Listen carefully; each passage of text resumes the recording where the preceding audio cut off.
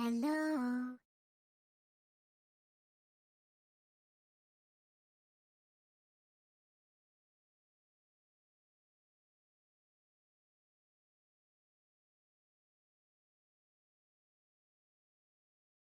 Hello, Mario.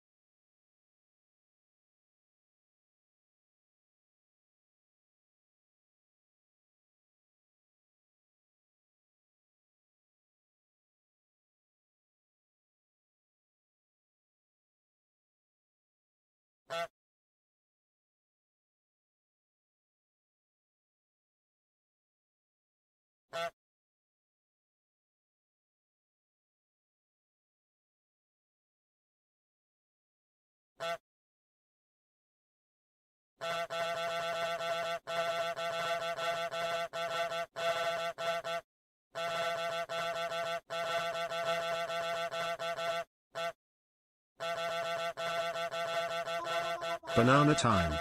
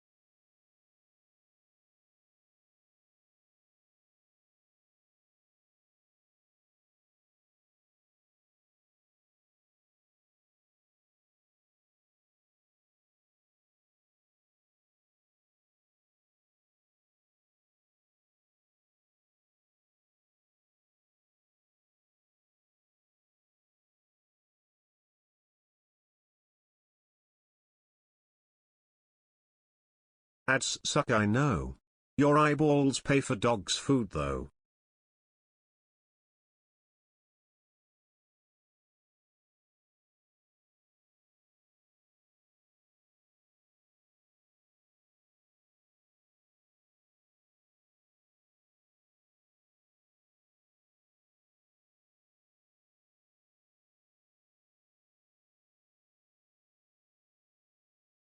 Yes, you have the follower emotes. There you go. Hello. Why Twitch won't let gift sub? I don't know. Twitch, let my community members give you money, you fuck. Hello, everyone. Hey, dog, how are you? I'm okay. Just okay. I'm pretty sure I have a gluten intolerance, and I had too much bread yesterday, and I woke up at 5 o'clock in the morning with a really mad stomach, and then proceeded to have to stay up for 3 hours until it felt better, and then fell asleep and woke up at 11. So that's about where I'm at. And then I played Factory Game from 11 o'clock to 3. So I've had this splinter for like 2 weeks and I can't get it out with tweezers. Well, if it's made of wood, like if it had pads, I see you. It will eventually degrade. Eventually. Unlike the glass that I think is still stuck in my fingertip.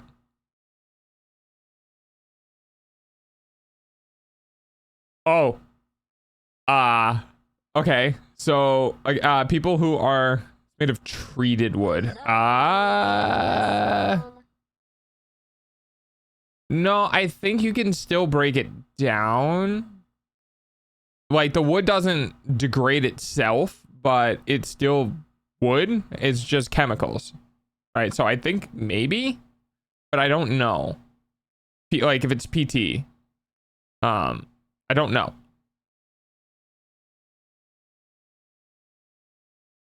Because there's a difference between like just staying in ground contact, and your body actively trying to digest it.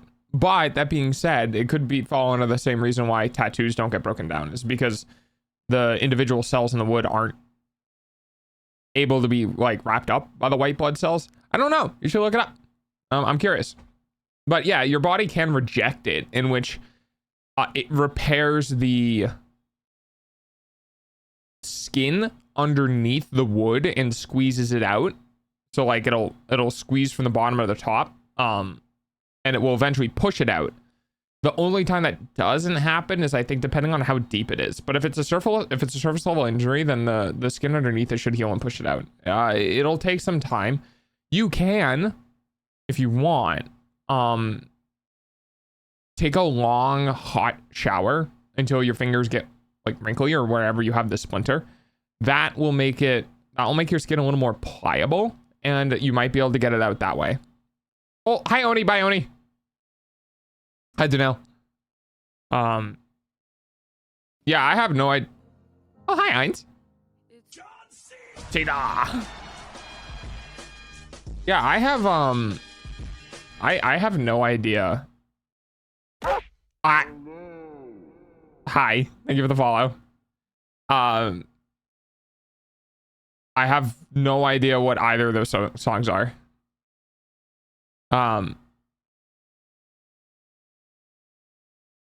Or just surgically remove it with sharp object. Yeah, you could do that too. I've done that with a knife a couple of times. Absolutely. Yeah, I don't know what I'm gonna do today. I think I've indulged in Factory Game quite a lot, and I don't really know if I want to do it again today. I think I've just been a little too hyper focused on that game for a bit. I'm not lying. When I went to sleep and do people have, because it could just be a me thing, but I doubt that. Do people have reciprocal thoughts? Reciprocate? No. They happen over and over again, and I can't remember the word for it.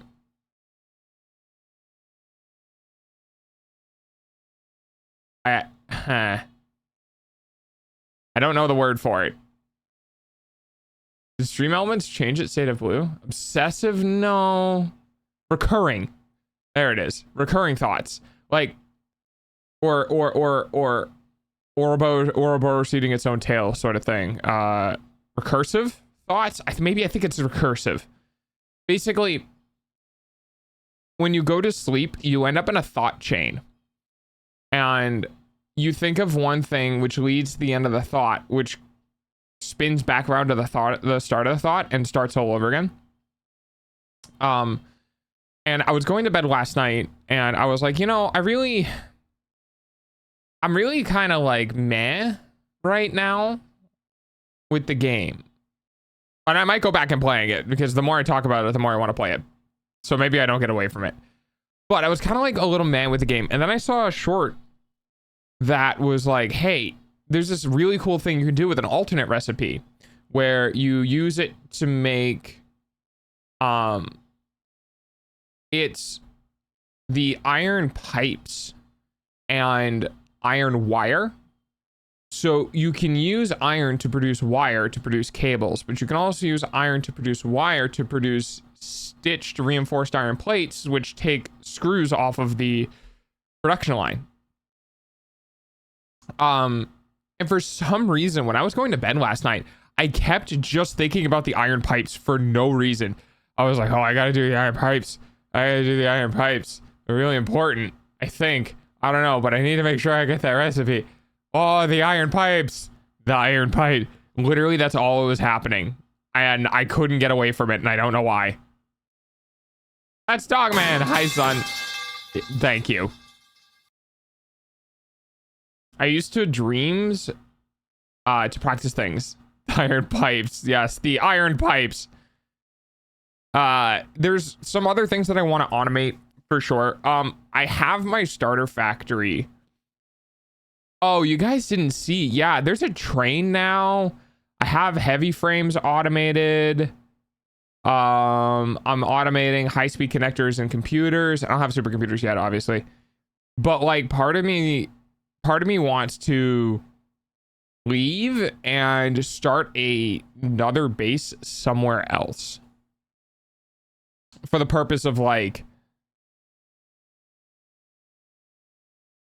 creating bases and locations that are specifically designed to manufacture one thing, maybe, but I haven't really figured that out yet.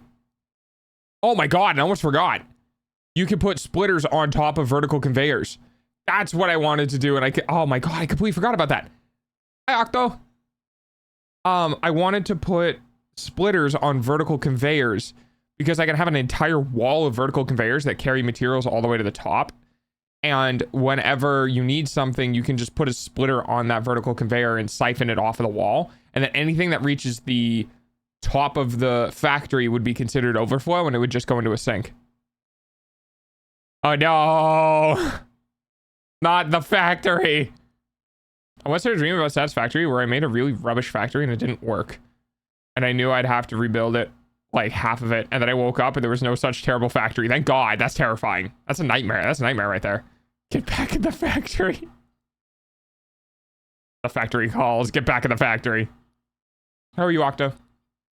I'm gonna spend some time today talking with chat because I realize that I've been kind of neglectful of you guys. I do talk with you guys obviously when I'm doing factory stuff, but I realize that it's not as much of a one-to-one because I'm obviously distracted by a video game. And I haven't really given you guys a whole lot of time at the start of streams recently. So I'm gonna spend some time. Thanks. I'm gonna spend some time. We're gonna yap. And then we'll figure out what we'll do like an hour in. You should don't play Factorio after you burn out from Satisfactory. I think factory games are very dangerous for me. I think they're very dangerous for me. I think once I get finished with Satisfactory, which I hope I get finished with Satisfactory, because there may be a point in my life where I'm just like, but what if I do this instead? Satisfactory is an autistic person's Minecraft, I think. Because Minecraft for me is incredibly difficult because I have no desire to do unestablished or guided things. But when it comes to Satisfactory, it's like, you need to make this part, and then here's all the things you need to do before it. My brain's like, I can do that, yeah. Yep. Hi, Mimi. I enjoy both games. They have their own styles of gameplay within the Factory genre. No, I totally believe it. I really like that Satisfactory is first person, though. I really enjoy that. Because I come from a first-person shooter history, like, background, having a Factory game in first person has been really, really nice. I've played Dyson Sphere Program, and I kind of got into it a little bit, and then I was just like, I don't know. It just doesn't work. There are some things that I feel like the developers could improve within the game. I know the main focus of the game is not combat, but with the quantity of enemy spawns in Satisfactory, I really, really feel like they need to do a little bit, not a big, but a little bit of an overhaul with the combat system. Having 2 melee weapons, 2 ranged weapons, and like ammo that slightly changes but doesn't really do anything of meaningful like amounts, and then a nuke. I feel like there's a pretty big discrepancy there with the armaments, and I feel like they could I feel like they could really I forgot this song was on this. I feel like they could really expand the combat to Satisfactory and make it more fun. Sitting there plinking, 30 bullets into a radioactive hog, it's not exactly what I would consider engaging gameplay. I like automating stuff, and I don't like math. Yes, I agree with that. Well, I don't like hard math. I don't mind rough math. Like the fact that there's an overflow system within Satisfactory that is kind of integral, where, oh, I'm not using this anymore. Okay, send it to storage. Or, oh, I'm not using this anymore. Forward to somewhere else. And the way the manifold systems work, I actually really enjoy it quite a lot.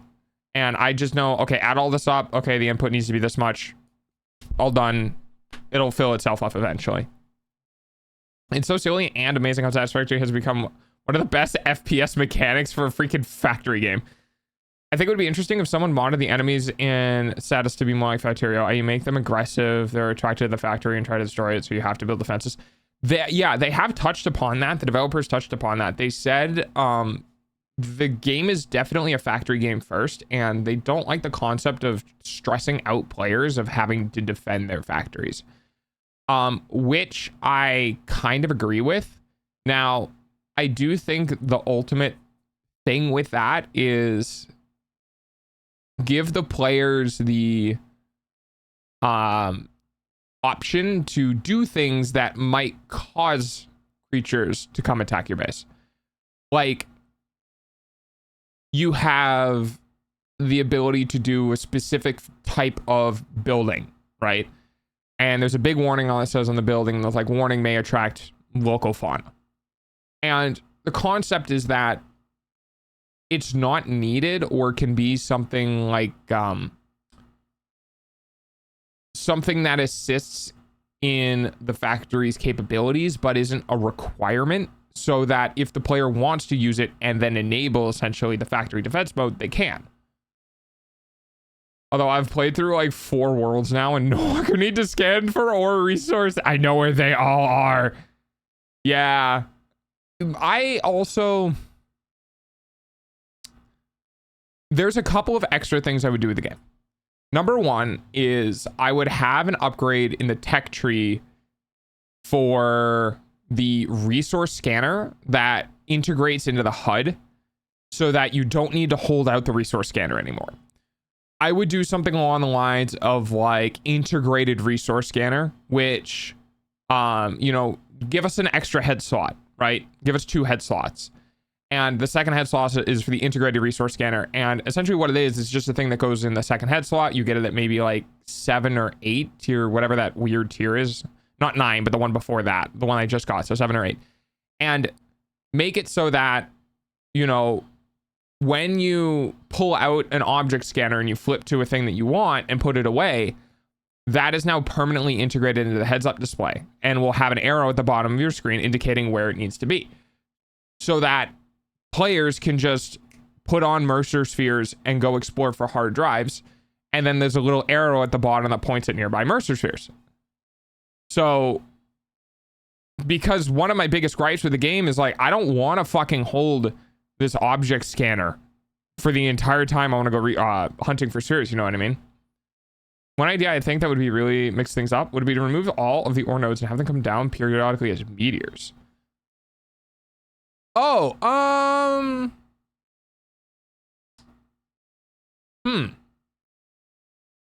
you know, you're not wrong in the sense that the game lacks surging resources.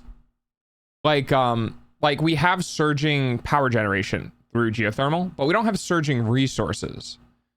So I think it would be interesting to have an automated system that could go out and look for stuff like that.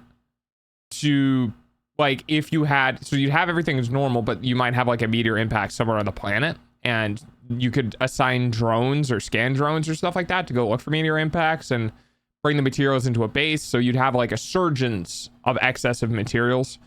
It could be interesting. But oh, well, you'd have the consistency from your normal veins, and then you can have an overflow system where anything that's overproduced goes to a secondary fabrication plant. So when it surges, you have a secondary fabrication plant that takes over and then integrates into the main one. Yeah, I mean, there was definitely a couple of things that I thought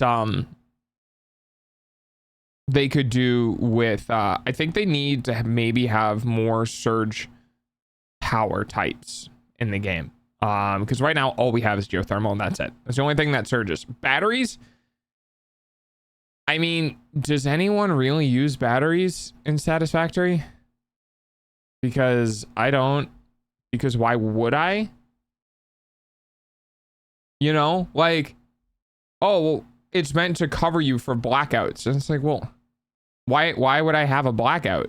I know my power supply and I know my power usage. I think batteries are mainly supposed to be for like when you get to the end game stuff and they have the variable resource usage on the factories with like the particle accelerating and stuff. But just make more power resource. You know what I mean? Like, it's always running. It's always on forever. Once you make it, it never stops. So I've never really seen. Okay, all right. Yes, starting things up, you could definitely have batteries for that. But once they're established, like, I don't think. I mean, I've used them. I've used them intermittently in my last one, but in this particular playthrough, I think I just have a shit ton of power generation. You know what I mean? Like when I go, because I will go back and play, but when I go back, if I need more power, I'll just go make a another. I mean, hell, I'll even make a rocket fuel factory. You know what I mean? I think turbo fuel is still technically better. I'm not sure, but like a single turbo fuel factory, one turbo fuel factory from one fracking oil node gives you enough energy to do the entire game. So I don't really see the draw to batteries. I feel like in order to have batteries be useful, there would need to be a wireless communication system with batteries and overclocked machines, so that when storage peaks in the batteries and the batteries are full, that certain machines would turn on to overclock and draw more power. Like, there needs to be some use for batteries that isn't just, well, if I need extra power, it's there. It's like, well, I mean, you just make more always on power systems. You know what I mean?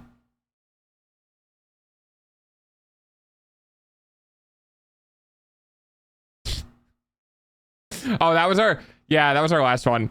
Are we at 235 now? Is that what we're at? Hey, do you mind if I milk you? That was Harvest Moon. Oh God, I don't remember that one. My good sir, you are essentially combating why is game hard with just be better at game. I hit Zip. I am I though? Am I? Cause like, hi Giga Chad. I feel like by the time you get batteries unlocked, like they're so late in the game, because they're after, aren't they around? They're after coal for sure, right? And when you get to coal, you'll have a steady flow of power. So what's the draw to batteries once you have stable power input? Is it just for people who don't? I don't get it. Is it for people who don't keep an eye on their power systems and just keep building and building and building? But at that point, it dies anyway. So you're only delaying the inevitable in hopes that someone would look at their power draw, but that person who doesn't look at their power draw, who needs the battery, won't look at their power draw. So then they're still useless. I don't know. Yeah, I think batteries need maybe what they are is maybe they're just in the wrong tier. Maybe that's what it is. Maybe they tried like putting batteries together with geothermal to be like smoothing out the surging. But I don't think that's where they should be. In my opinion, I think batteries should be tier 7, 8, 9 when you get machines that have surging outputs. Because then it kind of makes more sense, but I don't know. Even to that degree, I just like add another coal factory or add another fuel factory, or I don't know. Just like, yeah. It's natural that we procrastinate on expanding our power network. We build the factory too big, it gets too close to the line, and then we have an unexpected spike and it goes over the line, and then everything turns off. Yeah, maybe it's for that type of play style. Because my play style is the opposite. My play style is I work right up to the line in my power production, and then I just stop producing things, and I go out and I just build a bunch of power, and I hook it into the grid, and then I move forward. I actually rarely have power splits. Now, okay, I want to preface this and that turbo fuel factory was really annoying to get online, okay? I had a way that I could have done it without breaking so many breakers. However, now that it's running, I can make a shit ton of them. It's fine. She volt on my Joule till like Colum. I think that's how that's pronounced. By the way, that's actually quite good. In Factorio, there are solar panels which only work during the day, and pairing them with that, yes, okay. So, you bring up a fantastic point. I actually left a comment on a video where they were talking about, this might dox my last account, but I don't think that matters. They were talking about we'll never add solar. And I was like, no, guys, you actually need to add solar. You don't need to add photovoltaic cells. You don't need to add that, but you need to add solar. And I was talking about the fact that you can do mirror factories, right? So think of it like, this would be really cool. So in turbo fuel factories, you have the generator and then you have the supply. Well, in the mirror, the like solar reflector factory, which is a bunch of mirrors that point at a tower that melt salt that turns an engine that boils steam. Everything's a kettle. Essentially what you would do is you would use a blender to create a concoction that would fuel the solar tower, and that solar tower, you could increase its power output by creating new mirrors to point at the solar tower. So you'd have one tower that had a maximum capability of, let's say, 1 gigawatt, depending on how many mirrors you put around it. The mirrors require silica to produce, so we have a new sink for silica. It would also require a blender with, I think it was ammonia. No, sulfur and nitrogen, I think. So you have new sinks for those. And then that factory would surge, right? Because the day cycle would come around, all the mirrors would turn on, the factory would turn on, you'd have a huge surge, you have like a gigawatt surge in power, and then night would come and that would turn off. So I agree, we need more surging electric production facilities that give us a reason to have batteries. That I 100% agree with, and I wish we could get something maybe like between a nuclear and coal that's not fuel based. Hi, Franzi. What did they turn the tool first? Fill the buffers with a bunch of oil, then turn it off, and turn it all into fuel, and then fill the buffers with compact coal, and then turn that up. Yeah, I tried to do one at a time. Like I tried to do one fuel factory, one turbo fuel factory, and one fuel generator, and then flip them on, like another one, and then another one, and then another one, so forth and so on. It kind of worked. It eventually worked, but yeah. How you doing, Franzi? Franzi. I didn't see any buffers on yours though, just the conveyors and pipes going into machines. Yes. No, I definitely should have probably used buffers in the form of either storage or the liquid buffers. I definitely probably should have done that. And I didn't. So what I tried to do instead was I tried to, which is what I did eventually that worked, was I used a coal factory and fed it compacted coal. And I had two of the coal factories running like A-OK. And that was basically my startup generator, was the compacted coal factories. Almost said compacted full factories. To turn on the one machines at a time, because it wasn't enough power to supply the whole system, but it was enough power to start the system kind of up. And the reason why that stream ended was I just flipped on too many machines. The one that was like a 6-hour stream and everyone was like, oh my god, Delta, please let me go to bed. Pancake. Yeah, I just flipped on too many machines and broke a breaker. I got on the next day and it started up without a problem. Got myself a little treat. Wait, it's your birthday today? Wait, happy birthday. Did I already give you the kibble? Did I give you the birthday kibble? The conveyors and compacted coal wouldn't run out in like 20 seconds, but if you had some buffers on them, they could last like 5 minutes. Yeah, you want to, unfortunately, I ran into a weird problem with the whole facility was self-powered. There was no connection to my main grid. Which I probably could have done just for the things that needed to like start up. But I was so tired at that point. I was not thinking. My brain was just like, do this. And I was like, okay. Yes, today's birthday. And no, I didn't ask for the kibble yet. Okay, well, too late.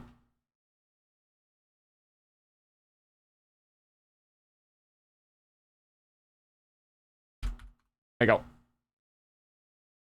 Happy birthday! Are you old? You old? Are you old like dog? You're welcome. Inflation, shake my head. And it's okay. They all go away during gambling. Actually, if you want inflation, you should... Never mind. Is mid-30s old? Well, it's older than me. Therefore, no. No, it is not. Me, like, clinging on to my tag of late 20s, early 30s as this begins to slowly slip out of my reach. Just being like, no. No, God, please. Yeah.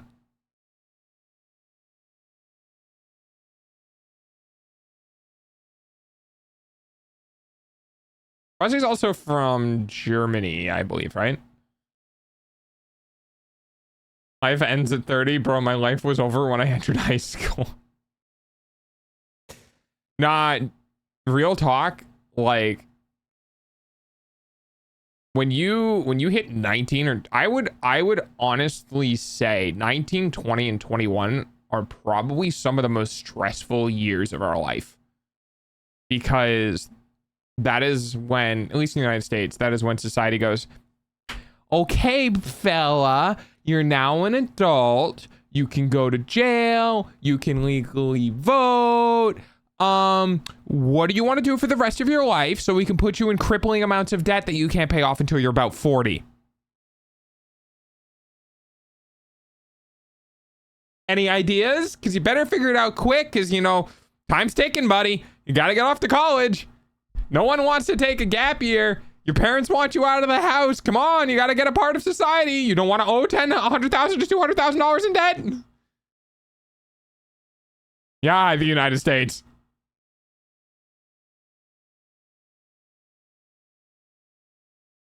For a woman my age, I aged pretty well.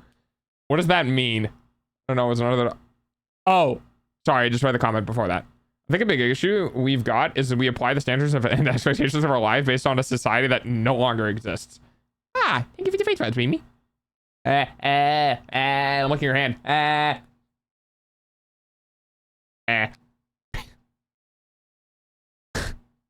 am so glad that I think my 2.0 model design actually kind of fits my personality as well. I'm pretty happy about that. We're expected to get married, but that was a standard. 99% of people got married before 25. Now virtually nobody gets married, and now we feel like fairies for not getting married. Same thing for the career, the house, etc. Yeah. Well, okay. So hot take, probably not a hot take. We don't get married anymore because life sucks. And unfortunately, as much as masculinists or feminists, whatever, try to push a whole like equal rights narrative, no one actually wants that. Especially when it comes to raising a family. You don't want both parents working. You could be one woman and another woman staying at home. It could be a man and a man staying at home. It could be a man staying at home and a woman going to work, or a man going to work and a woman staying home. Doesn't matter. That doesn't, fuck that. I don't give a shit about that. But we were kind of designed around there being a person at home to take care of the home, whether that is managing cleaning or cooking or managing repairs or yard work or fucking whatever. We were kind of designed around having somebody at home because the house is a full-time fucking job, especially if you have kids. Maybe not so much if you don't have kids, depending on what you buy, but like, if you have a family, home is a full-time job, 100%. And the fact that it can't be supported by a single income, no one wants to have kids. Boomers ruin the housing market by buying all of the houses. Oh yeah, and private equities as well, HOAs or condos or whatever. Like, private land is going into corporate hands, and it's really bad. Stop licking me. Ah. It would be just as silly to apply expectations and standards of previous countries, like, oh son, why don't you join the military? You'll be granted a noble title and estate if you do. That's really fucking funny. I would 100% be the type of pity to look up like 14 to 16th century stuff and just be like, oh yeah, it's super easy to get a job nowadays. I'll just go down the street and apprentice at the local cobblers or blacksmith for a little bit until they give me a job.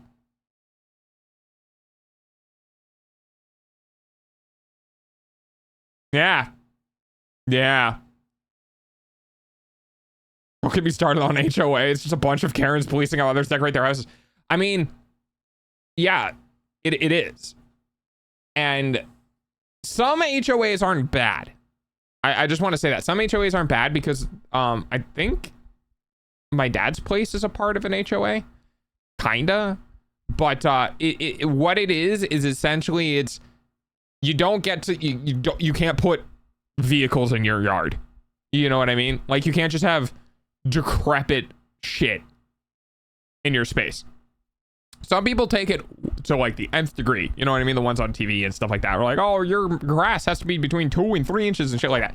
There are HOAs that purely exist because they are literally a homeowners association. They are literally like people in the neighborhood have come together and been like, yeah, can we just not? And sometimes it makes a lot of sense. Like, hey, if your grass is over 2 feet tall, you need to cut it. Or like, hey, you can't have trash in your yard.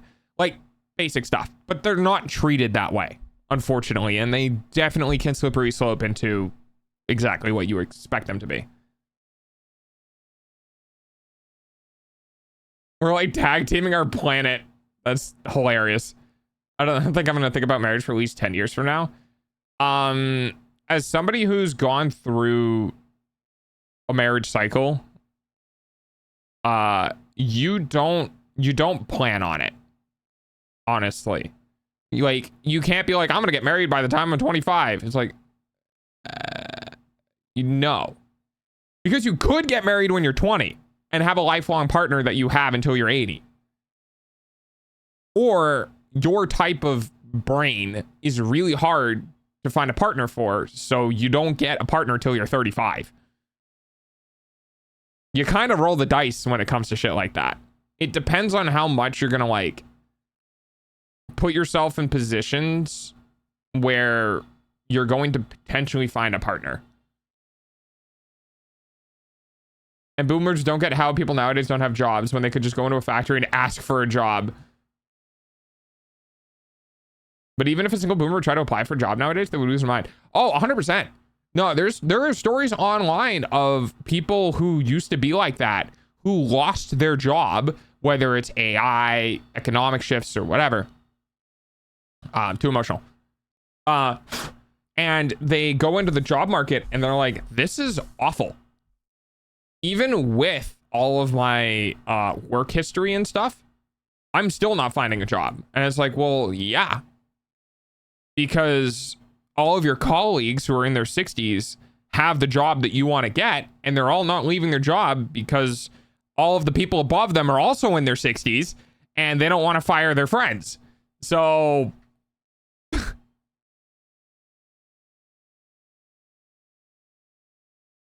well, depending on the local municipality, you don't even need one due to the local law. Yeah, that's very true. It does depend on where you live and whether or not there are laws against, like, dude, I don't even know what the types of laws would be, but I think there might be regulations for, you know, like there used to be curfews in areas, right? HOAs would be better if they're required to tell you who complained about your grass being too long, so I know whose house to protect it. You know, I think that's fair. I think that's fair. I think the anonymity, just like the internet, gives people too much comfort of just shitting on others.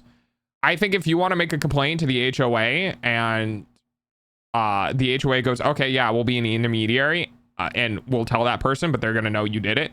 Then people will be like, oh, well, you know what? We can give it some more time. We can give it some more time. Yeah. 2.5 children like a good citizen. 2.5, huh? Good ones do it, but you rarely hear about the good kind of HOAs. Yes, you do. You rarely hear about the good ones. Well, when they're good, they're great. Because you never need to worry about your neighbor just having a broken down car in his fucking front yard. Because, okay, HOAs exist for people who live in suburbs who don't get to see nature. Their quote unquote nature is their neighbors. Their sightseeing, like what they have for the view from their house, is their neighbors. Which is the reason why HOAs form, is because they don't want to be looking at trash. I don't want to wake up in the morning and be like, I love living here. This guy's got like 6 cars in his driveway. That guy's got like 4 bags of trash in his yard he hasn't picked up in 3 weeks. Wow, it's great. Also property values and a whole bunch of other shit. I heard the most infuriating boomer anecdote ever. I spent 50 years working as a punch card operator. You know, ancient technology. Okay. They were like 10 years away from retiring when the business died, so they had to get a new job. And by sheer coincidence, they found another punch card operator position within a week. Like the last one in the country that just happened to also be in their town, and they did that till they retired. They fucking won. That's crazy if that's true. But that being said, weird niche specializations that aren't currently being trained for, like for example, COBOL, in some very niche select programming languages, thank you for the pats, that aren't being really trained in college, you can make insane amounts of bank because it's not a thing anymore. You know what I mean? It's like the blue collar jobs of white collar jobs, When you get to a point where technology has been aged out for long enough, those positions become a slog to work in and also find people for.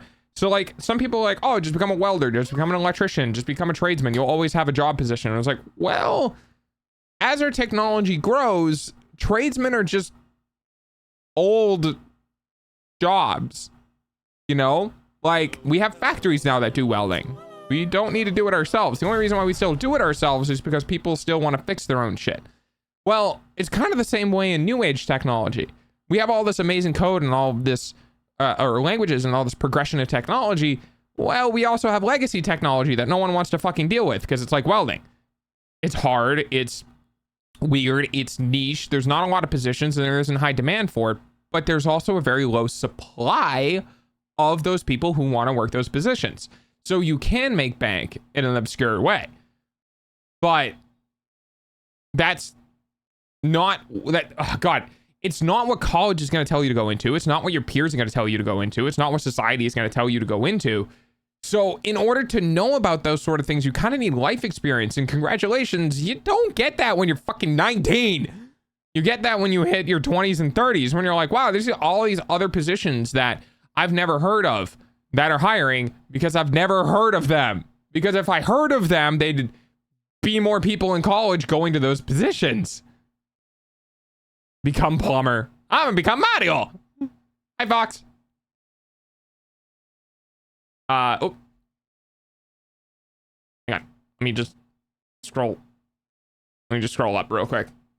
HOAs aren't a thing in Germany, to my knowledge, but I never understood why, as a kid, why only our street had to decorate for church walking through it when we never even went to church. That's weird. Yeah, I have no idea. Sonny, you said the job market was tough. I lost my punch card job and got another within the week. What are you complaining about, kids, these days? Yeah. The problem with those high-paying niche jobs is that, well, they're high-paying and secure. They're also extremely niche, and it takes like 5 people in the entire country to do those. So as long as they don't die, there's never an opening. So you could spend 10 years learning that field, and you might have to wait 15 for the position open, and you can't do anything in the meantime because you're specialized. 100%. Yeah, for sure. But the same but opposite is also true. If they have 4 people die at the same time, and there's only 1 person on standby, maybe 2, well, they still need 2 more people to fill those positions. And with, not to say your mentality, but with that mentality, no one goes into the jobs to get the education because they're not going to want to wait 10 years for a job position to open up. Well, congratulations. There's now a shit ton of open positions because everyone did that. So you're not wrong, but you're also not entirely correct either. You're perfectly neutral, because the other half of that equation is looking at it from the other side is when, like, here's a great example. So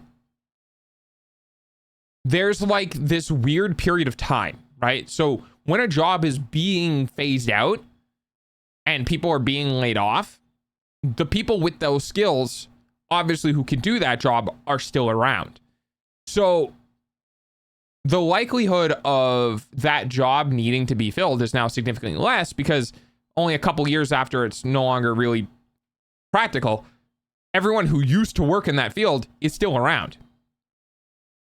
But as you get further away from that moment in time, there are less and less people who are either able to, willing, or alive to go back into the positions. So like, yeah.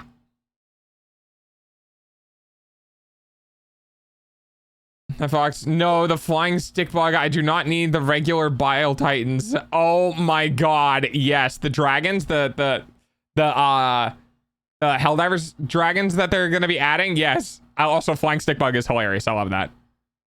I could be throwing javelins at people from atop a 4-horse chariot right now. I was born in the wrong century. I was born in the right century because we have MRIs. So I will take medical advancement over everything else. Mostly. Yes, I swear to God, I'm gonna chase in 2 of those fuckers. They added dragons? Yeah, imagine that. Imagine that. You get it? I'm not explaining the joke. cool, patting each other on the back, telling each other who's the coolest cat in the world is. I forget if that's this song or if that was a remix of this song. I could never live in medieval times. Going to the loo back then is just going into the woods. You know, here's a funny thing, actually. When I do my tiny house, I plan on having a composting toilet. Like, genuinely. And I was originally really against the idea. Because I didn't like the concept of it. It's a pile of shit. But as my options quickly dwindled, and by dwindle I mean was basically eradicated and that was the only one left, I began to realize that sewage systems, like specifically septic systems, are kind of a scam. Like, yeah, it's not the greatest. Like, the composting toilet is still just a bucket of poo mixed with composting material. But the fact of the matter is, it's like, you don't really need to interact with it. You know what I mean? Like, we didn't have plastics back then. Plastics are a game changer. Let me say that. Plastics are 100% a game changer. The ability the ability to hold, you know, that material and transport it away and dump it either meant you were using wood or iron. And both of those suck.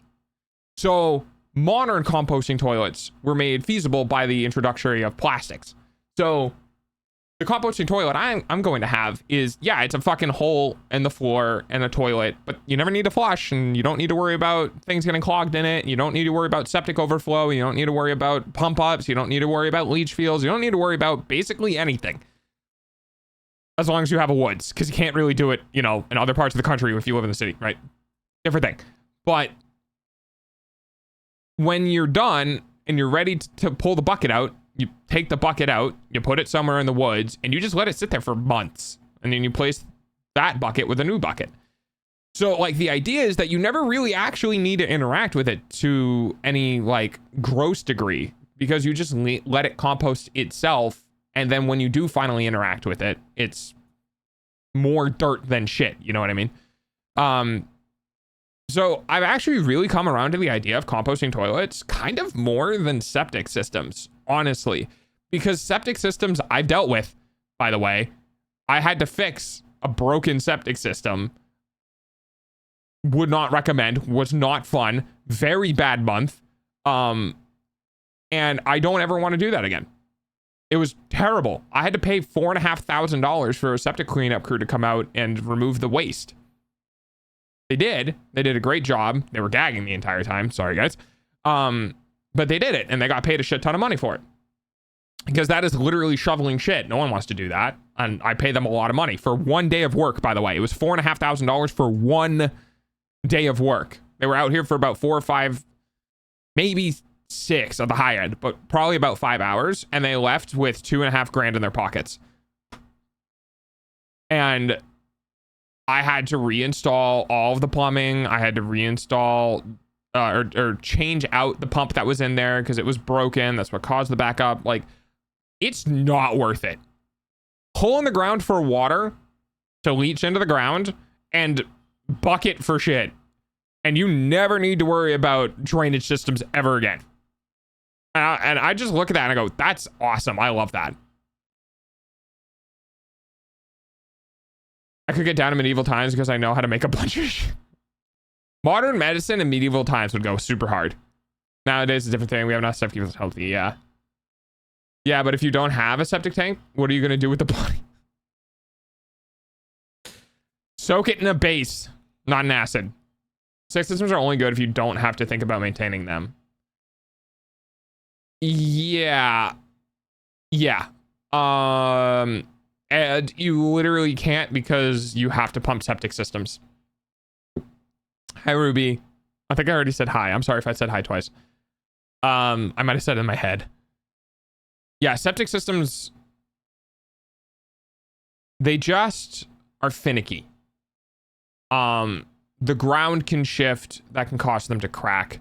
They could be prone to temperature differences if you're in a colder climate, which causes, you know, the top to freeze, which could cause like the baffle intake to not work properly. Like, they're also incredibly expensive, and they also require approvals from either the town or state in order to put them in the ground. And then the process of getting them in the ground is expensive. Like, it's just, I think, too much money and too much work for essentially what equates to, I move a bucket once every 6 to 8 months into the middle of the woods and then replace bucket with other bucket, and now I do that in another 8 months. You know what I mean? Like, I would rather do that than spend fucking $10,000 to $20,000. You know? Like, I don't know. It just doesn't really seem worth it. Oh, okay, so that's not necessarily okay, is that a septic system? No, okay, so that's a municipal sewage system. When I mean septic system, I mean I actually don't know if you would be familiar with this. There's a circle on your head. Yeah, it's because I'm getting pet. So there's like 3 stages. There's the sewage system, which is the stuff that just pipes into a city, right? And the city takes care of it, which that's great. 10 out of 10 with that. That's what cities need, which you can't do, you know, back in the day. Then we have our isolated septic systems, which are basically big concrete vats of shit, where we have a leach field where the liquids go. So when you pee in a toilet and you flush the toilet, that liquid goes from the first tank most likely into the second tank, and then that second tank leaches that liquid into the ground, right? So it doesn't take up storage within the tank. But the first tank that has solids in it needs to be pumped at a not frequent, but at an interval of however roughly equal to however big your septic tank is, right? So that is, we don't have a municipal system, right? So we're not in a city. But we also don't live in the middle of the woods, so we can't use a we can't use any sort of composting system. So we have to basically use essentially a giant mixing pot for everything, which is just expensive. Guess who? I bet you I could guess if I looked at your chat history. Hang on. Holy shit, that is a lot of kibble.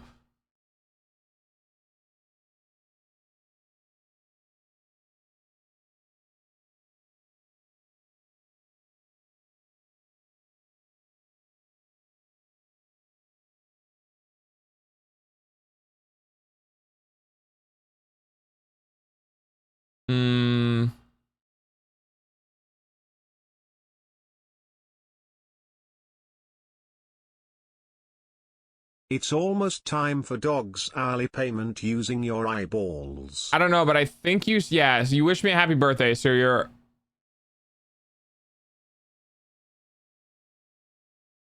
cool enough, but I don't think you had the same name. I think you name changed, but I'm not entirely sure.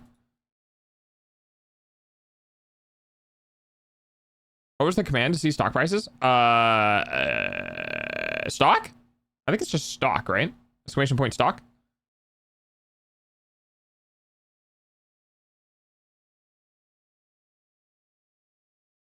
I think that was at like 40,000 when we started stream.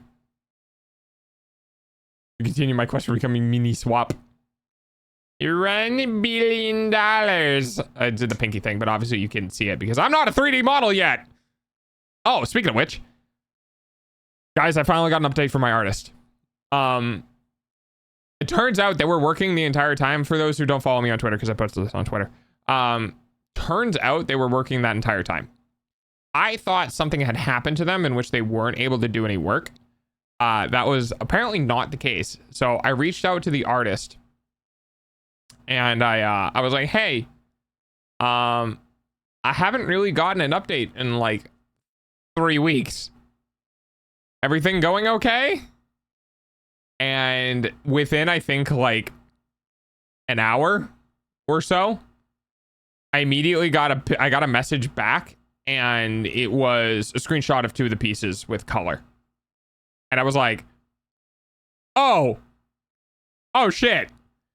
I realize that the coloring phase is one that doesn't require a bunch of feedback. It requires some feedback, but not a bunch of feedback. And I realized that because we got out of the sketching phase, which is like a back and forth, into the coloring phase, and they just disappeared and kept coloring. And I got that message with like 7 of the pieces colored. 1, 2, 3, 4, 5 different pieces colored. And I was like, oh, well then, okay. So you've been busy. I thought that something happened. And artist piece I seen 3 years ago. No, I thought, because the person that I'm working with has been really, really nice. They've been very communicative. They've been very receptive to all of my like little nitpicks and all of my niche things, like with perspective and a whole bunch of other stuff. And I thought something happened to them, because normally I was like, yeah, I'll poke or I'll reach out for an update a week, right? And I normally do that. Sometimes I forget. Sometimes I go like 10 days instead of 7 or whatever. But normally when I work with an artist, I'm like, I'll look for one update a week just to keep an eye on things and see how they're going for my own anxiety, and just to make sure that, you know, there is some progress, you know. So it's only 4 times a month. It's really not that frequent. And I just didn't get any updates for like 3 weeks. I was like, oh no, what happened? And yeah, so I reached out the other day and they came back with a bunch of colors for it, and I was like, oh, okay, never mind, there's progress.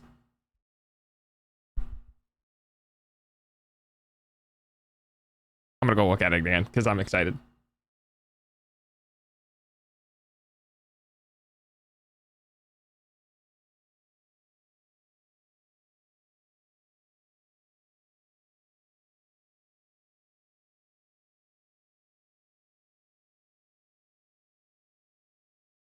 I'm gonna go check on something real quick. I'll be right back.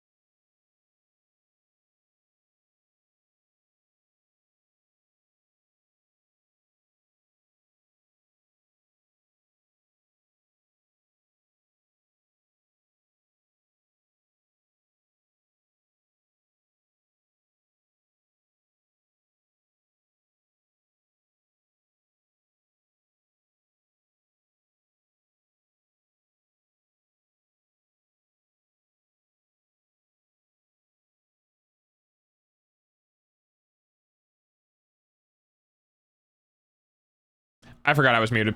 I was hardware muted, not software muted. I am back. I had a thing that was being cooked that I was like, oh, I should turn that heat down. So we're good. Anyway, yes, I'm going to. God, I really wish. I want to show you guys. Do I leak? Maybe I leak some stuff. Hang on. What can I leak? Guys, I've been working. Ads suck, I know. Your eyeballs I have pay been for working food, though. on 2.0 for like 5 months now. and we're barely kind of started because of the ref sheet.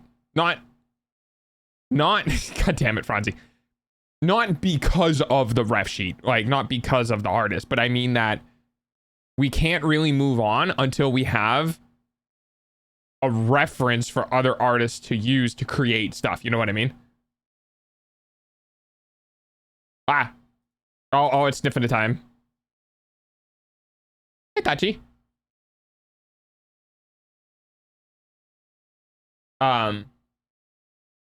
So let's see. What can I maybe show you guys?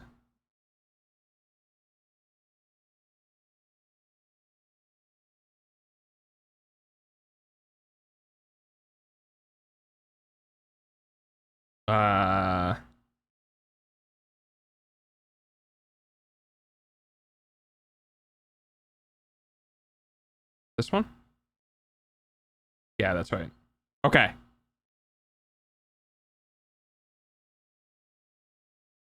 Okay, I got something I can leak. All right. Just to preface this, I don't normally like leak stuff. I think this might be the third thing I've leaked in 5 months. Will the model be naked? No, the model will not be. What do you mean? Okay. All right. No, we're not gonna have a naked model. Hi, Kate. Yeah, I'm gonna do a very small leak for 2.0 here. We're gonna do this one. And then how do I want to frame this?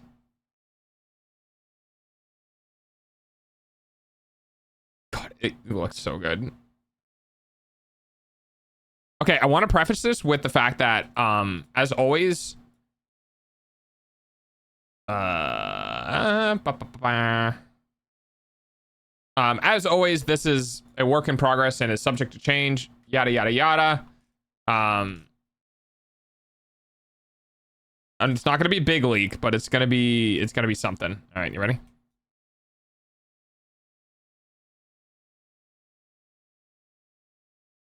Okay.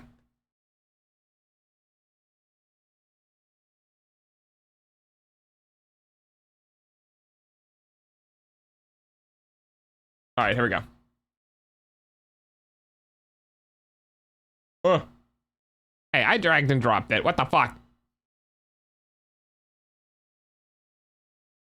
I see dog. Welcome back. I think my internet is dying. Oh god. I'm currently out drinking, so I won't be chatting much. Oh, you're out? Wait, are you out with friends? Hi, Goldie. That's how the dog do it, man. Last time I was in a dog TV stream was one shower. God damn it, Goldie. All right, here we go. You ready? You ready? Ready for the leak? All right, here we go.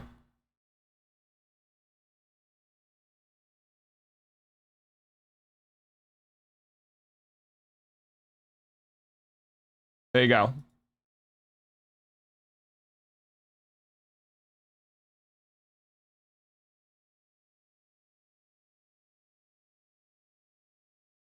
There's a very small 2.0 leak for you. It doesn't look like any pieces I've ever seen. It's because it's not a penis.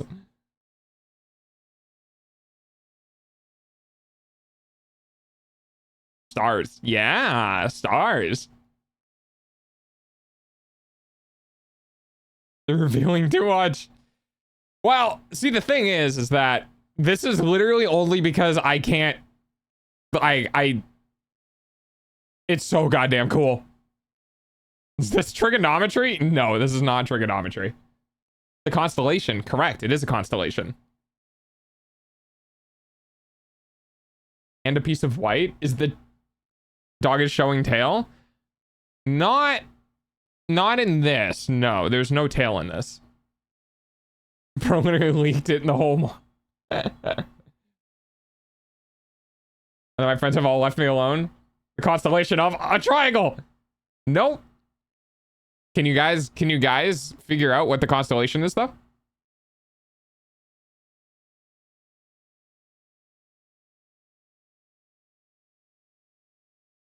Dorito? No, it is not a Dorito.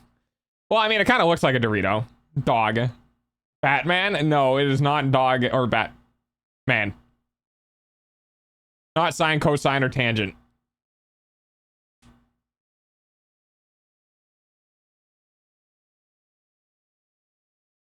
cheese. No, it is not cheese. I'm not going to tell you guys, so you're going to have to figure it out.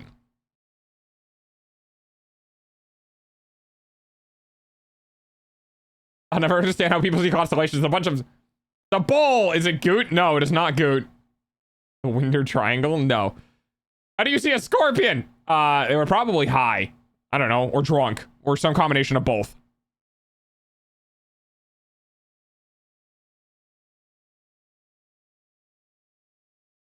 You guys have no idea how badly I want to leak shit.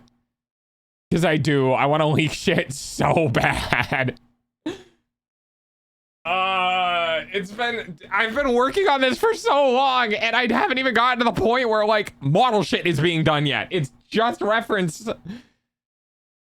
But I'm not going to. I'm not going to. I'm not going to. It's fine. Hello. I think I leaked the slippers. Maybe next time I'll leak the slippers. There are slippers, by the way. I can't tell you what the slippers are for, but there are slippers.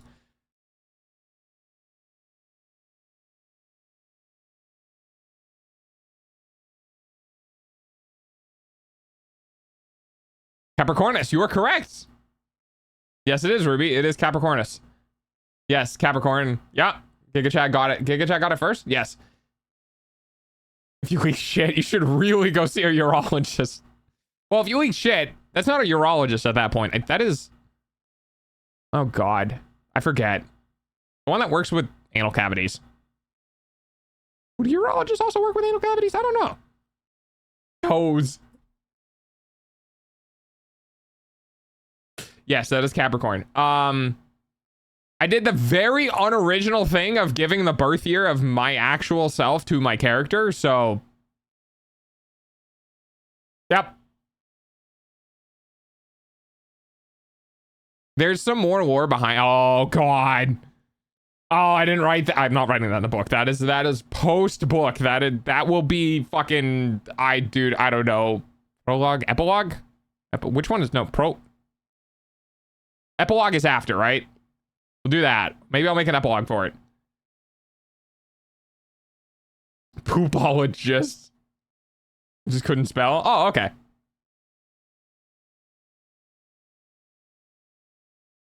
Wait, is that Duel of the Fates from Star Wars Episode 1? Maybe. Maybe you just need to do exclamation point song and then you can figure out what it is. Me when I don't something, Google is my best friend. I knew somebody was going to Google it, which is totally fair. Doggo was born? I thought Doggo was spawned. I mean, spawn, born, you know, same thing. Is the one who thinks after doing... Oh my God. Are you a goat god? No. No, I am not. I am still a dog. I am still a dog. Actually, can I link that? Hang on. Can I leak ear? Do I leak ear? Maybe I leak ear. Ear's not too bad.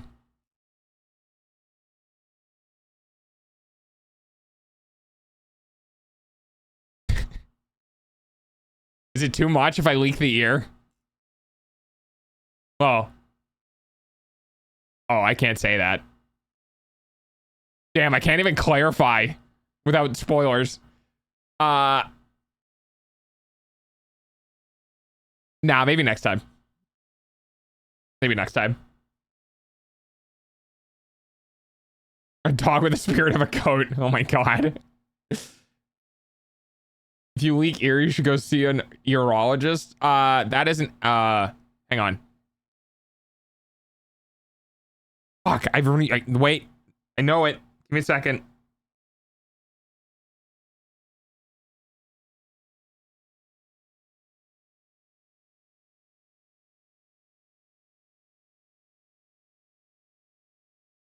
No, I don't remember. Hang on. Fuck, I forgot the name of it. Wow, it's really been that long, huh?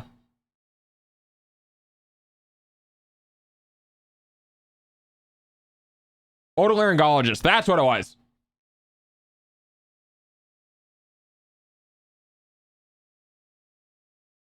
Yeah, ENT. But ENT is ears, nose, and throat. The right term is otolaryngologist. At this rate, he's going to delete the whole model?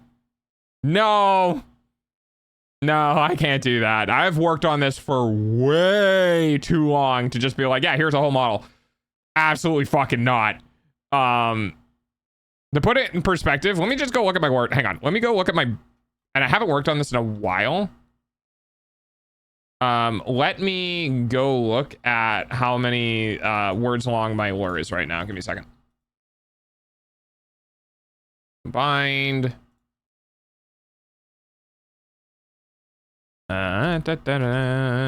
Chapter 8.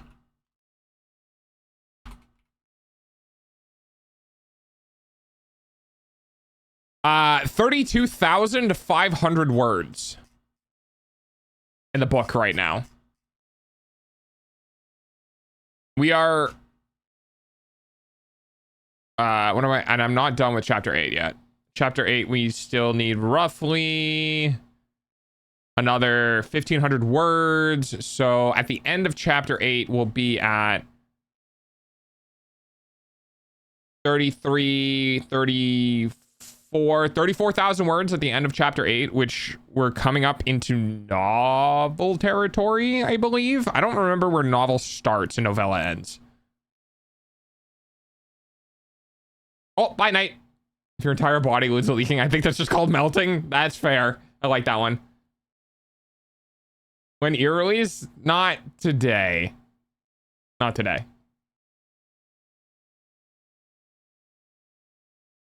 There's a very small Easter egg in this that I'm excited to tell people about.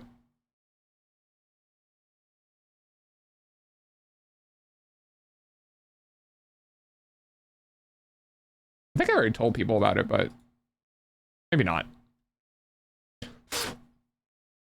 Elbow reveal. Could I do an elbow reveal? That would be pretty funny.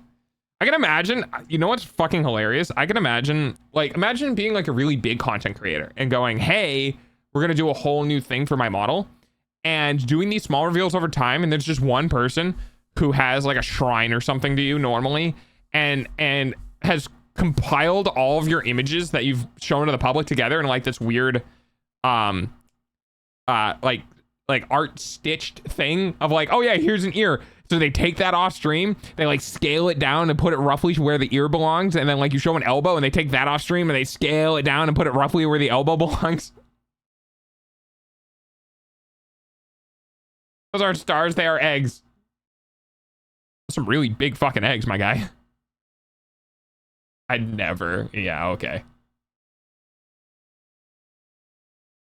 Yeah, I didn't really intend to write a book for this backstory, but apparently I'm writing a book for this backstory. So. Wait, you're saying not everybody does that? I don't think so. I mean, I guess maybe. I don't know. Oh, he's so cool. I love the fact that I love my model design, because it's really cool to look at something that you know is going to embody you and go, yeah, that's about right. Like, it just, I don't know, it just works for me. And I'm really excited about that because I think it captures all aspects of my personality type. And I'm so excited. And I know it's going to be jarring. I know it's going to be jarring because I know there's a lot of people in the community who are like, this is just who you are now, accept it. And there's a lot of people in the community who don't do well with change. Okay, I get that. I am one of them. I don't like change. But this design has definitely grown on me. And I think the biggest kicker with what I'm doing right now is the expressions, because my artist has done a fantastic job with the expressions. And I do kind of think that overall this character design works really well for me. I'm pretty vibing with it. I'm pretty excited. Is a halfway point on a dog's leg the shoulder or the elbow? Figured I'd ask a professional. Okay, well, this depends if we're... The next leading question is, how do dogs wear pants? Okay. Oh, looky, Mobius is here. That's a VIP, everyone. The halfway point on a dog's leg, the shoulder or the elbow, it is the elbow. Because the shoulders are where the legs attach to the main body.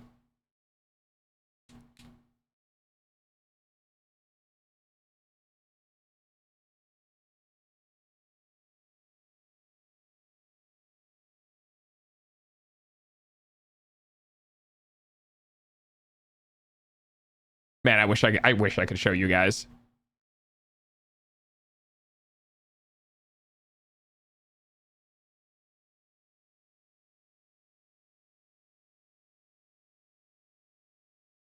I wish I could show you guys the work that I have done. Because it's really good. I'm very excited for it. He's absolutely killed it so far. And I'm vibing. I'm super excited. There might be a change that I want to do to it, but I'm actually not sure if I want to change that because I kind of like it, but at the same time, I don't know.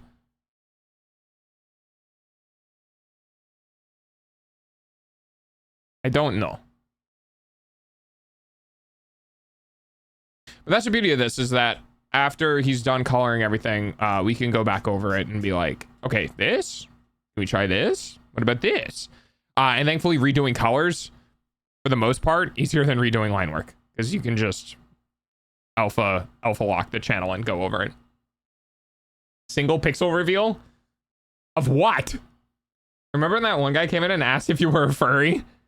I think my response was, have you looked at the tags?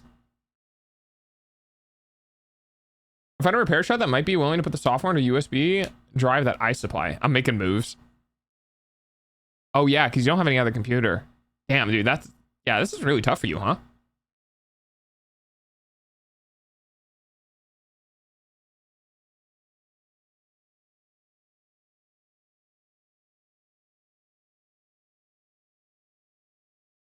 I think maybe when this first sheet gets done, I can hand this off to other people. I might wait for the chibi to get done too. Because I did want a chibi reference for artists if we're doing like emotes and stuff like that.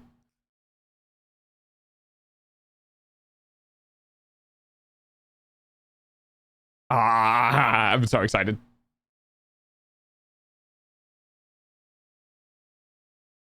Oh, the line work for the chibi also looks great. So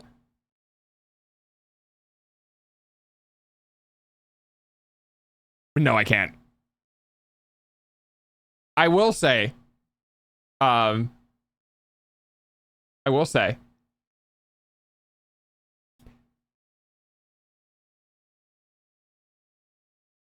the chibi that I currently have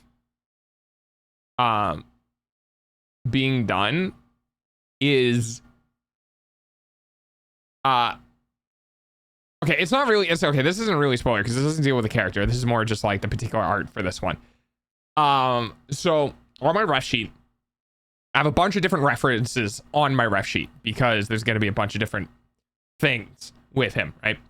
And one of the ref sheet references that I have is him chomping down on some snackies as a chibi form because, as you guys are probably aware of, I fucking love snacks. I have a problem. I fucking love snacks. And that is now just straight up a character flaw / feature in my model because I fucking love snacks. And for those who've been around for long enough, may remember multiple streams where I just down way too many snacks. Oh, bye, Arctic. And because of that, I have accepted my fate. And that is just basically, I am a dog of snacks. I will build my throne upon these snacks and conquer the world with them. And because of that, I was like, you know what? I think it would be amazing if the thing that I did for the chibi was just him chomping down on snacks. And my artist was like, oh, okay. Well, what snacks do you want to do?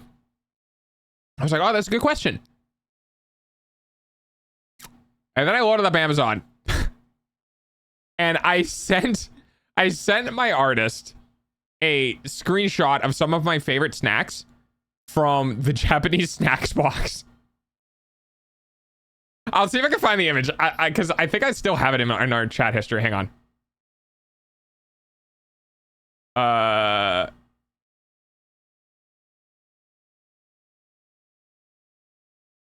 No.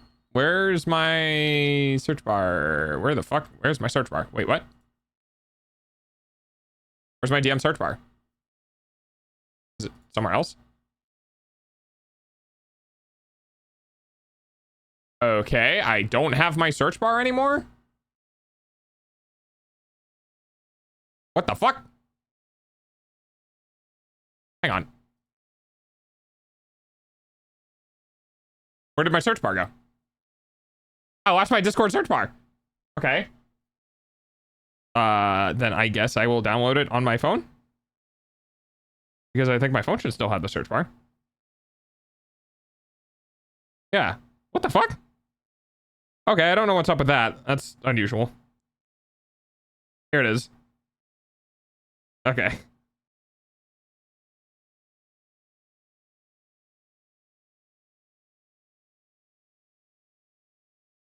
And then I'll send it to the media storage on my server. Image storage. Okay, now I can bring it onto stream. That was really weird. I don't know why it was doing that.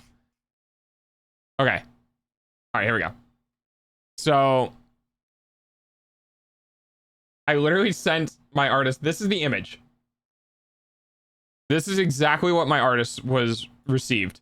I was like, I really like Japanese snacks. I'm going to circle the ones that are my favorite, but you can pick any of these. And then I just circled these ones. There are some in here that I like more than I think I could have probably done more that I liked, but ultimately I picked these ones because these are the really good ones, right? These are the ones that I like. So when you guys eventually see the ref sheet for my model in my chibi form, you will see real actual representations of real snacks that I have eaten on stream, because I was like, what better reference than actual snacks? So I think that was pretty fun. What's your FA then? I don't have one because I've never really dived into it that hard. I don't make it very apparent that I'm a part of that community, just because that community can have some issues I don't want to associate with. So yes, but also no. And then you got a chibi model too? I did not get a model for chibi, but rather a reference for it, so that if or when people want to do either fan art with chibi form or chibi emotes or chibi banners for Twitch and stuff like that, or whatever, people will have a reference for what I like or prefer to have in the design when they do that. Because obviously things need to be simplified. So people can be like, oh, okay, we can simplify that. We can take that out, yada, yada, yada. So I made sure that we had a reference for that as well. There's a lot of things on here that I feel like didn't need to exist. There's the backs of stuff that I look at and I go, that's just kind of a solid color, huh? And I realized, if I don't have anything on the back, maybe I shouldn't have commissioned it. But hey, you got money, so, and it was easy art for him, so whatever. But yeah. And then my brain turned off. Yeah, I'm excited. Once this is done, this is where I start losing a lot of money very quickly and things get scary, because this is when everything else comes online. We're talking all of the emotes that I'm going to do, all of the banners that I'm going to have done, working with the live 2D artist that I want to have, so I can have an A-frame for the 3D model, working with a 3D modeler, and then a lot. This is where a lot of the money starts going out, and it just happens to coincide with when I'm building a house. So goodbye, savings account. I'm fine. This is what I have decided to do as like my career. And you know what? Fuck it, we ball, I guess. There's some things in life that it's gonna suck, and I've been doing this now for coming up on a year and a half. So fuck it, we ball. This is literally, I think the way I described it in December, before or after, I can't really remember. This was me going, I'm going to put my money where my mouth is, and I'm going to actually try to do this. Because I've had a lot of times where I kind of surge and I try and then I fall off and I try and then I fall off and I try and then I fall off and I try and then I fall off. And I don't really stick to it. And I've decided, you know what, fuck it. I'm going to spend a shit ton of money because now I will be invested in like multiple ways and I won't have an option to like not stick with it. You know what I mean? So, oh boy. But yeah, we're talking like multiple thousands of dollars right now once this gets finished. I do not know, due to costs of things, I don't know if I'm gonna have any animated emotes at debut. That doesn't mean I won't ever get any, but it means that the animated emotes I think are 3 times the cost, so it's quite expensive to do. I might have one, just, you know, so people can have something, and then maybe as a community we can figure out which one we want to get. But they are very, very, very expensive, and I need to consider trimming back some costs. Treat, I don't. Nope, that was not recent. Good job, dog. But yeah, so I'm definitely going to be a little more cost oriented. I'm going to firstly move into trying to get the model finished without other things, because that is going to be the most expensive thing. So after this, I'm going to do the live 2D A-frame pose, and then I'm going to take that to a 3D modeler, and I'm going to try to get the model finished. And then after that, once costs have been finalized, I can see what I have left over and then spend that on other things that I, you know, might need. But yeah, quite a lot to do for dog.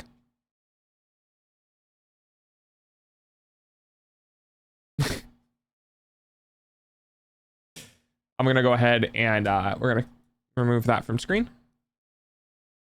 Thank you.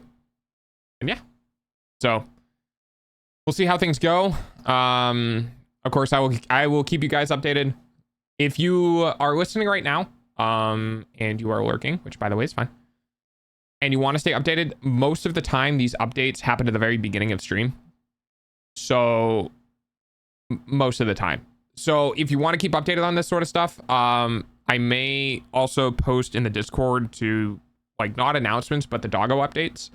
So we have a new role in the Discord that aren't announcements and aren't stream updates. It's a third sort of other role of where, you know, I will ping people for, and I'm not using it frequently for now because I'm still kind of trying to figure out what I want to use it for. But I will ping people for things like the model updates, like the things that I go, oh, I'll talk about that on stream. My brain should also go, oh shit, I need to put that down in Discord and tag the people who want more frequent updates with like what's going on with dog, what's up with dog's house, what's up with dog's 2.0 stuff, like, you know, what's going on. I just haven't gotten into the habit of doing that yet because it is both new to me and new to the server. So we'll get there. But as it stands right now, I just haven't really, you know, gotten used to doing that. And yeah, I'm excited. I'm nervous. I'm very nervous. And I don't mean I'm nervous about 2.0 stuff. I'm nervous about spending that much money on it. It's not my money. by the way. I want to clarify. All the stuff on 2.0 is not mine. And well,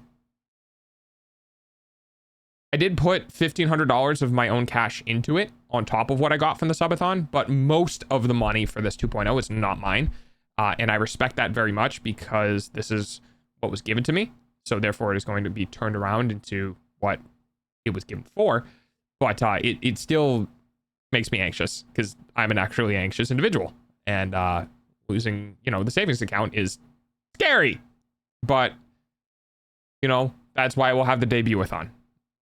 I'll try to recover some of the cost for those who are willing to get me either further in the house build or just a little bit extra on the back end in case something happens. I'll be able to afford stuff. But I know that right now I'm not really doing too hot in the content creation space. I'm just kind of streaming. I'm just existing. I'm still kind of making content, but I haven't done anything of importance because I haven't. It's really awkward to be in a position where you're like, I'm gonna change my whole thing. I'm just gonna sit here and wait because I'm not gonna go make a name for myself under this model and then just be like, oh, by the way, we're changing. So it's kind of really, really weird to just be like, I have a whole update coming with like new emotes and new channel art and new model and new background and new shit for OBS where I'm gonna have like different types of scenes and like everything's gonna change. I'm going full attempted professional in this bitch. And it's really hard to just be like, yeah, so before then, I'm going to do a bunch of work that inevitably is just going to go into the ether, right?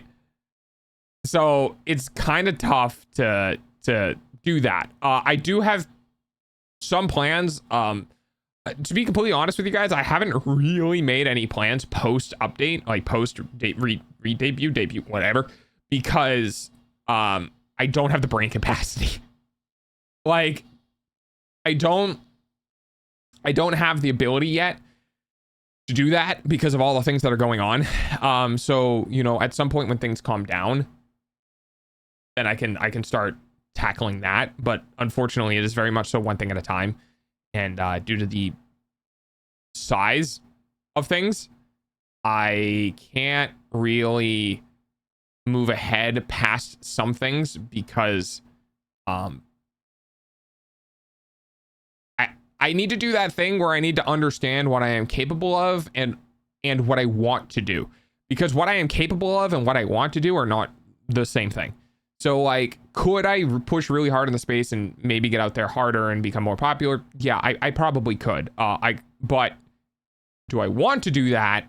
Well, that's a bit of a different story because maybe I don't want to interact with specific types of people, or maybe I don't want to commit to doing specific things, right? But then you run into the issue of like, well, you gotta work, dog. It's a job. And I'm just like, I don't want to work. It is work. I should work. I don't want to work. Yeah. Like the YouTube page coming back and, trying to do some edits for, collab stuff and like trying to do some shorts and reworking on shorts and like, all those sort of things, diversifying my platform, building my brand.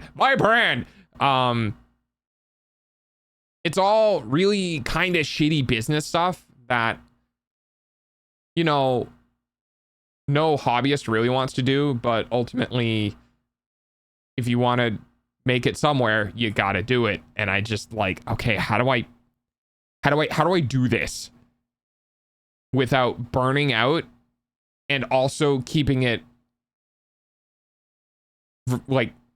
repeatable? You know what I mean? Like, how can I make one video a month? Is that even enough? You know what I mean? Like, how do I, there's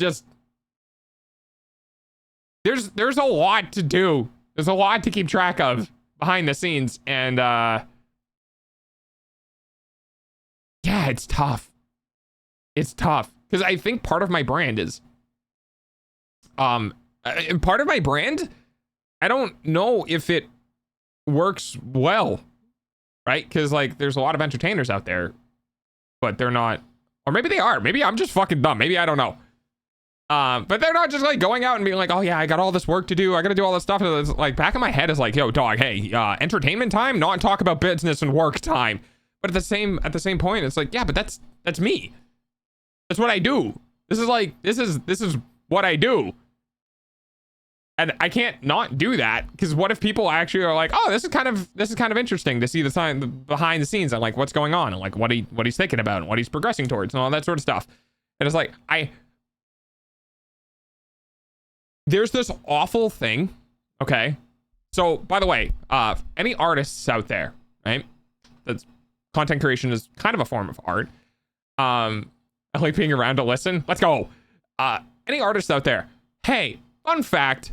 The things that you don't always really like, that you feel like are a burden to work or whatever.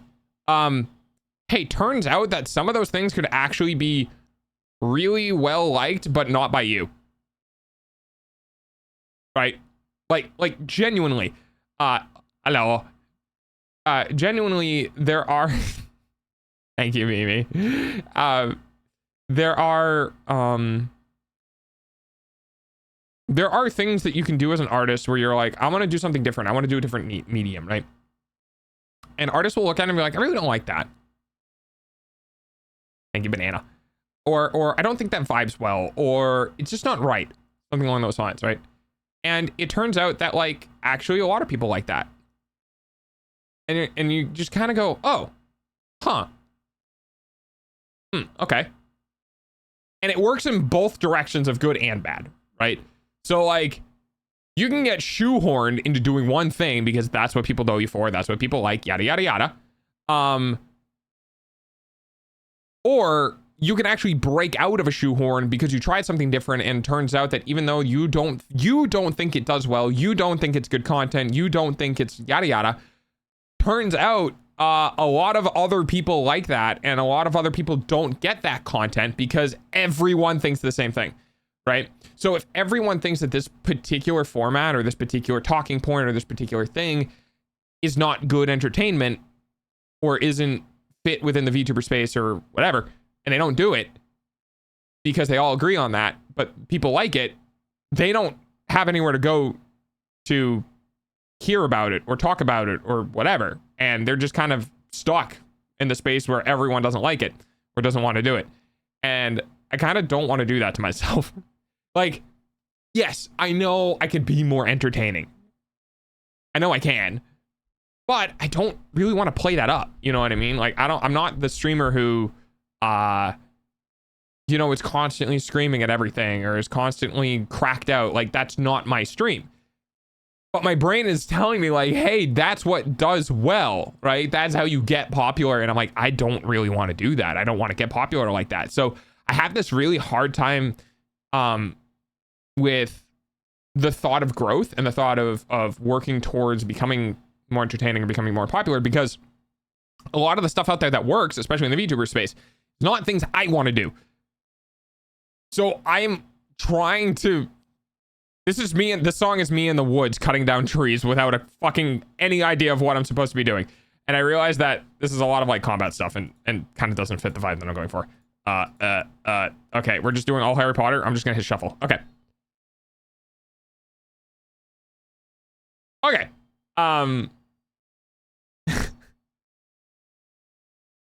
Sounds very similar to Legend of Zelda.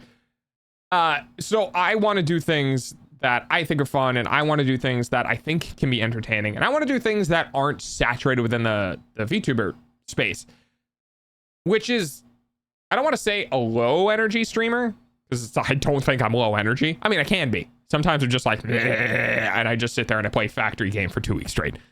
But I'm not low energy. You know what I mean? I'm not like lo-fi and chill, right? I have some presence on stream, camera. So I have this weird balancing act of, I'm not cracked out feeling energy, but I'm also not like super chill. And finding that and then like doing things that kind of fit within that I also feel are really difficult, but also at the same time, I have this whole confliction with, I'm just gonna fucking rant, okay? I guess I'm just doing this now. I'm just gonna talk for hours. I also have this confliction of, I am, okay. On a scale of 1 to 10, how involved with chat, for those who have watched multiple streams, okay?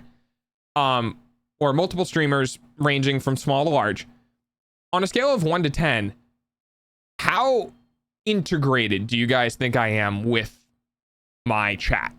Like with my audience? Because I firmly believe that one of my key aspects, one of the reasons why I might be different, is that I try to be entertaining while at the same time not isolating my audience out from stream. And I find that really difficult to do when collabs pop up, because I personally really enjoy communicating with my audience, communicating with chat. I like treating people like they're people. I like talking, knowing about people, seeing what they're doing, hearing about their days, and retaining that information for the next time they show up.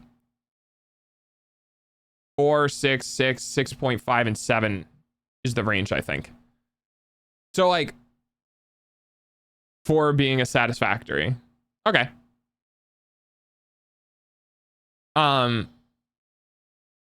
So I have a really hard time considering, like, thinking about doing collabs, because I'm like, yeah, it could be entertaining for my stream, but at the same time, yes, it could be entertaining for my stream, but also at the same time, I don't want to feel like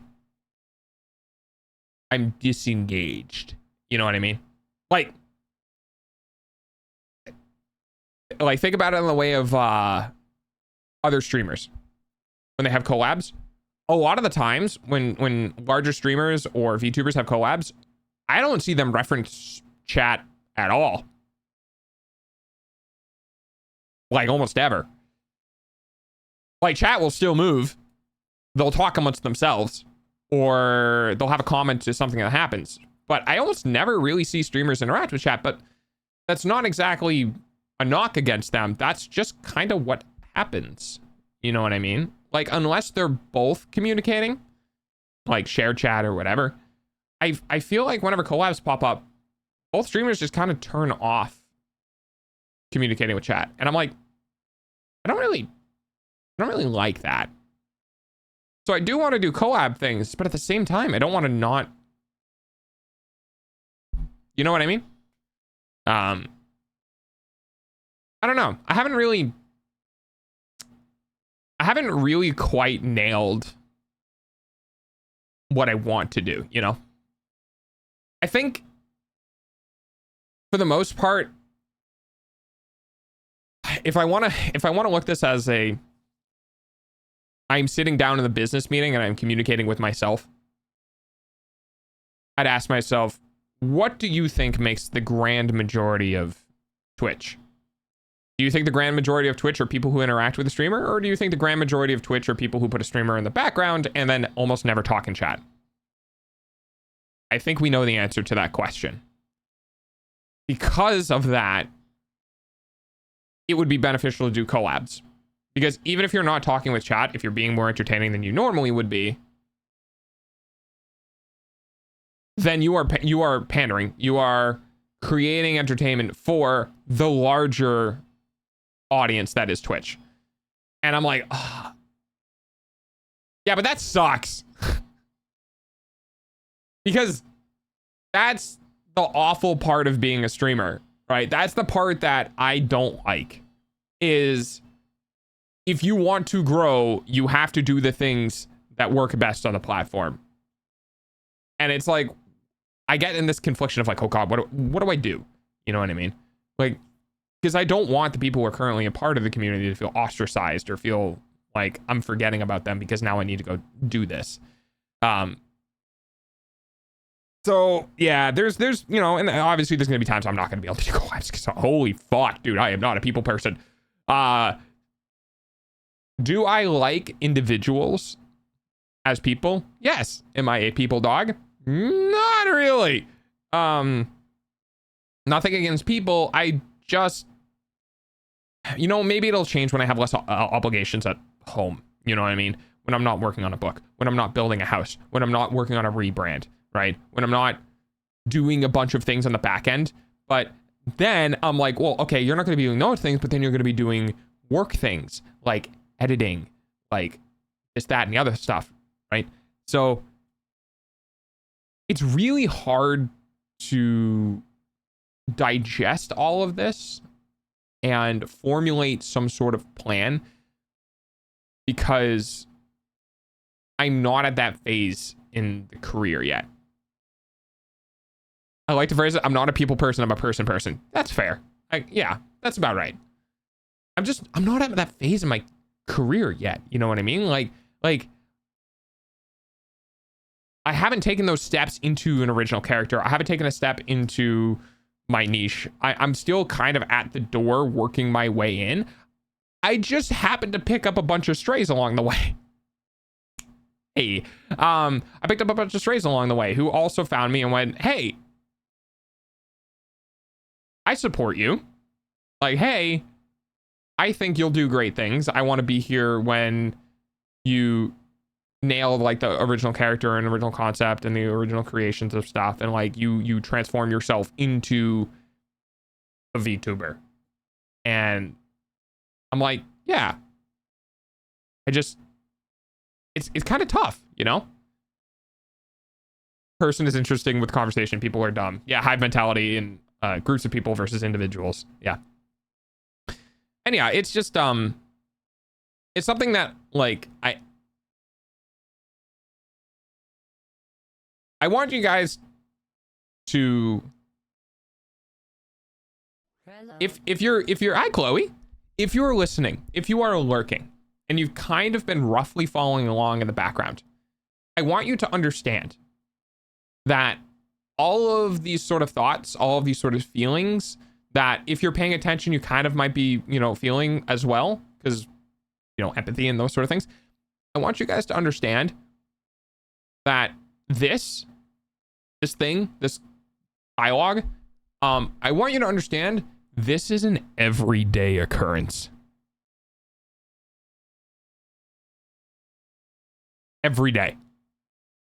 Every waking day of my life for the last 14 to 18 months have been essentially, what do I do to grow? How do I maintain entertainment? How do I do this? What am I going to do for this? Yada, yada, yada. It has been nonstop for well over a year, and is one of the reasons why doing it is difficult, is because it's constantly there.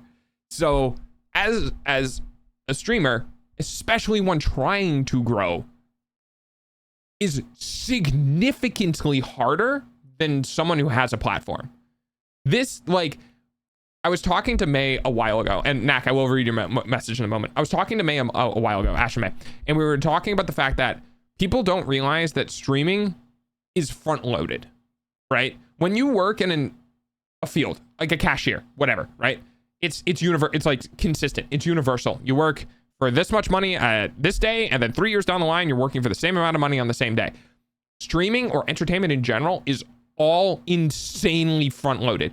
You have to do massive amount of work, massive amount of capital investment, just massive amount of everything for like a very long time. And then if you break out, if you manage to pop off, then it gets easier. Then you have more income, then you can pay editors, then you don't need to worry about it because you'll have a team, right? Then it gets easier. Yes, you still need to worry about doing specific things, but the weight on your shoulders as an individual massively decreases. Depending on the individual and how obsessive they are with growth. But everything is incredibly front loaded. And it's one of the reasons why a lot of people just stop VTubing, stop streaming in general. It is because people realize how insane the workload is in order to break I don't even want to say breakout, because I'm not a breakout person. Dog, whatever. Like, I've been doing this for a while. I never had a big moment. Like, I never had all of a sudden I had 300 viewers. You know what I mean? I haven't done the whole, I have multiple thousands of followers because I made one pop off post on Twitter and people found me from that and yada yada. Like a great example of this is, first of all, I want to preface this with no ill will. I think she seems like a very nice individual. I constantly see her on Twitter. I constantly see her interacting with big people. Okay. But Spite popped off because Cinder died. And I really kind of feel bad saying that, because that feels very objectifying to the work that Spite did before Cinder, you know, did her bullshit.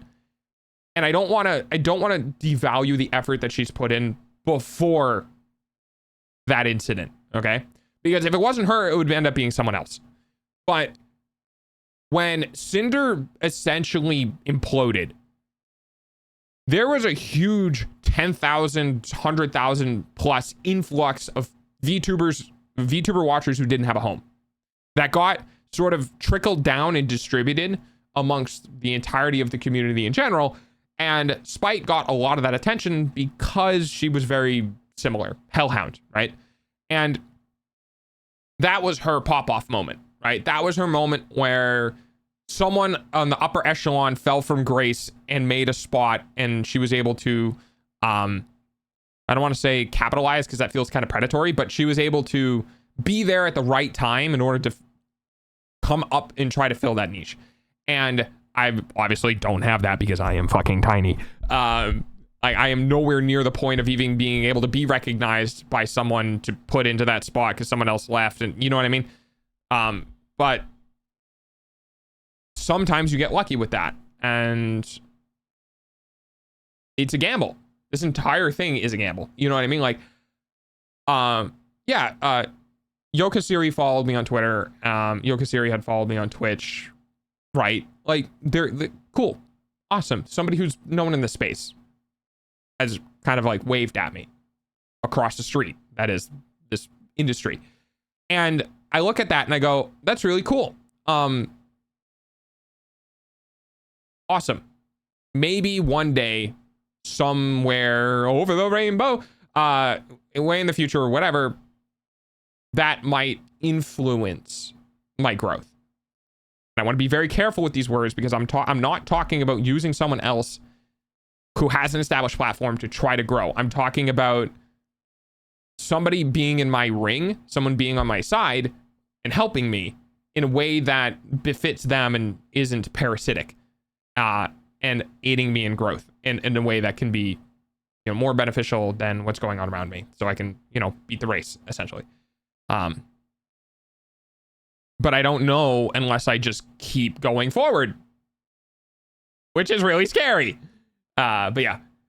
Okay, maybe I speak for myself, but I watch people for who they are generally. There's some people I watch for music, content, and whatnot, but you're very personable. You've created a space where people feel like they belong. Last week you said you wanted to be a voice of comfort for people that needed it, and I feel like you've done exactly that. You're amazing to interact with in your audience, and people feel safe here. You're incredibly fun, caring, and that is invaluable, especially in this character limit space where a lot of the content is so disingenuous. It's a cesspool of eyeballs. This is gonna be fun. It is a cesspool of over-the-top React content and people that don't really make people feel valued. People are so fucking important, and every single person is uniquely special. You really have created one of the best communities on the internet, never change. And it's hearing things like that that kind of repeat in my head. Like, when people go through the effort of expressing that, when people go through the effort of being like, no, I really like being in this community, I think you've done a good job, it makes me feel good, but at the same time, it also makes me feel like I could do more, I could make it better, I could improve it further, you know what I mean? And it's kind of, I don't know if it's a work ethic thing or just a human ethic thing of just, it can always be better, I want to make it better, which I guess might explain why I'm still doing it, because it can always be better. So those sort of things, I mean, they do stick with me. It's greed. Yeah, I mean, kinda. It's greed in a way that's like, I'm greedy for others. You know what I mean? Like, I just want to live. I don't give a shit about how well I live. You know what I mean? I used to tell my ex, I don't care if I live in a cardboard box as long as it's with you sort of situation is kind of how I feel. I don't really need a lot. I ask for, I think it's less than $3,000 a year for my life. So I don't really need a lot. That's like, I think 4 times less than minimum wage. My desire is that I don't know. I want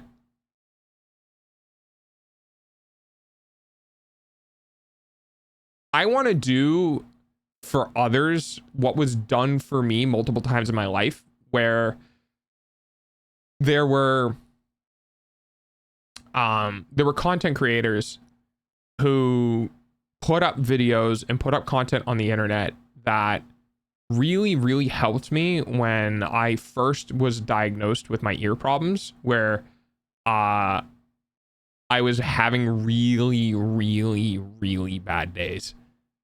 And what I mean by this is, and I'm not going to get into too much detail, but I think I talked about this on stream before.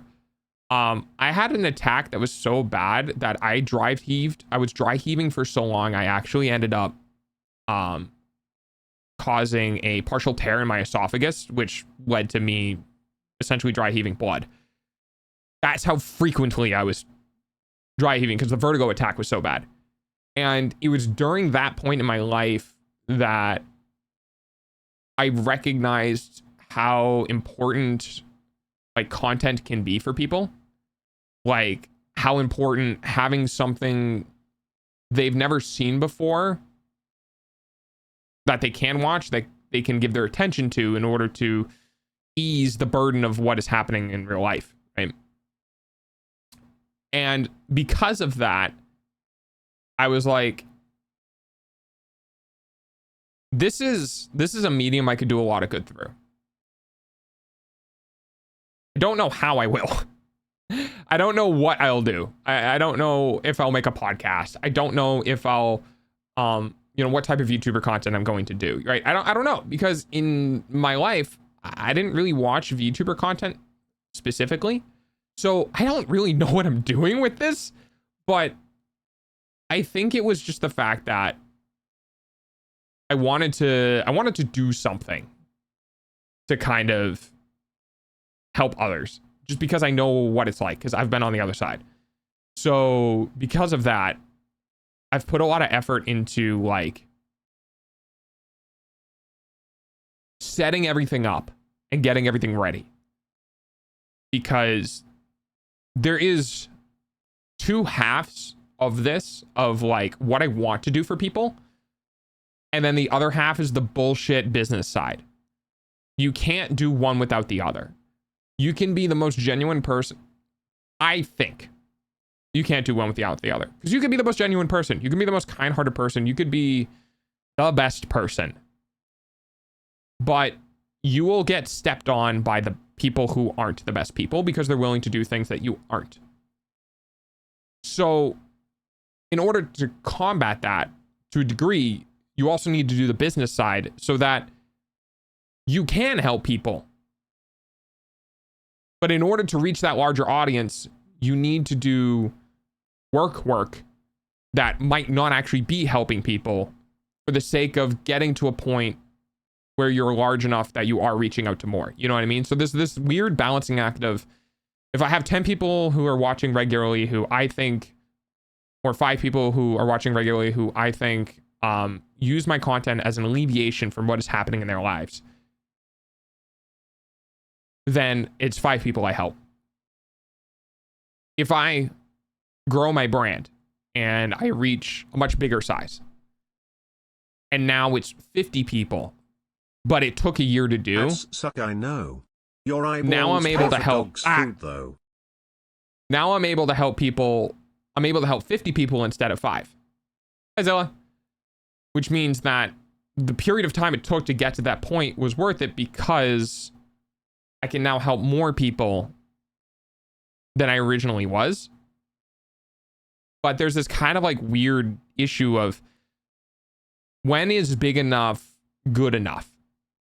Like if I can only alleviate, the life of somebody's life for, 5 people or whatever, is that enough? Do I try to grow to be a bigger YouTuber and get to a point where I can help 50 people or 500 people or 5,000 people? Like when do I get to focus on the helping people part instead of the growth part? And I think that might be a very good summary of kind of where I'm at in my own head of how much work do I need to do growing as a channel versus how much work do I get to do actually helping people and trying to figure out if helping people is a way to grow and yada, yada, yada, yada. Yeah, it's a lot. It is a lot, but I am happy to say that I am pretty much the same person anywhere. I'm the same person on Twitter. I am the same person on stream. I am the same person in DMs. At least I try to be. I still obviously hide facets about myself that I don't like. I'm not a very talkative individual in DMs unless I've basically identified a person as like a inner circle person. You know what I mean? And even to that degree, like I just don't really reach out to people. So like private communication to that degree is really hard. And I have my own, flaws of the autism causing disinterest in things and like not wanting to do them again and like all of that sort of bullshit, which is really hard because some people can take that personally and it's like I'm really trying hard to make it so that it's not a personal thing. It's just this is how my brain works. Because I know like how people should be treated and I know how things should be done because I have a brain. And then how my brain actually works doesn't always fall in line with that. So sometimes I feel like a hypocrite because I'm like, this is what people should have. This is what people deserve. This is what I should do. But my brain is like, nah, I don't want to. I was like, God fucking damn it. Can you just be normal? I was like, nope. And then actually, the last time you told me to do that, we burned out for 4 to 5 years. So, definitely not. And it's like, oh, shit. All right, cool. Sure. I guess this is where we are now. So, yeah. It's fun being neurospicy on the internet. Ah, it's good shit. Yep.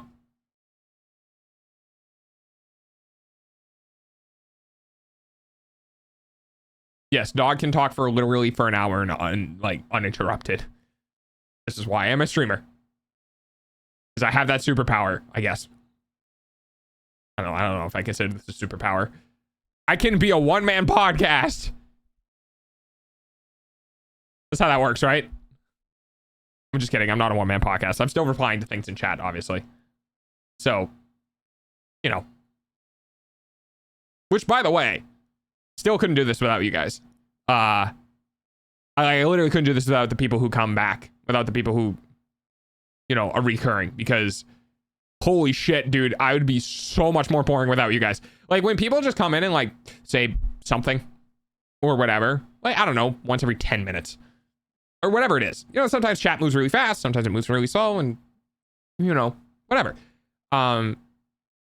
It is honestly, for me, as I had 0 viewers at one point, guys.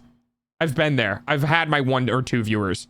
I had a period of time where I had 20 something concurrent viewers the week before and I went to 4, right? Like, I've been there, and I do want to say every day is a privilege for me to have people even show up. Because it is. To have people be in chat and just talk to me is something that I try to not take for granted because there are people out there who don't have that and who might have been doing this for longer than me or whatever. But the fact of the matter is that, yeah, having people in your chat is not right. You know, having people in your chat, having people willing to take time out of their day to not lurk and engage in communication is a privilege. And I mean, to be completely honest with you, sometimes I forget about that.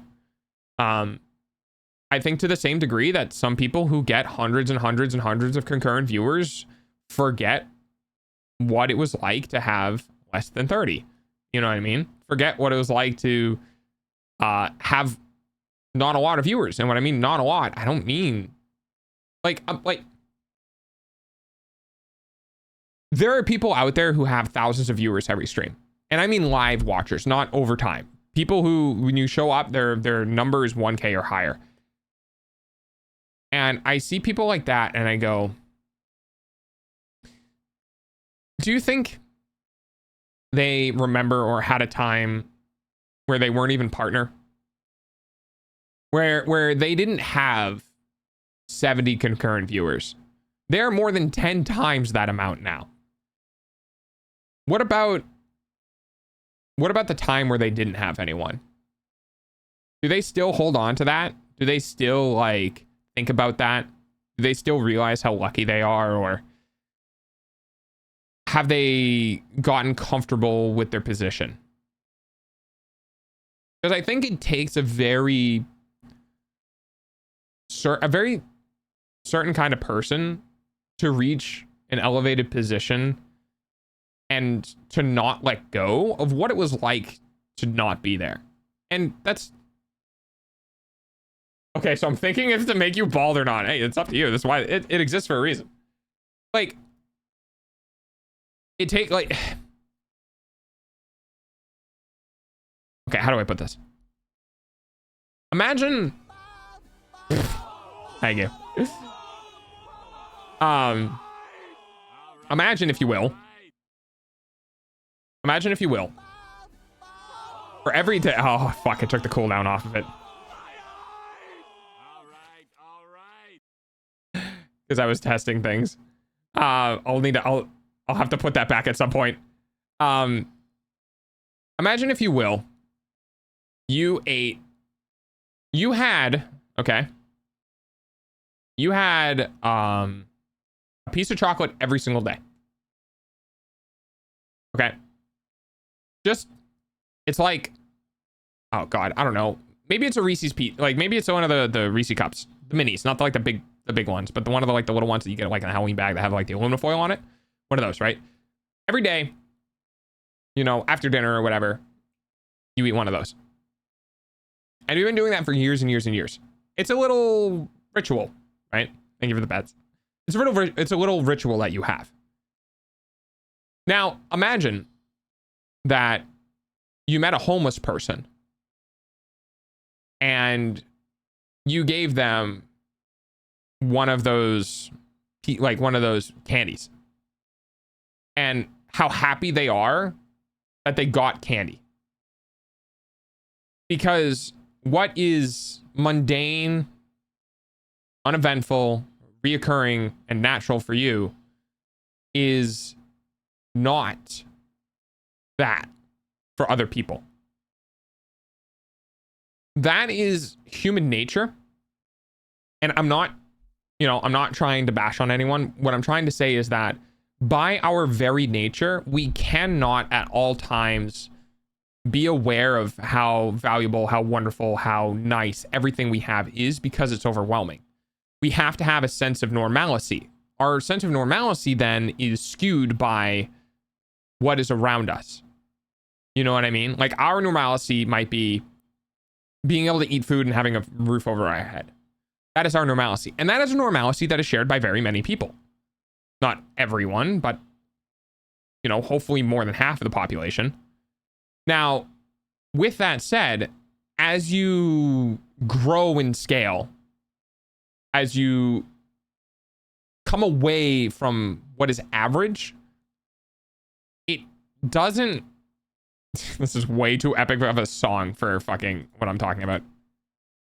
Nope. Really? Are we really shuffled? Because we're just getting the... Okay, we'll just play the song again. As you grow out of that, as you get bigger, as you get more extravagant, your normalcy doesn't change. Your quality of life changes, Sure. Maybe, you know, you have better toothpastes and your teeth don't ache anymore, or, you know, maybe more of the negative things of your life disappear. But that becomes your new normalcy. That becomes what is natural to you. And that is why people go, if you had all this fucking money, how did you lose it?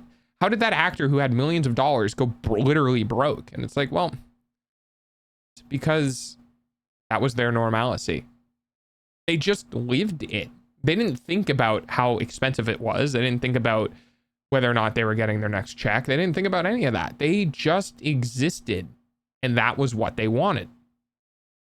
And everyone looks at them and goes, well, that's fucking dumb. Oh, I could have sustained a normal suburban lifestyle for like 50 years on what they had. And they're not wrong. But that's not what you think about when you get to that point. You know what I mean? You just think about your day-to-day. And yeah, your day-to-day is definitely different than people who don't have that amount of money, but it's still your day-to-day.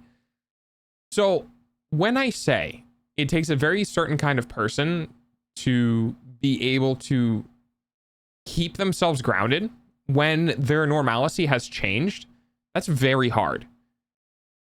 Because you kind of need to not take things for granted. I have a wonderful example, actually. I want you, everyone who's listening, I want you to realize that you still have your left hand. And people will be like, what the fuck, dog? I'm like, yeah, you still have your left hand. That's your normalcy. You have both hands. When you live day to day, do you look at yourself and go, man, I'm really glad I have my left hand? Well, no. You go, man, I'm really glad I'm not, you know, a paraplegic. Or, man, I'm really glad I can eat my own food without assistance. No. Because if you did that every day, you would be exhausted. It's good to do every now and then. It's good to be like, I'm glad I'm not in a hospital, or I'm glad, you know, I don't have any pressing health concerns, or I'm glad that my family isn't sick. It's good to do that every now and then because, you know, it brings you back down. But you don't think about it that often. But you know who does think about it? The people who don't have a left hand. The amputees, the people who had something happen to them, the ones that are now missing that part of their body. To them, every single day is I don't have a left hand. So it extends more, right, than just your body. It goes into your life, it goes into your habits, it goes into everything. So the people who have the capability of going, oh, I'm really glad I have my left hand still, well, they've had it for the last 20 years. But instead of that, it's, wow, I'm glad I'm where I'm at in my career. I'm glad I have what I have, considering where I came from. That's really hard. That's what being humble is. And surprisingly enough, there's a reason why being humble is uncommon. Because it's not human nature to be humble. Being humble is something practiced. Being humble is wisdom. It's being self-aware. It's understanding the things you have now are better than things you used to have. And being able to continually recognize that as you live your life.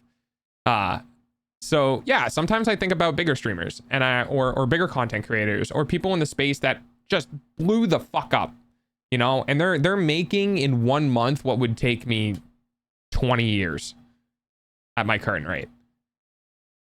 And I think about it and I go, do they still think about it like I do? Like in the example, I'm the one missing the left hand and they have their left hand. So do they think about it? Are they aware what it was like to never have it? Do they remember their struggles, and have they become too comfortable with what they currently have? And I don't know. It's something that I think about, and it's one of the reasons why I think I have a curiosity with people who are in those positions. You know, the really big streamers. I've told chat many times before, I'd really be interested to sit down and, you know, talk to the people who are at the top, because yeah, that's kind of what I think about. It's like, do you remember? You know, how often does it cross your mind? It's okay if it's only once a year. Does it ever still cross your mind? Has things changed? And kind of, you know, seeing them as human beings again, instead of like Harry Potter, or instead of Luke Skywalker, or, you know, whatever, right? You don't see them as the role that they cast, but Daniel Radcliffe, or oh fuck, what was his name? Man, I just heard it earlier today and I can't remember. Whatever. But yeah, it's just, it's sometimes hard to remember that every human being is the same as every other human being. You know what I mean? Like the people who play sports, or the people who are actors, or the people who are master crafts, or like whatever, they're still just human. You know, they're made of the same flesh and bone that you are. There's the only difference between you and them is time, dedication, and luck. Sometimes, you know, sometimes the people who didn't deserve it are the ones who got it. Right? Like, when it's hard to, I guess, not fathom, but it's hard to realize that there are people out there that have worked so much harder, that have done so much more work, and we're the opposite side of the coin, right? There are people out there who work really hard, who get lucky, who somehow showed up on a feed, somehow ended up in a position where they could be seen, somehow got somewhere they shouldn't have been because they stumbled into it, because that is the nature of life.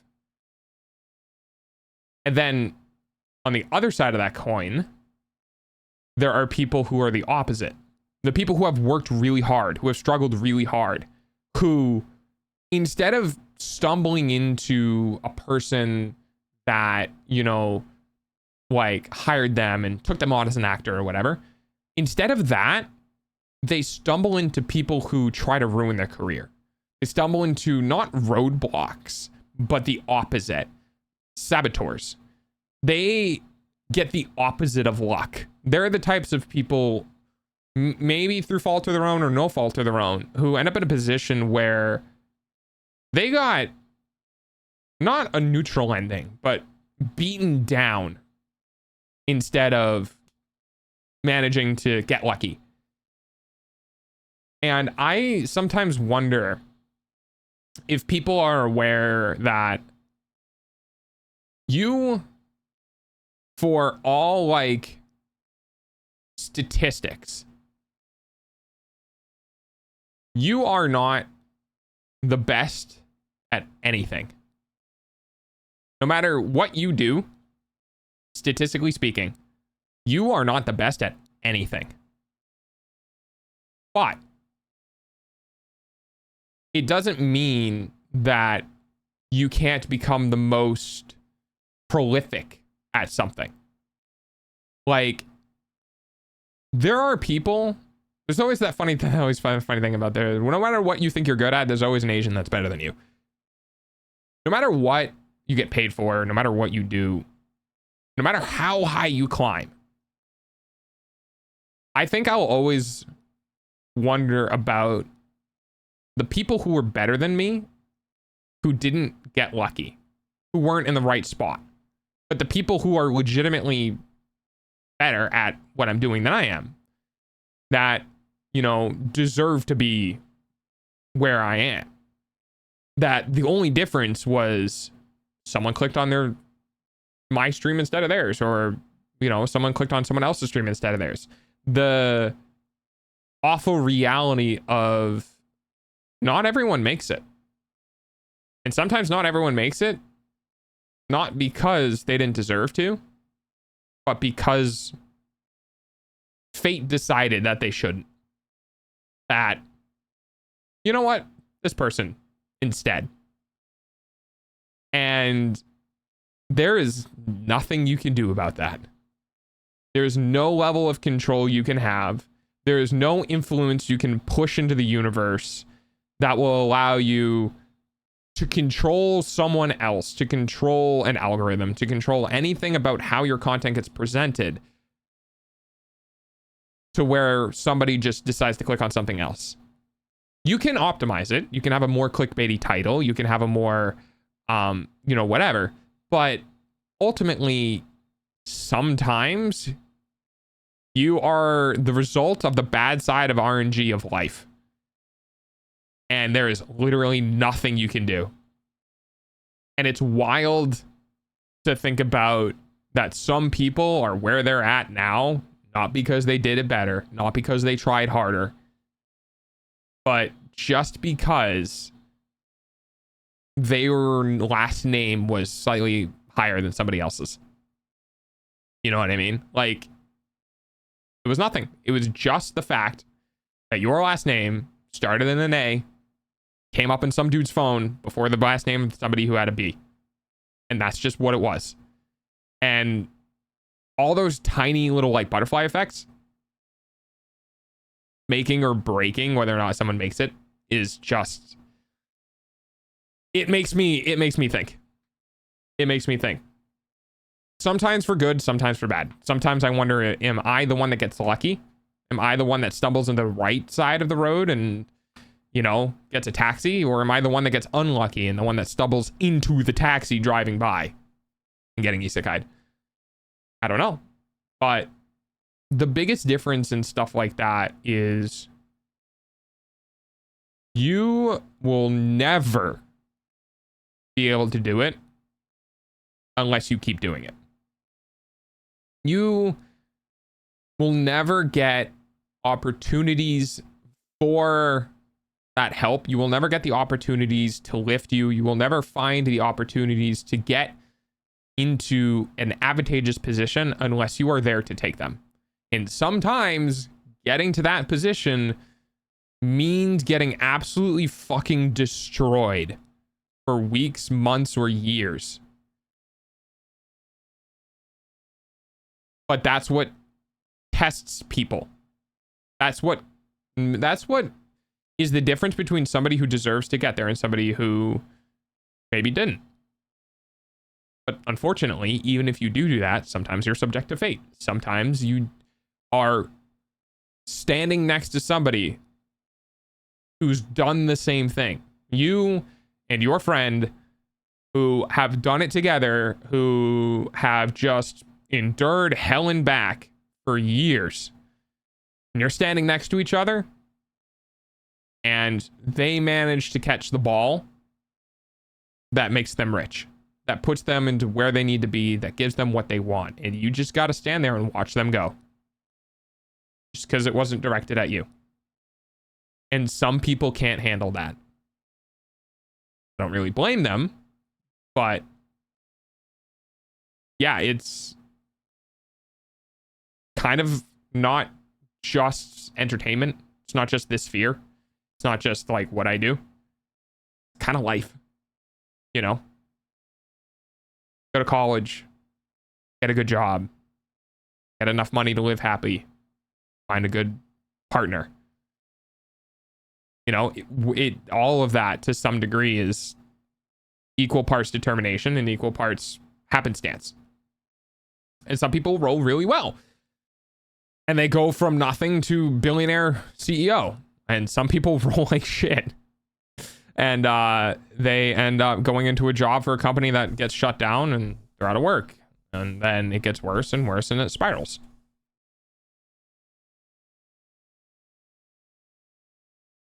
Hi, welcome to Dog's Mind. Yeah.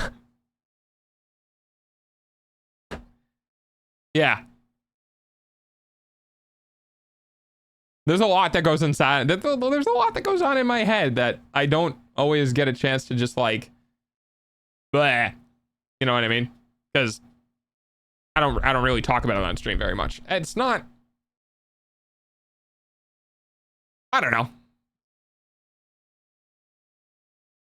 You can only deal in philosophy for so long until you're like, holy shit, dude, shut the fuck up.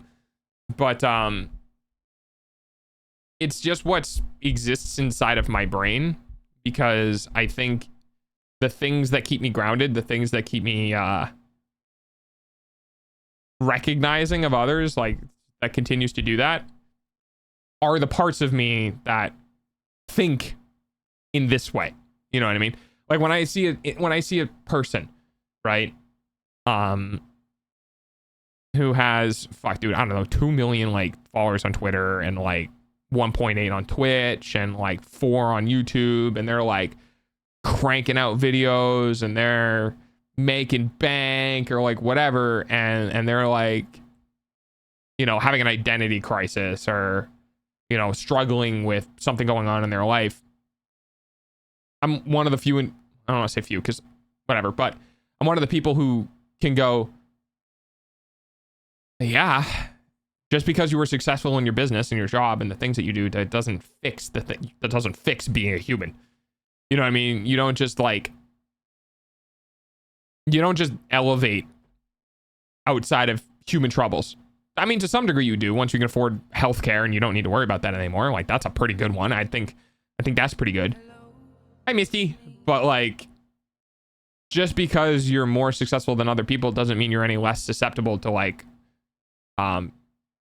family members dying or getting into a car accident, or you know what I mean? Being able to continue to recognize that human beings are human beings and they're just like everyone else, I think keeps you relatable, grounded, and understanding of others. Which is, I think, good.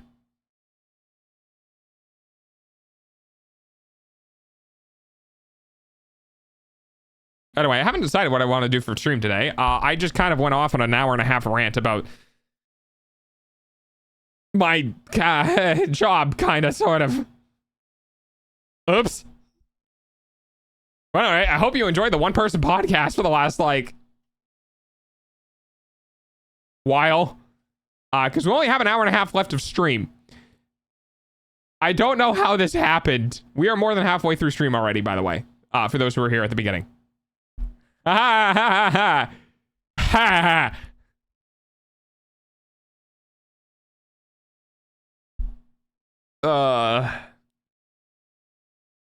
Yeah, I don't know. I do get kind of selfish as well.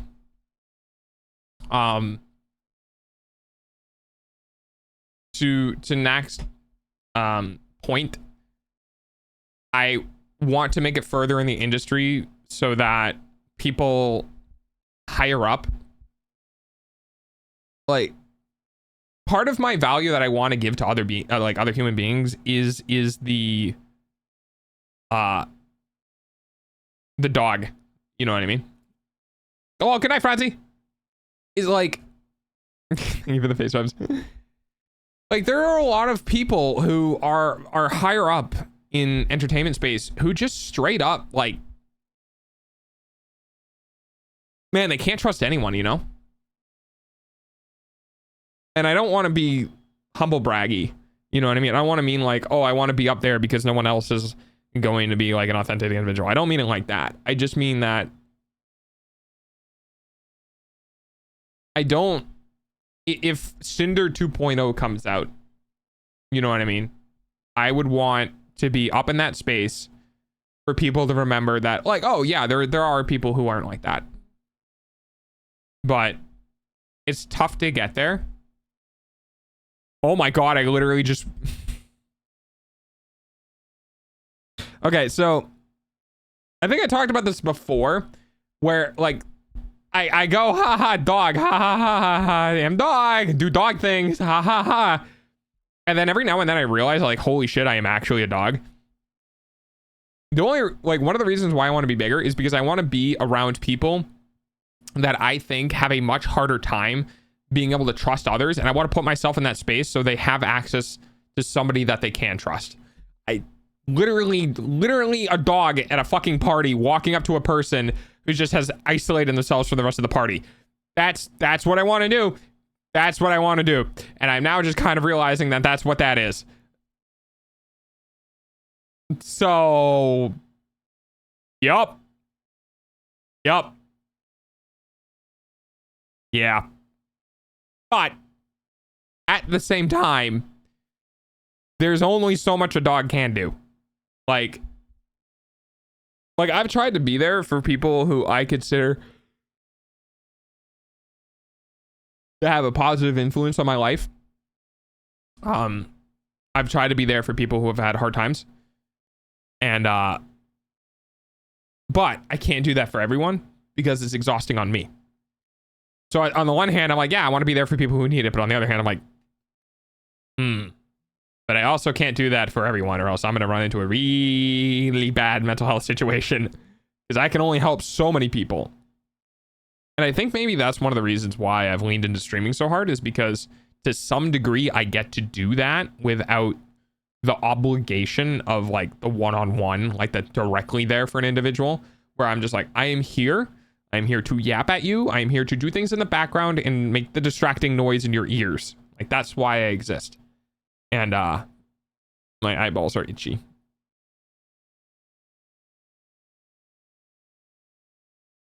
Yeah, I'm a dog. I think I just continue to like realize that my behavioral tendencies it does mirror just an animal, which is kind of funny. Not like to the point of like, you know, my own folly, not to my own like problems, but you know, now and then I'm just like, is this what a dog would do? Yes, it is. I'm just like, oh, okay. Yeah. Oh God. Ugh. All right, well, now that I've fucking yapped everyone to bed, factory game? I'm not getting away from the factory game. I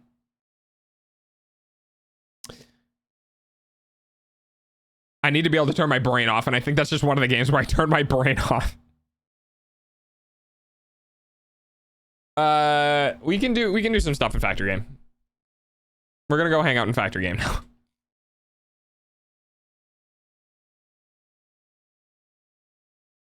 I hate that I just checked Discord and I said I might be able to get away from the factory today, and 2 people were all like X'd out, and I'm sitting here like going back to the factory. But I will say that little timer down there that I'm looking at that says 2 hours and 38 minutes and 52 seconds.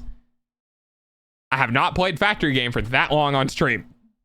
So take that, atheists.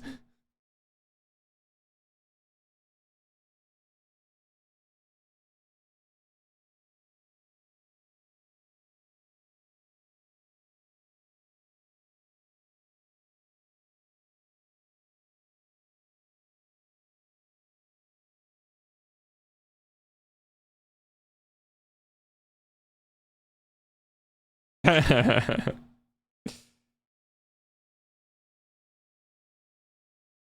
didn't give it a bad. Anyway, I am here if anyone wants to come back in the chat and yap at me. I realize that when I start talking, I can get very oppressive. Why?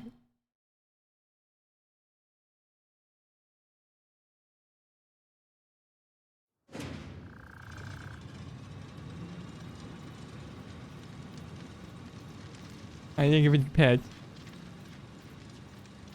And I will say, yeah, you guys watching me are supporting this type of person. If you think this is a type of person who deserves to be supported, then you're doing a good job. You have found that person. So your involvement in my community, your involvement with, you know, with everything that I do, that is, oh, I'm falling out of the sky. Okay. That is supporting this type of individual. And I would also like to say that, before I get into the game real quick, I don't think I'm manipulative, and that I'm not saying all of these things with the ill intent of like, if I pretend to be a good person, people will believe me and like me. But I also realize that saying that doesn't mean jack shit, because the person who would behave that way would also say that. So it's kind of that thing of like, you're gonna have to stick around and I'm gonna have to do the things that make you believe me. You know what I mean? Because yeah, I can say I tried to be a good person, but you know, unless I actually do good person things, it doesn't matter if I say I am.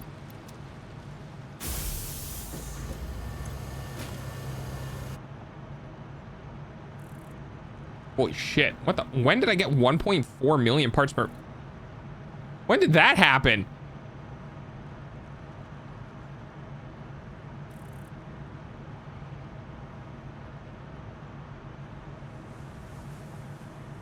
Must have sunk some really expensive. Oh, was that the heavy frames? Oh. Oh, I got 44 coupons. Like, doggo, thank you, banana. Thank you for supporting Doggo. He very much so appreciates it. He tries his best. He tries his...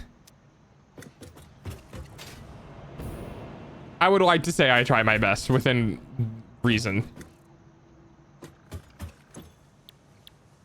Also, by the way, we are now on tier 7 and 8 again.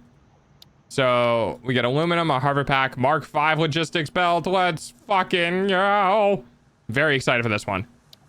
Hazmat suits. I think I'm gonna try to get logistics immediately. Actually, can we get this immediately? Hang on. Oh, I think we can.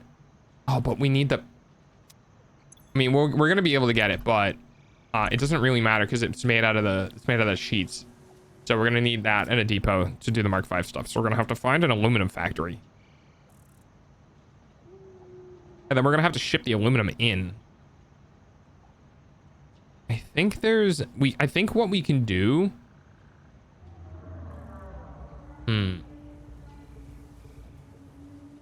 Oil! I don't know how I'm gonna manage aluminum yet. We'll look at that in the future. Please, not the spray bottle again. You're a good streamer, Delta. Thank you.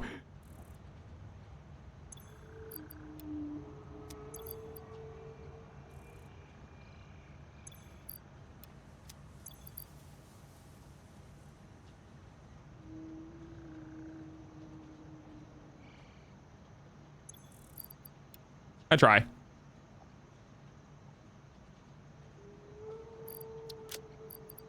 I don't know at what point in my streaming career is going to be like the, aha, I've made it. I don't know if there's ever going to be one, but I think maybe that's what will keep me going. You good dog. Thanks, banana.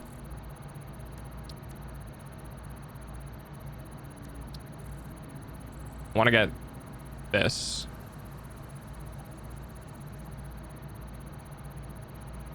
But I oopsied and accidentally did a hard drive scan instead. If you're a Wyman, oh god. Okay. Oh boy.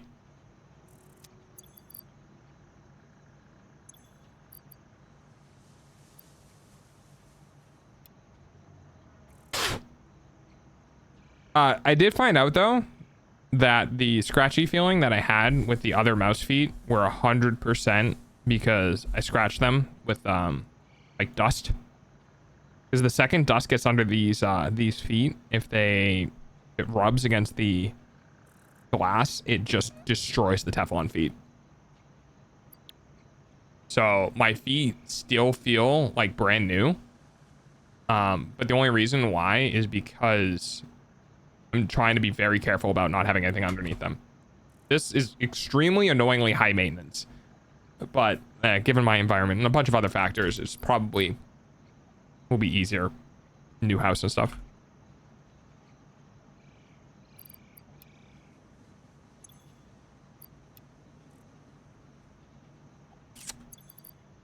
In case... I will give you guys a tour in a moment here.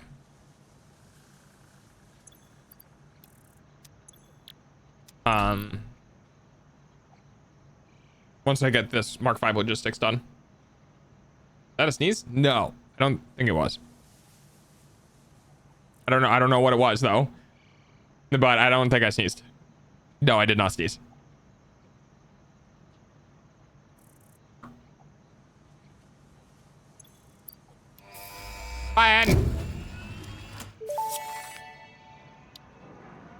Milestone reached. Fixit dedicated this milestone to the conveyor belt and lift Mark 5. They may be implying that your factory could be further optimized. While they are correct, I believe they are setting unreasonable expectations. Having all of humanity very definitely relying on your work is a lot of pressure. It's a good thing I'm here. So we have Speedy Fast Belt now, which is a Mark 5. But the problem with the Mark 5 belt is that we need to get aluminum production going for good use of it. And aluminum is going to be, thank you KK Slider, a bit of a problem. It's going to be a whole thing. Maybe that's what we're going to do today. We're going to go get some aluminum production done. I don't know how or what I'm going to like isolate it or use it with other things, but we'll figure something out. Now, let me go show you the factory.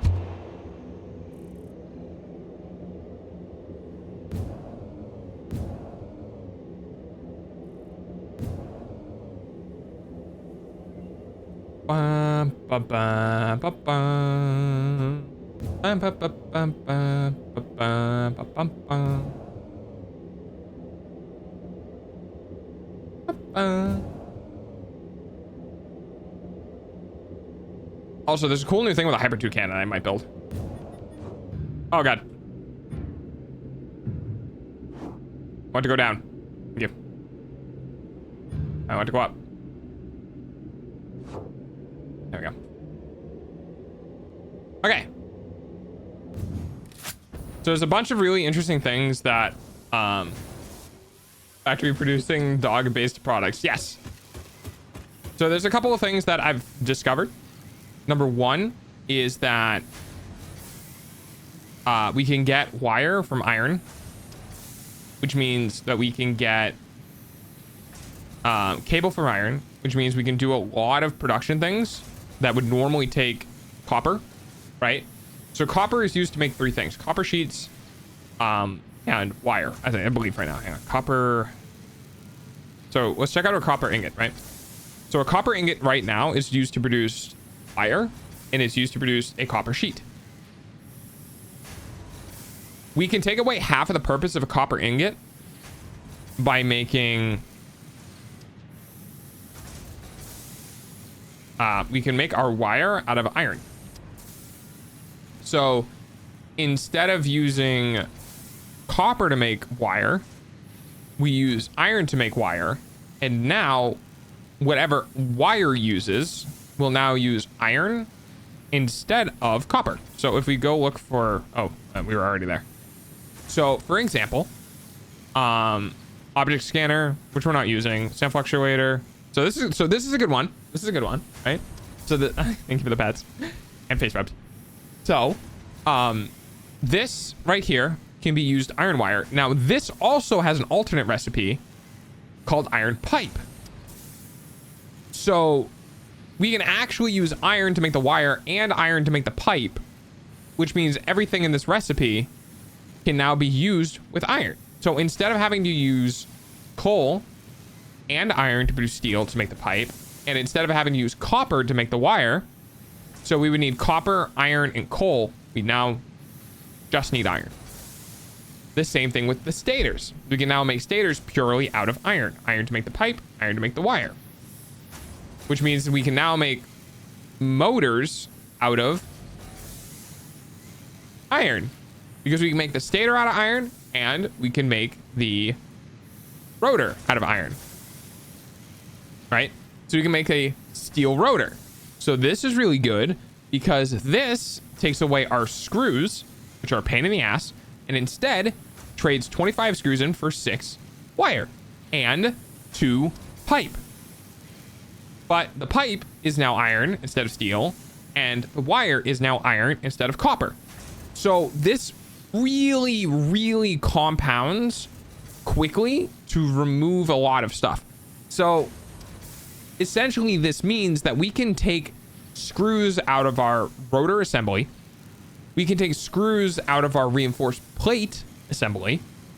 We can take iron, or we can take copper out of our stator production. And we can take coal out of our standard production, which means we can take those out of our motor production. So when I realized how, because I was watching videos online, I realized how valuable iron wire actually was. I was like, oh my God, Armageddon, that's insane. Now with that said, I really don't want to rework this facility, guys. So we're probably gonna make a second facility. This facility, at the rate it's producing, is doing just fine. So like, if I go down here, right? So these are the belts that feed in. We got our pipes, we got a bunch of stuff, and then everything that isn't being used gets overflown into our top production. And this is new. You guys are actually, you know, watching. So with that said, we actually have a really good, I wouldn't classify it as a mega factory, but a big factory, because we have everything here. We have our motor productions, which has been just going on forever because, you know, we did it once. All right, that's our overflow. That's right, because it goes back in. So we have a couple of overflow here for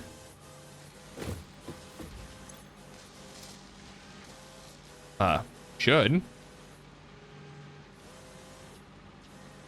at some point. Oh, maybe this will do it. Yeah, there we go. So we're producing our rotors. I'm just watching Super Mega Ultimate Awesome Doggo Factory. Yes, you are. And we're producing our motors. And we're producing... We got... Oh, the train. The train. I haven't showed you guys the train. Choo-choo! Okay. So our oil and our production down there is now being used to make plastic stuff, and all that plastic stuff is being used up here instead of down there. So we're making computers and high-speed wire, but we have a twain. Now this is apparently exactly 275 items per minute, which is fine, but our train is taking our plastic and rubber from that facility to here, which is then uploading it. Now we got some really interesting new recipes. So we have a couple of alternate packing or alternate recipes here. So we have heavy oil residue, which gives us 2 polymer resin and 4 heavy oil, or the opposite of that, 13 polymer resin and 2 heavy oil. Now the heavy oil can be reused to produce fuel, but what it can actually also be used to do, oh, did I not get it yet? Hang on, let me go look at turbo fuel. Maybe I'm not seeing it correctly. Yeah, here you go.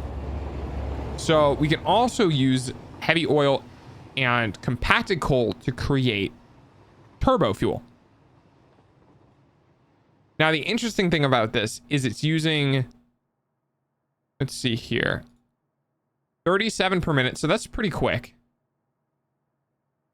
And it's producing 30 per minute. So, and it uses the compacted coal, because we use compacted coal in our turbo fuel or fuel. So instead of producing fuel, we can actually just produce heavy oil.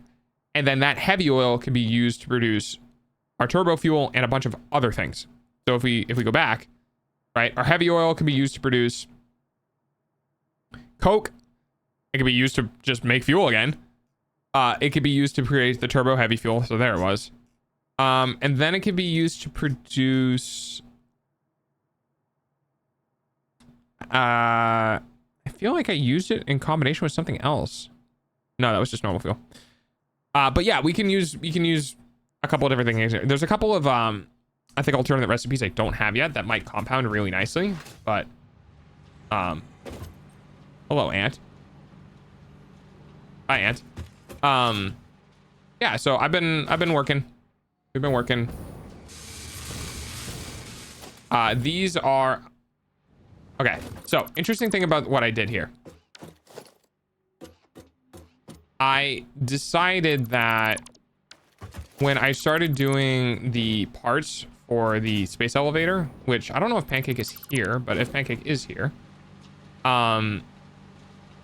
what I decided to do is I've decided that most of the time I'm actually not going to make systems for the elevator parts. Instead, I'm going to make systems that produce the parts the elevator parts use and automate those.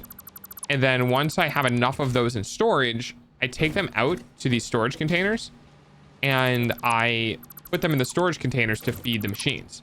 Because what that means is I can run the machines as fast as I can.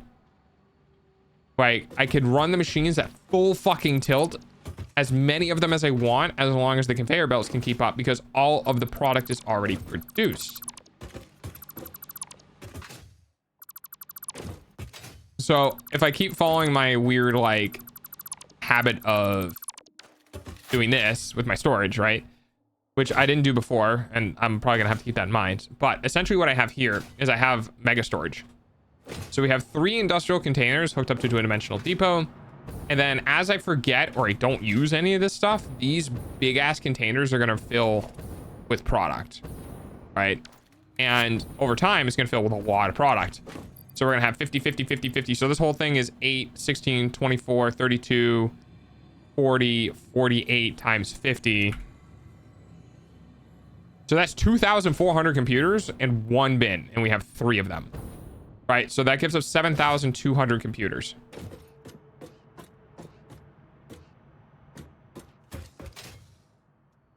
I'm really glad I held. Yeah, I moved up by quite a bit. So yeah. 1.6. Nice.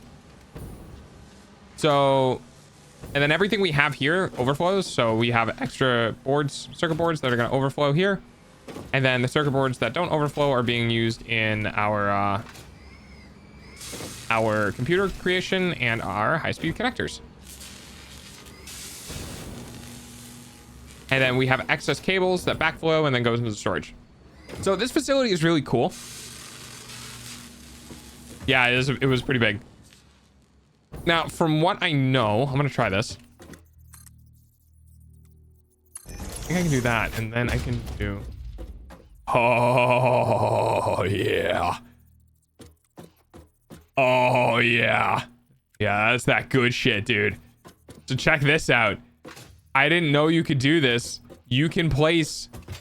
I learned this online. You can place splitters... It's almost time for Dog's hourly payment using your eyeballs. Directly on conveyors now.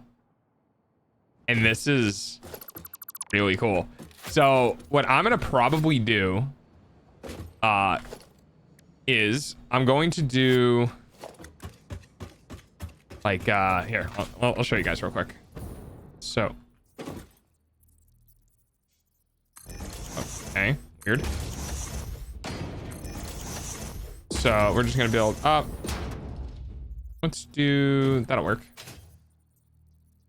Yeah, that'll do. Okay. So the idea is that, so let's just pretend my storage container is a cable input. Sure, why not? Right. So what you can do here is you can take this, and then this is your manufacturing side that produces cables, right? And then I'm gonna need, this is gonna be kind of shitty to do, but here, I'll show you guys what I mean by this. We'll do this and we'll do this. Okay, so this is our first 4, and we actually put a splitter right here. Right, so this is the first 4 splitter for production. And then, oh, well, on another 4 above it, we also need cables for, you know, something else. Right? So now this is really cool. Thank you for the vault. So this is kind of like a manifold for different floors through a conveyor lift system. So as your lift goes through all of your floors, you can just plop a splitter on it and siphon off the materials you need. Now, if you have a shit ton of these all on a wall, you just have a massive back wall, all the materials you ever make, going through all of your floors, right? And then on this floor, right? Let's say you're making something that wire uses, and now you need to feed that as well through the entirety of your structure. And you just happen to need that on this floor for, you know, whatever reason. Well, now you have that, right? So cable comes out here, goes into machines that make stuff. Machines that make stuff come back into here, go up this, and then go up this way. Now, you can do the same thing on the other side, where it feeds everything down, so that the whole system is now a closed loop. So one side feeds it up. So if I'm producing plates here, right, and I need plates below, we have this wall that feeds up, and then we have the other wall that feeds down. So now the plates are available on every floor. Ideally, you know, I'd like to ask about the Omegaverse. I don't know if I have very much information about that, but go for it. So when you do that, when you are done, you have a big tower with all the supplies on one wall, and then on top of that tower, all the way at the tippy top, you have a sink, so that anything that doesn't get used doesn't block. I mean, you could, but it's good to have a consistent power outage. And then you can sink it. So this was an idea that came to me just before I fell asleep. And I'm gonna see about using it. I don't know if I'll be good at it, but I think I'm gonna make another plant somewhere else on this rock, on this planet.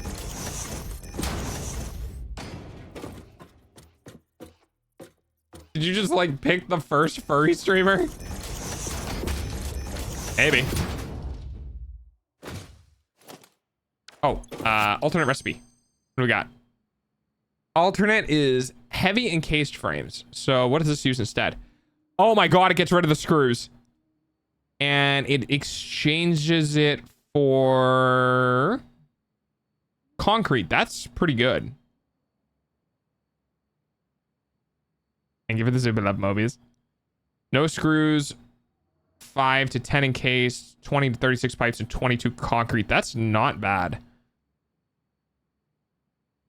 Yeah, I would take that over the 120 screws. Yeah, so we're gonna grab that one. The less screws, the better. Oh my god. All right. I showed you guys my train station. Please respond. What else did I? Oh, fuck! I didn't show you guys my heavy frame factory that I made the other day. God, I'm starting to forget, like, when I was working on this and not streaming, and when I was streaming. So come with me, and I will show you my new heavy frame factory, which, by the way, makes use of sushi belts. Oh god, it saved more lag. Something happened. Anyway, so I'm gonna show you a use case for sushi belts.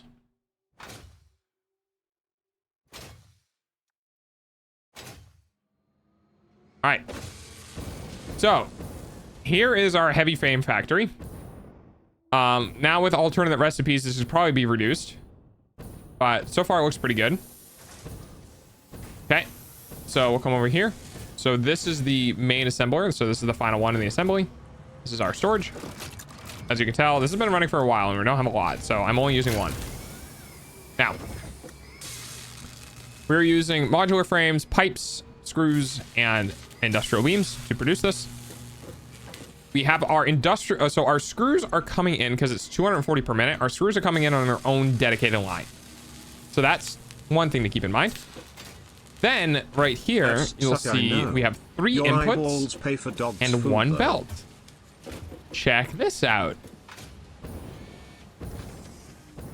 See that? How cool is that? Now, I specifically manufactured this plant to accept the exact input for what's required. So the likelihood of us having overflow to go to the sink, not very high. Never zero. Never zero because we're not that dedicated. But most likely not going to happen. And we also have this. So our frames get produced here. And then they get sent out and they're added to the belt. Right? But this is why learning how to sushi belt in this game is actually 100% worth it. So here is our screws, plates, and rod production. It goes onto the main sushi belt. The very first splitter is a programmable multi-part splitter, which I needed to get. And all the iron plates and screws get sent off onto this belt. Now, the only thing left will be rods. Rods will go onto this belt, which will then merge with our backlog, our back production of encased beams. And I think it's just encased beams. Are we still manufacturing pipes back here? No, it's just the encased beams. Okay. So it'll get sent to our encased beams, which could merge up here, but I think due to the volume of output from the screws, plates, and rods, I didn't merge it here. We actually merged it back here. And then this one, our pipe production, gets merged onto this same belt, which then gets merged onto our master belt. No, I don't think so either, Mobius.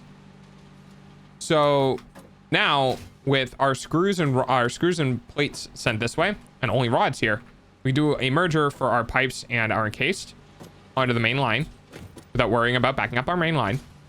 We have another splitter here that takes off our pipes off, or our rods, and once our pipes go through, the rods go through here into our modular frame production. Our modular frame production then turns our screws and plates from reinforced plates into our frames. So our screws and plates get turned into frames, rods get turned into frames, and then our frames get sent back out onto the main sushi line with our pipes and our encased beams, and then they come down here to a line of splitters that then splits them off into their respective inputs. I probably, maybe, if I was, really good at game, could have made this one input because it should be using all of the items to the same degree, because all of these inputs are the same amount. You'll notice that none of them are backing up. So I probably could have made this input just one input, but we didn't do that because I don't trust myself. So if anything backs all the way up into the splitter, it gets sent through, sent to here, and then goes to the Om Nom Nom Nom machine to perish. Pretty cool, huh?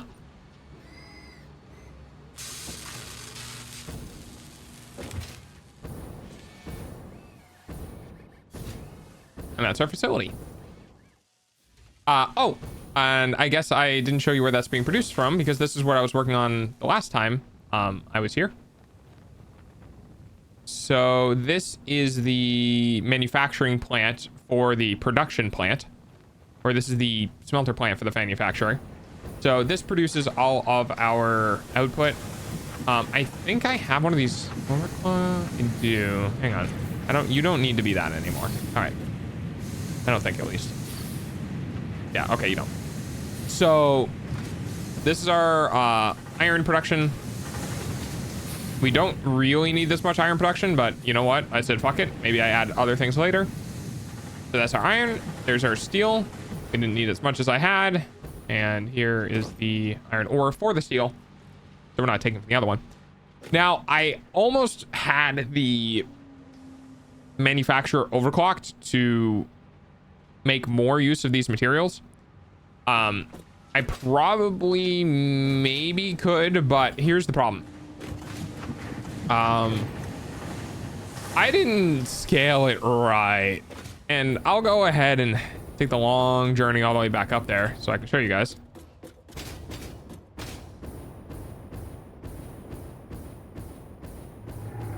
But basically, when I went to do the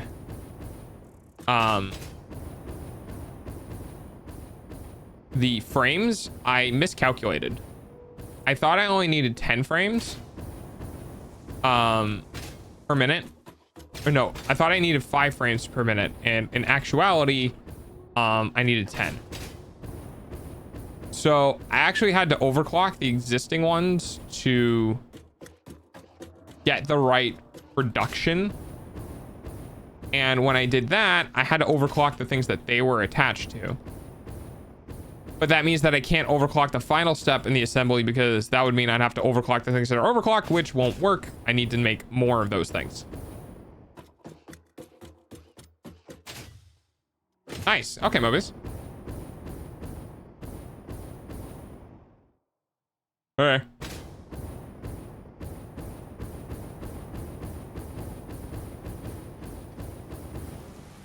Okay, so go over here. It's just hilarious that I fucked up on this one because it was literally the first step. So we have 4 per minute, 4 per minute, 2 per minute. Make us 10 per minute. And we need 10 per minute. If I try to overclock this to require more, it means I need to overclock these, which I kind of can't. I could get these up to 5, 5, and 5. I cap these out. Yeah, I think I could get these up to 15 total, which means for this production, I could only increase this by 50%. And if I did that, I would get 1 extra frame per minute, and I would have to go through all of this bullshit and figure out what needs to be overclocked, and I am not about that. So this is just going to run endlessly at its nice slow rate. It will produce things, it will put them in here, and then when I need them, I will plop them down when I need them, or I'll make a different facility and ship them out, or God knows. But for now, it's being made, and I'm just going to let it cook. I'm going to let it do its thing and ignore it. Now, there are other things that I want to do. So one of those things is making a new heavy frame factory. Really don't want to rebuild this one because it's already doing its thing. But I'm considering making a new one. Maybe rebuild this one. Because one of the biggest things about the heavy frames now is we have an alternate recipe that gets rid of screws, which is really, really, really fucking nice. And in place of concrete, we also now have iron pipes instead of steel pipes. Now, I don't think we have an alternative to the encased industrial beams, do we? No, we do not. Also, ma'am. I don't know if I did this yet. I don't think I did because I think I was saving researching. Oh. Wow, that was really good timing. Oh God, we got another heavy frame production. So the 2 that we have right now, this would need rubber and screws, which is a big no for me. This would need rubber and plates, which is a big no for me because I already have the stitch ones, which I think are better. So we're going to rescan. Aluminum iron alloy ingot. Well, this gives us extra iron if we have a coal node we're not, or a copper node we're not using out of a foundry. And this essentially gives us the same thing. We'll do 1 to 1, 10 to 15. Not bad. I'll grab that one.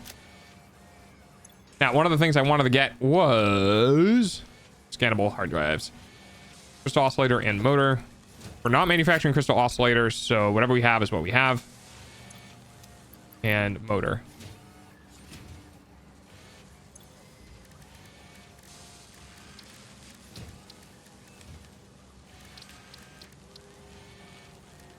Quartz. Oh. I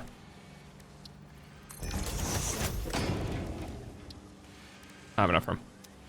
All right, well, I'm gonna throw these in the thingy. Also, by the way, it's kind of a good idea to always have a sink nearby, with a nice little storage depot. Anywhere you have a sink, you should probably have a storage depot nearby, just in case you're like, yeah, I don't need these items, but I really don't want to trash it, because that's not efficient. So you can chuck them in the, you can chuck them in this and get some extra.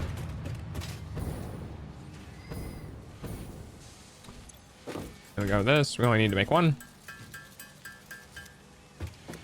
Over here, we can go to... Perfect. Very nice. Object scanner magnetic sensitivity increased. Has to be brand new sealed and packaged It can USB now drive. detect Yes. The signal of any hard drives at crash sites in your Malware. region. Auto run executables.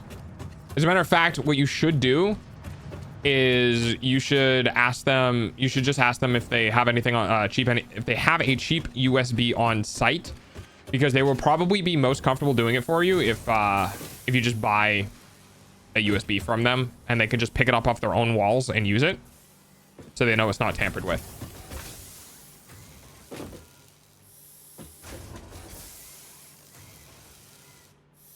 Okay, what was I doing?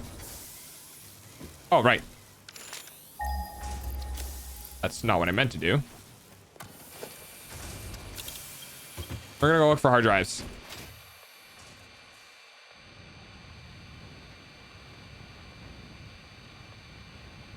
Ah, I see.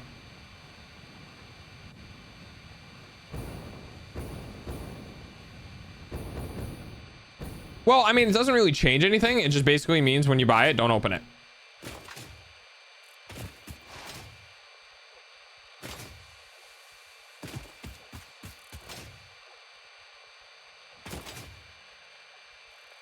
It's good that they told you that, though, because my ass, 100% my ass would have opened it, because I am impulsive and I love opening things. I like seeing the new shiny. I like seeing the fresh from factory. You know what I mean? I mean, and to that degree, sometimes even just used things, right? Just new stuff. I like new stuff. New stuff make dog happy. Bring the receipt with me. I don't know if that would matter that much, but hey, if you want to.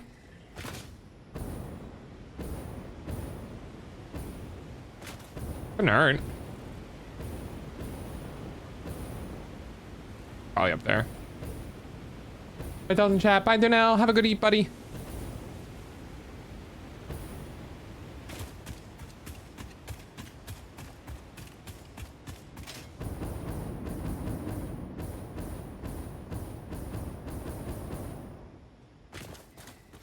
There's a couple of types that hard drives I can't get yet, because of the electromagnetic control rods, which this is probably going to be one of those. Turbo, I do have. All right, well, time to sit here and plunk it. Plink.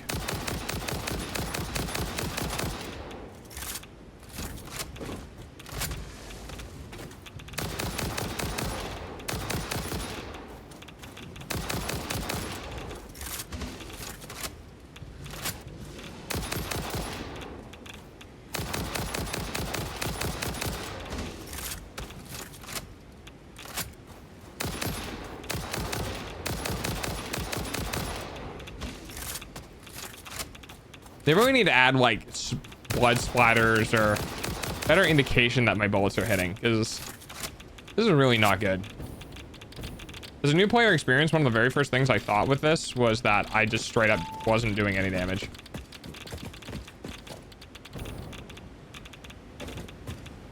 Here we go.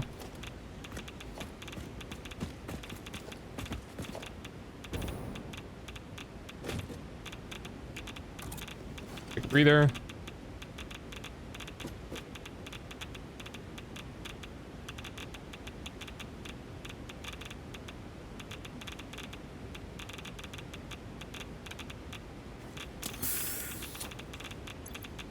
And we need a turbo motor for this one, I believe. There it is.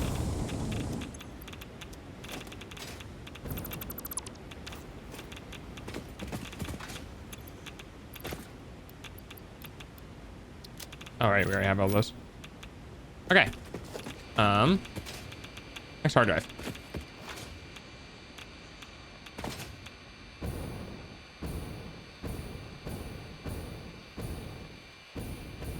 Oh, hey, you.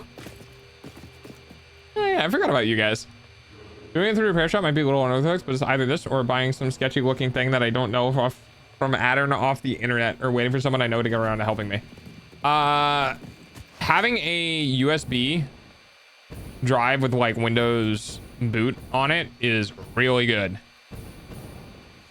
And ultimately, like, if you can, you should probably set that bitch to read only and just keep it for as long as you can. Because if something like this happens again, you're gonna need it again. You know what I mean?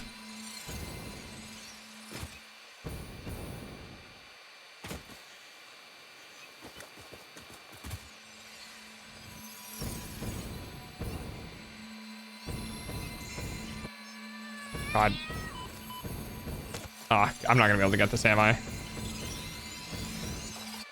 Oh, I got it. Nice. No idea how to do that, but I'll keep it in mind. I think there are ways to make USBs read only, and it doesn't permanently make it read only. It just makes it read only until you turn it off again. But it is at least a way to prevent yourself or others from just grabbing the USB stick and wiping it without your like approval. I'm sure there's other things you can do, like do not touch, emergency backup, you know, step on my property and I'll kill you, those sort of things.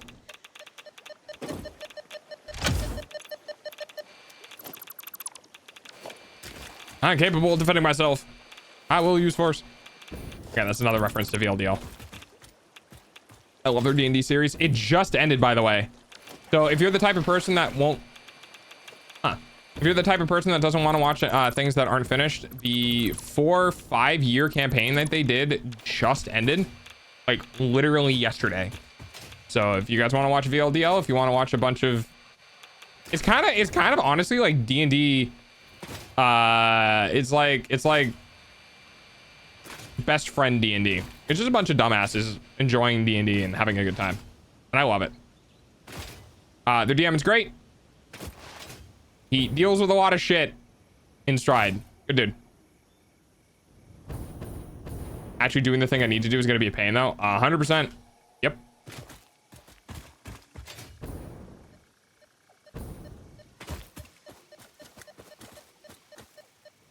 There it is. I don't know, turbo motor? You need heat sinks, but only 12. I have 31.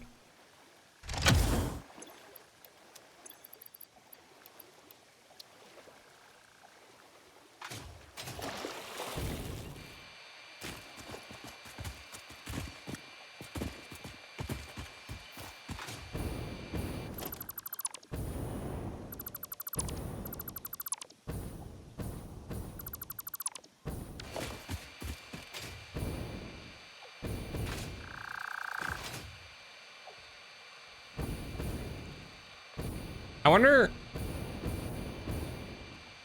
you know, I've been meaning to look this up, but I've always been curious what happens if you get all the recipes from a milestone and you scan a hard drive. Like, what does it do, you know?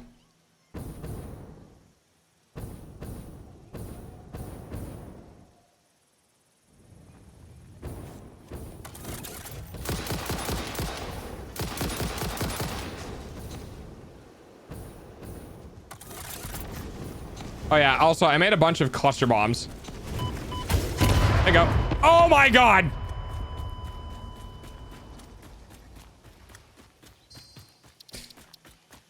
Yeah. Yeah, alright, that's fair. Hey, so fun fact, if you throw bombs at things that explode, it kills you.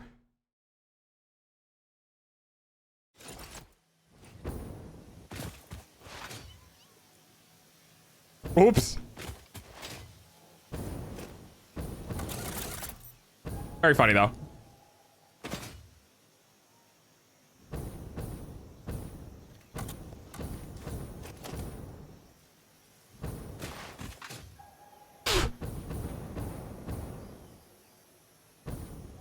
Wizard doggo.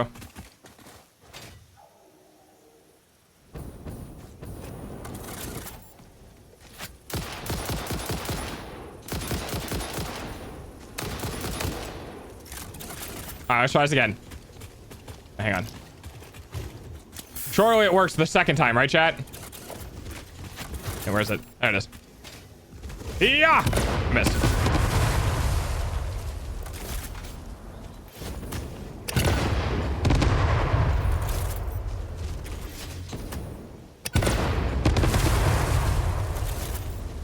Yeah, these aren't very impressive, to be honest. Because, like, they just don't do enough. They take so much resources to manufacture, and then, like, you throw it on an enemy, and you just keep walking, dude.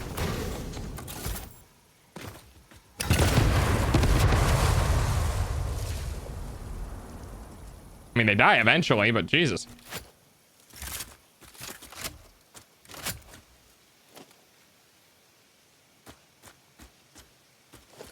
Yeah, they weren't even that strong. Oh well. Live and learn, right? I love I made cluster bombs. Boom. Oops. Peak streaming moment.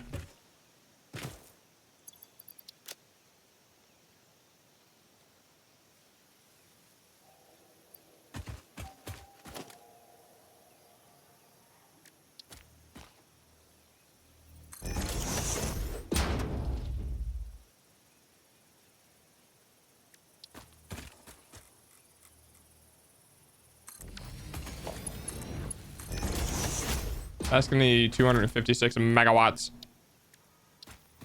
So how many is that? 1, 2, 3, 4. Oh, not you.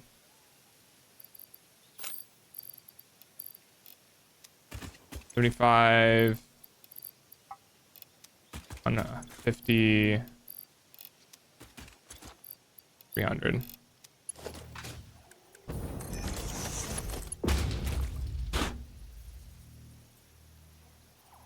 Ah.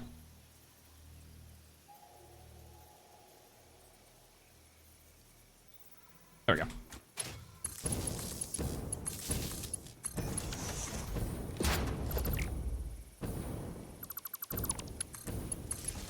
Oh my fucking god, game. A little higher on the snap sensitivity would be nice. All right.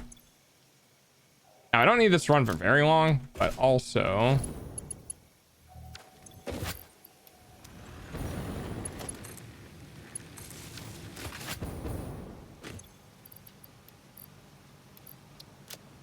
can't believe I'm gonna dump that.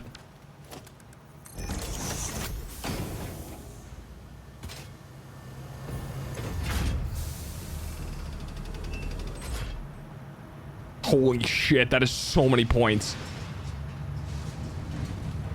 Oh my god, I can't wait to see this graph like skyrocket. Yeah, there it goes. Holy shit, dude. 1.162 million points per minute.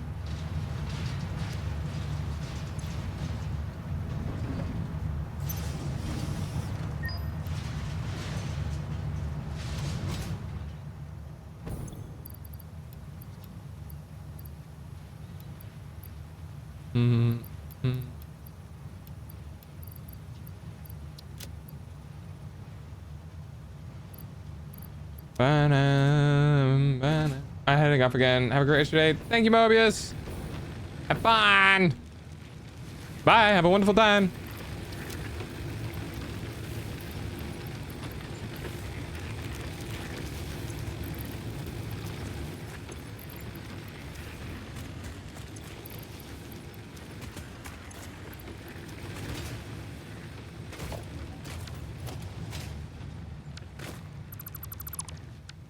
Okay.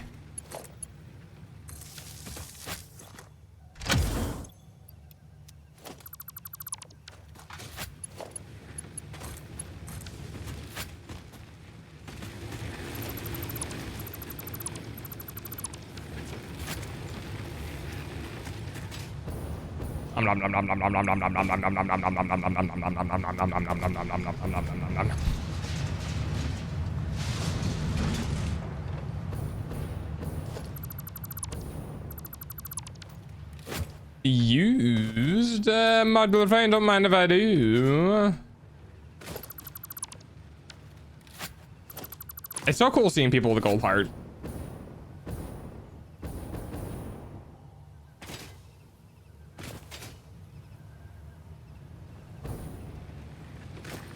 I feel like I need to keep that. Fargo. When I do 2.0 stuff, I gotta keep like the tier 3 emote some sort of heart. I think I might make it cooler though. I have some ideas.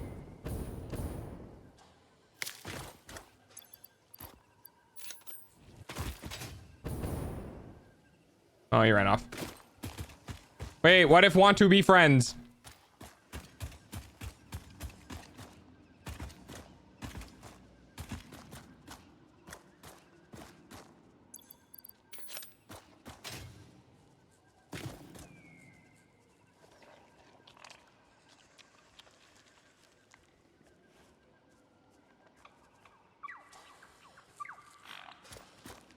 Run now. Good boy, too. You're not the original, but you're second best. All right, time to abandon you forever. Goodbye.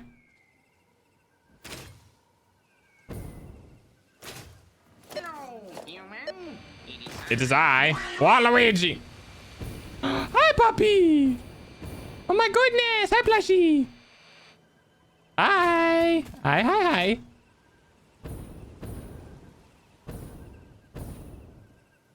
Hi puppy, hello puppy. And puppy. VIP, more like very important puppy. I never took that off, so enjoy your free intro. No chomp. Hey Blushy, how are you? Yay.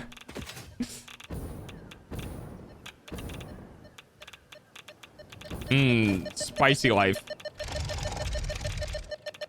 I'm so tired. Why is that?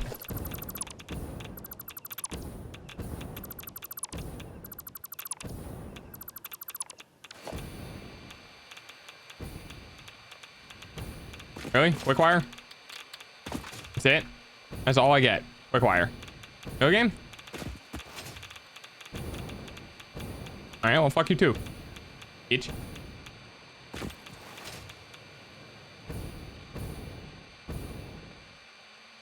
Did I not open that one yet?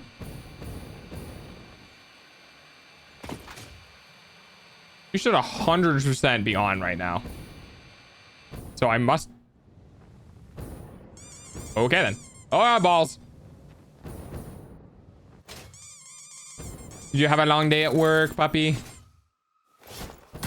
I completely fucking missed. There you go. And there you go. Oh, you got your shots today?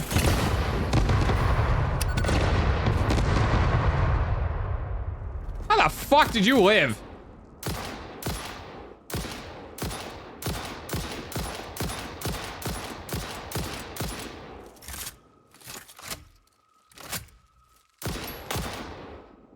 Okay then.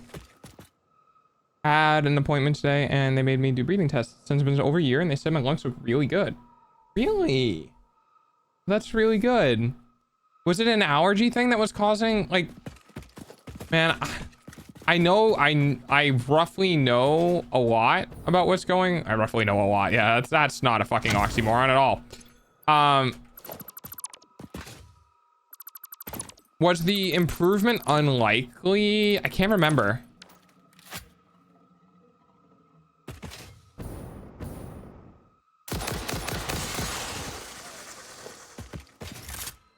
Or is the lung improvement a result of shots?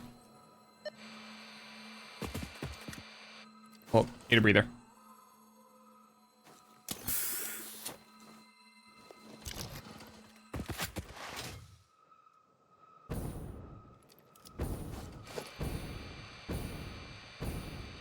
Current improvements unlike without the shots, I think. Ooh, okay. Well, that's good. I love it when medicine works. Oh, I'm really happy to hear that. That's Stormer Salute. Hello, Tech. Let me bounce on your butt.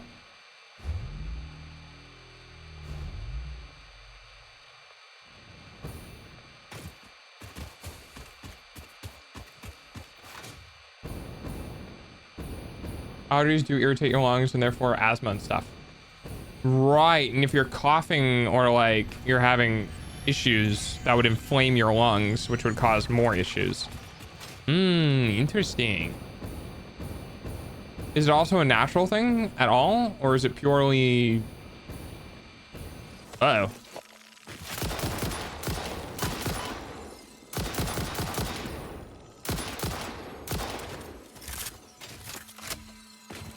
Aw, that's good. Have you felt it as well? Like, has this been something that's been feeling better for a while now and they confirmed it? Or is it much more like a, oh yeah, it's been like a month and I haven't had it, or a couple months and it's been like notable?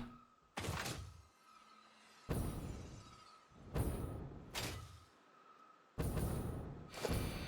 the fuck am I doing out here? There's no reason for me to be out here. Oh, look, a blue slug and a pile of rocks. Yeah, that's worth it. People do grow out of it, but some people never do.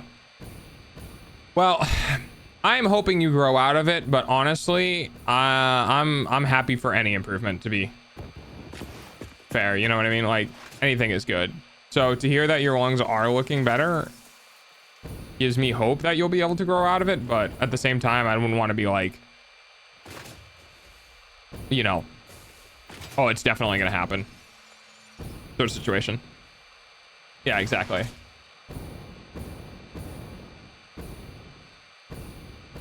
That's so cool. Let's go.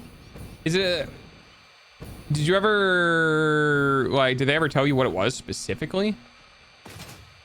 You know, like, it's a condition and it's called a thing, or what? I feel bad. I feel like I should know this.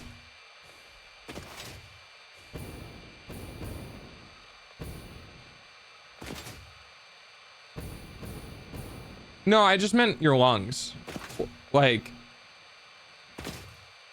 if it was purely caused by allergies, or if it was like a thing. You know what I mean? Hey, I forgot about you. Oh. So you did see me. What if I threw a cluster bomb at your face? Witness a single strand of the tapestry. Oh, that did damage. The fuck? Oh, this is overkill. Harmonize with us. I will in a moment. I feel like I'm misunderstanding the question. The condition of your lungs, was it caused by your allergies, or was it a specific medical condition that you can grow out of? That's kind of what I'm wondering. Or, yeah.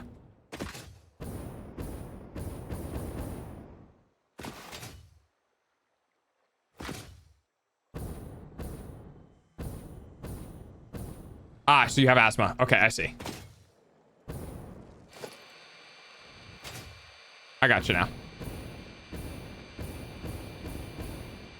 I didn't know if there was like a thing, you know what I mean? Reactive lung disease. That's more what I was thinking, like, when I was expecting something, I was like, I feel like this should have a name on it.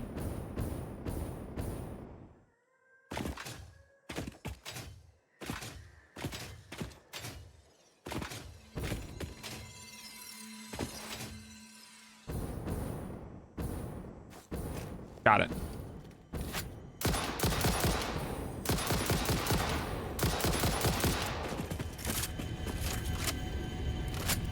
But I knew that before. Oh, I was hitting E, but it wasn't working. Live, laugh, consume. Game is so silly. Live, Laugh. Consume.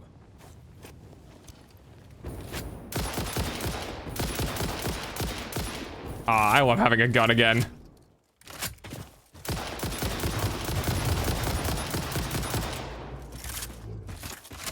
Basically, I have unlimited bullets, so also very nice. No one ever said I should try allergy desensitization or immunotherapy until I went to a specialist. And they were like, oh my God, your lungs are suffering. We should get your allergies under control. Dude, when I had my issue with my ear, which by the way was an inner ear issue that was causing my inner ear to rupture, and I went to see someone before my specialist, they were like, oh yeah, it's probably just you probably are just allergic to cheese. You should just cut cheese out of your diet. And I was like, how do you have a fucking job?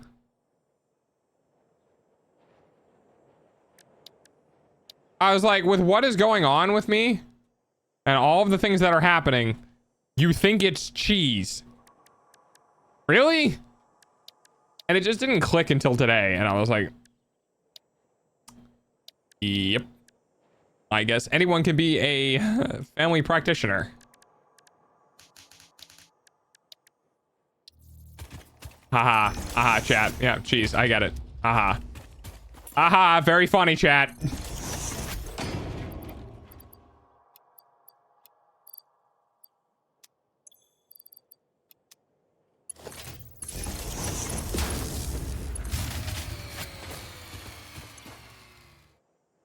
Oh, right. They need to be overclocked.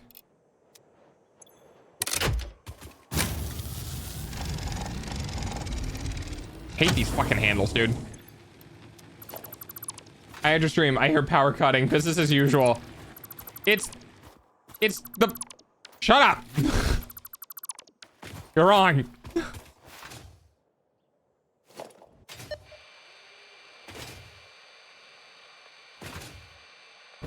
Oh, shit. Did I?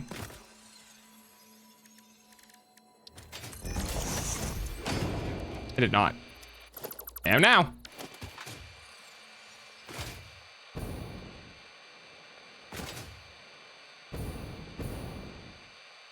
We're on phase 4. When did that happen? Offline.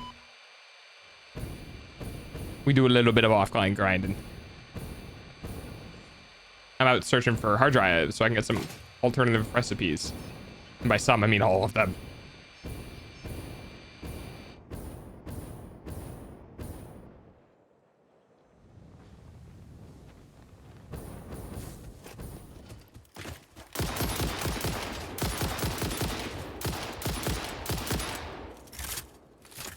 How far into are you? I literally just started it. The only thing I unlocked was the new conveyor belts, which I can't even make use of because I don't have aluminum production.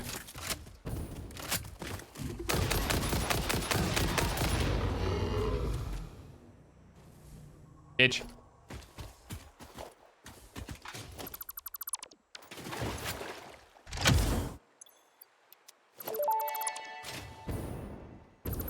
Initial scan suggests partial recovery of data is possible. Take the damaged hard drive to the MAM for analysis. Ada, what do you think I've been doing? Early days. Yes, early days indeed. Hi, Holman. Or are you saying hi back? Are you waving to sun? Is that the right hole in the wall?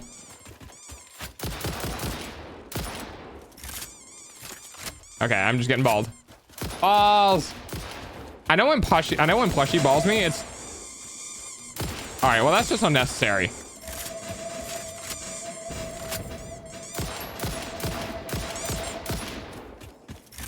Fine, no gay plane for you.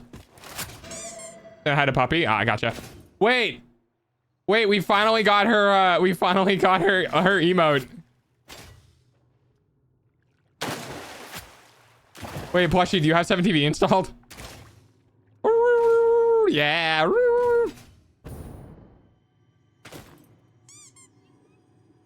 No, look at the chat on screen. Look at the chat in the top right-hand corner on screen. Oh, cats. Yeah. Because I don't think I gave you an emote. So I was like, what if I just make it so the puppy is all shiny? Dude, what is wrong with those fucking cats? I'm gonna go cluster bomb the cats. Typical dog behaviors. Hey guys, how's it going? Yep.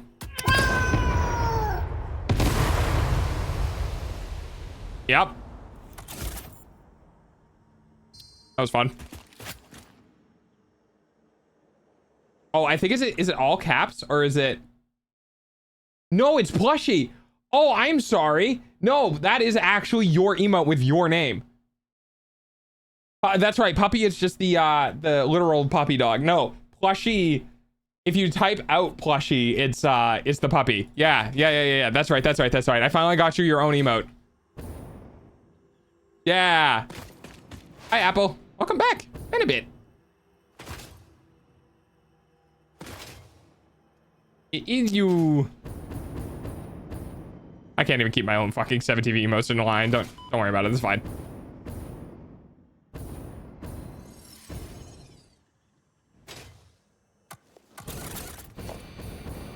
Oh, goodbye. I don't think I've actually been out here before. Where am I?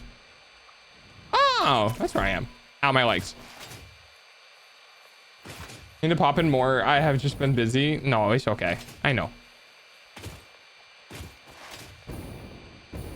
Are you seeing a bunch of different names you don't recognize? Is that why? But I wanna.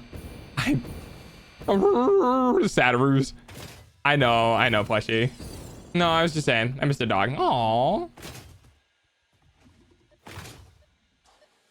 Dog. It's me. I'm dog. It's always good to have you in chat. I know you're very busy with life. I mean, obviously, you know, one of the few people I actually talk to in DMs. Yeah, I've had some interesting time recently and have been less active than I'd like. You could probably share if you want to. Hey, I also missed the banana. I'm right here.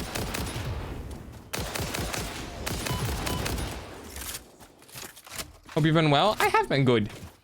I hope the interesting things are good. I have a funny feeling they're not, though. So many job applications. You're doing your best, and I am proud of you. I know it is hard, especially for the way your brain works and a bunch of other things. I know it's really hard, and I genuinely, actually, unironically, not saying this for fluff reasons, but I am proud of you. I know it's really tough. And you're probably full of like a billion different types of anxiety, and the fact that you're still pushing through it is admirable. Good job. Good job.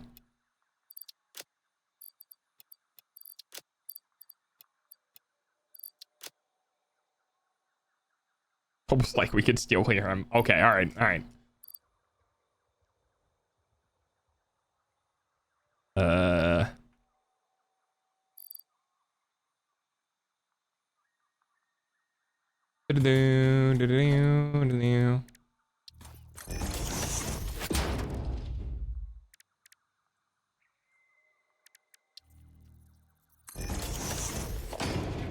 gonna pop up a quick workstation here, don't mind me.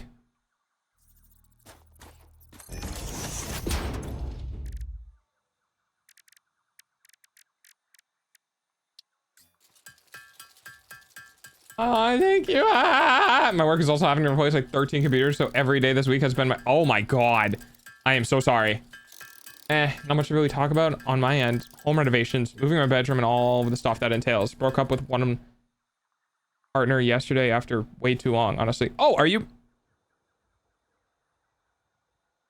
There's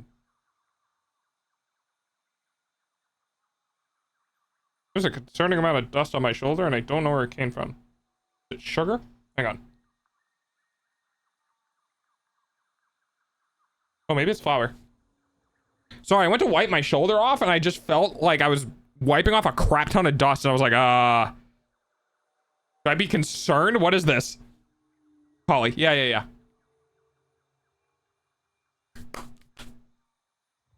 So do they stay in the polycule? Like, what happens with that? Also, what type of home renovations? I did home renovations for a long time until I realized that things were going terribly wrong and it was very bad for me and I needed to leave.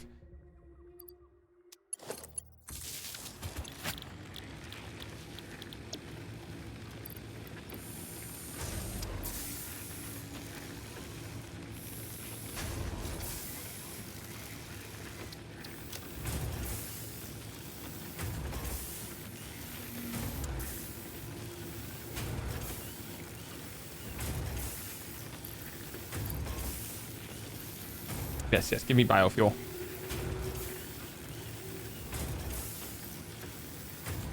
I mean, I could just do this. Go up.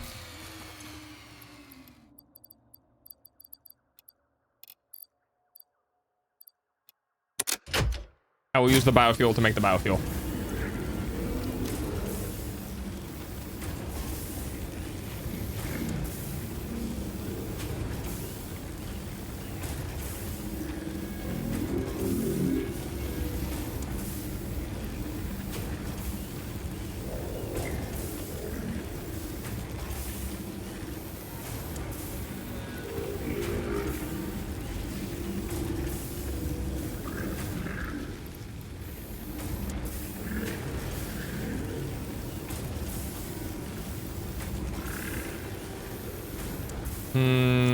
I don't think I need that much. I don't have a polycule per se. Just in an independent relationship is currently running in tandem. I see. In that respect, she's currently just gone, I guess. Probably better for the both of us. The full story is long and probably not suited for Twitch chat. Fair. Was it a mutual thing, or was it a not okay thing on their part, or a not okay thing on your part? We don't have to get into specifics. I'm just curious if it was one of those things that you had to cut it off, or it was just bad both ways, and it was like, we should probably not. Sucks either way. Relationship stuff is tough. Love is hard.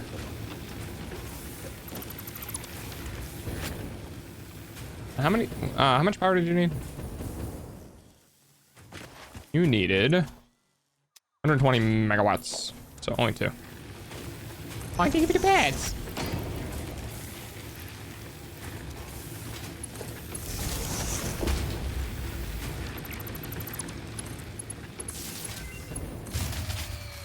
What the fuck?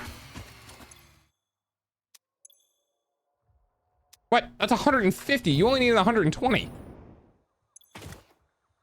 What the fuck? Well, hang on just a moment. All right, whatever.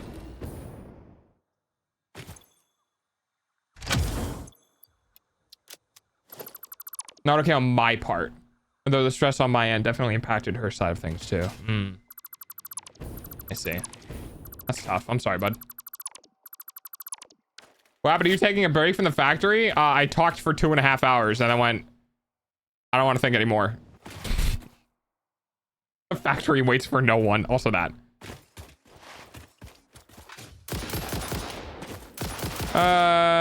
You know what's funny? I run around looking at the geysers and I don't even care. Like, I realized that I still want to know what the fuck was on my shoulder, dude. That was a lot of dust. Maybe it's sugar? Shouldn't have been sugar. Is it the ceiling? No, it's not the ceiling. What the fuck was on my shoulder? Friend.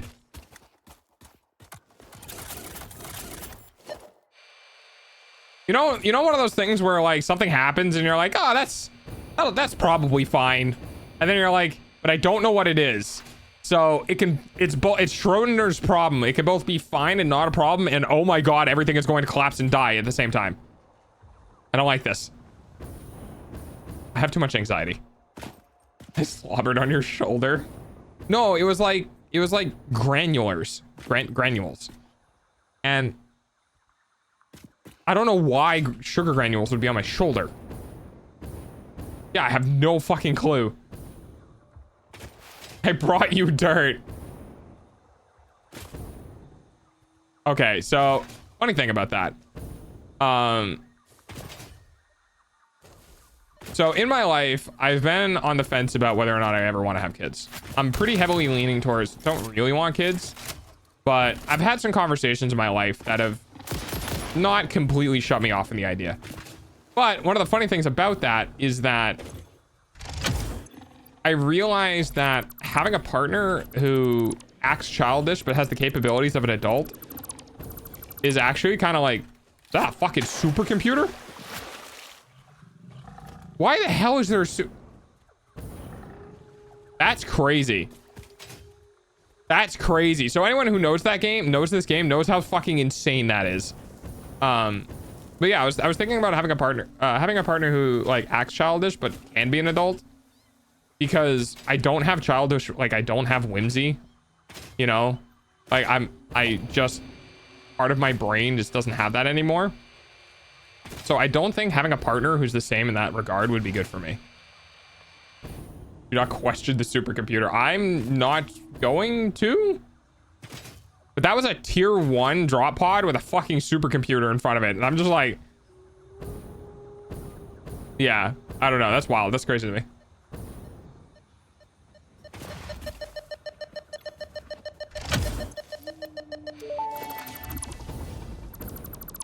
World is too miserable to be taken seriously. Yeah. To the MAM, where it will receive the best recovery Yeah. and rehabilitation care. I know there are some, like, there's some women out there who are very self-cautious about the fact that they, like, act more childlike, and I'm just sitting over here like, holy shit, that's a big egg. Oh, I forgot about this. Wait, can I pull this egg up?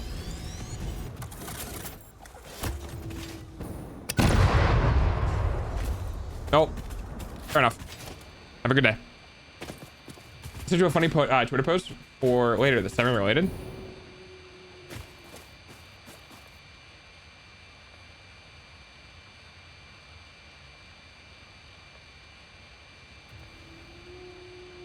Golden age regression puppy girl called that a nuclear family.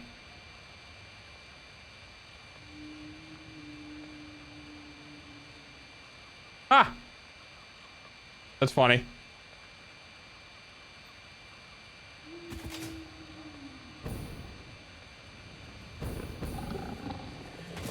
Very on point. Very good.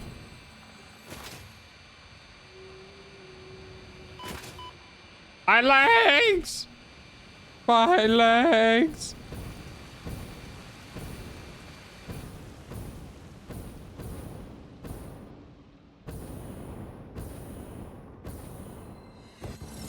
It's so funny seeing my, like, everything's saturation change in different areas.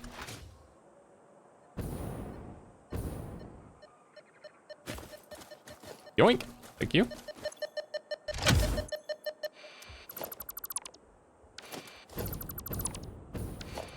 Oh, you're a weird one, huh?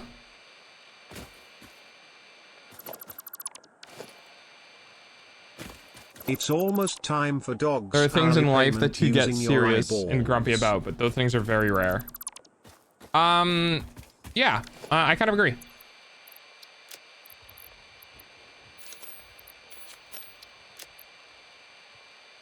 Someone who acts like a child, but has the capabilities of having adult maturity is nice.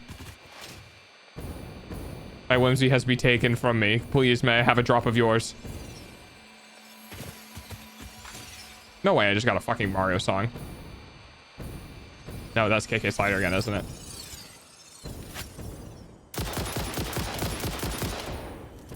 Anyway, so I started blasting. Oh shit. Your waves lap at our shores. When will you land? Give me a second. Most people get upset on me saying I work retail, and honestly, I don't understand pretty much any of my coworkers' grievances with the job. You can have some of my whimsy, Delta. Thank you, Plushie. I appreciate it.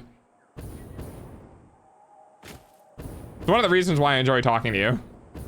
You're just so unapologetically yourself, but you're also like that same level of like, yeah, you know what I'm getting at. Scripture. Compose it into a blood song. The hell comes from other people. True. Heaven also comes from other people. I think without other people, you live a life of purgatory. So it depends. Are you the type of person that would avoid heaven for fear of making it hell? Or are you the type of person who'd risk heaven and get hell?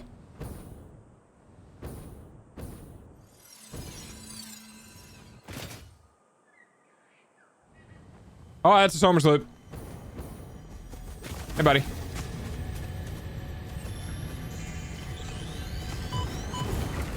Thank you. Goodbye.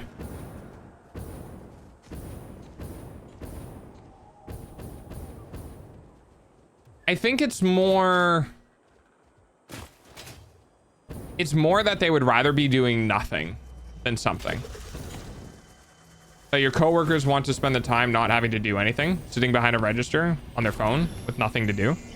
And every time someone interferes with that and makes them do something, they don't like that. Whereas you view it as, I have to do something at all times, or I have to do something because this is work. Your coworkers do not. That might be the difference. Live, laugh, consume.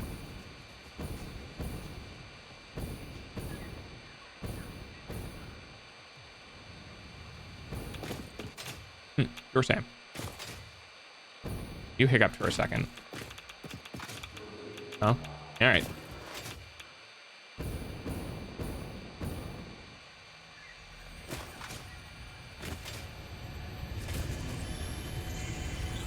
Bum, bum. What song is this? Oh, this is Legend of Zelda. Bum, bum, bum, bum, bum, bum, bum, bum, bum, bum, bum, bum. Uh-oh. Oh, that's gonna be unfortunate. Aim training. Ah! Failed my aim training and I get punished. Hi, puppy. To windows and weaving. I guess that's part of it, but another part I think is that they become oddly attached to the workplace. Oh, maybe. Oh, ads. Well, you can hear me anyway.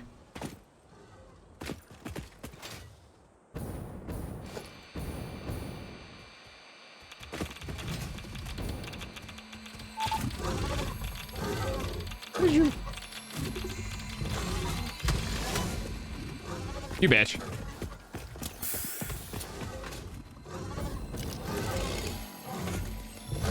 Are you dying to poison? That is too funny. Oh, what?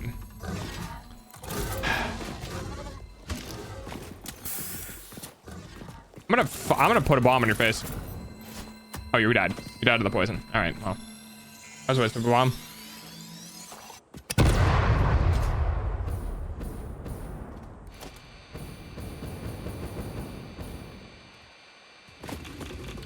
Ah! Can you guys just stop existing? Exist somewhere else. Stop existing around me. Waterfall. Let's check behind the waterfall. My gamer instincts are tingling.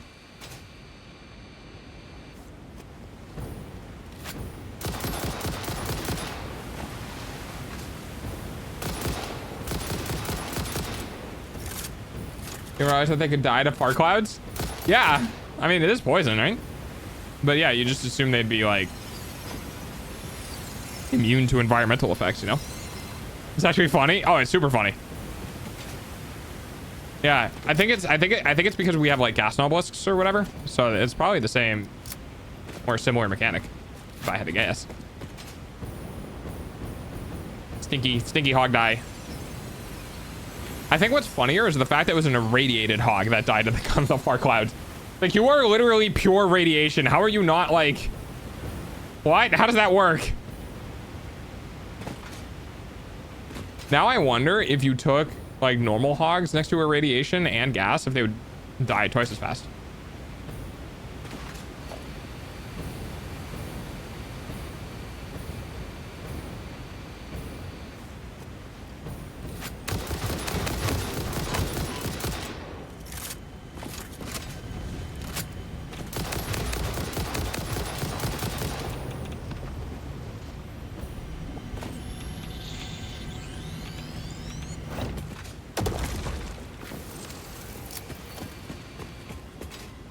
Oh.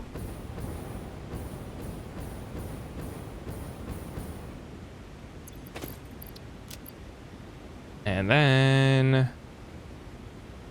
infinite turbo fuel. That's suck, I know. Your God, eyeballs so good. pay for dogs' food, though. The Dimensional Depot was by far the best thing they added to this game.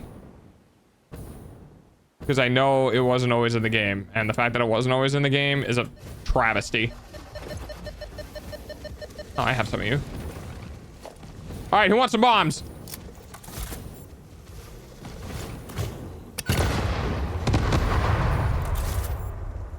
probably put it underneath you. Hang on.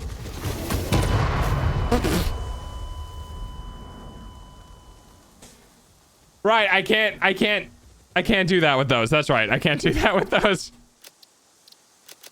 Yeah, that makes sense. Okay, so we're not gonna do that again.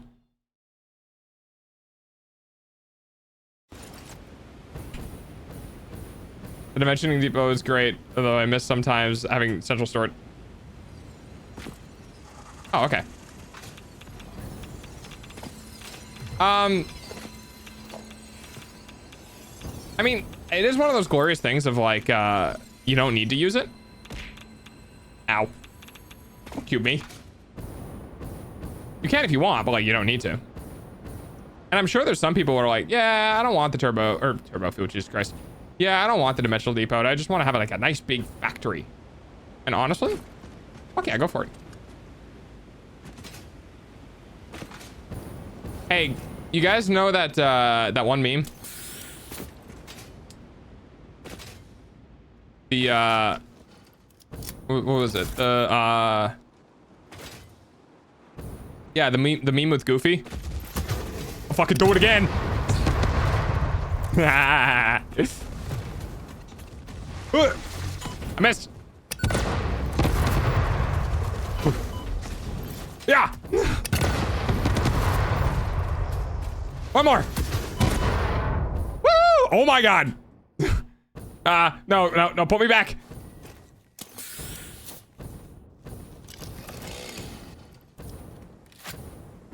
I lived, bitch.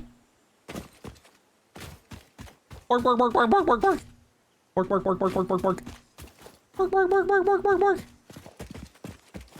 And.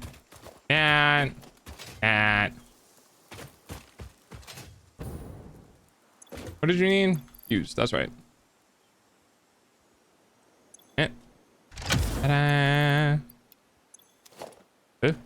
Oh, I guess I could do that, huh? Oh, come on! That's ridiculous.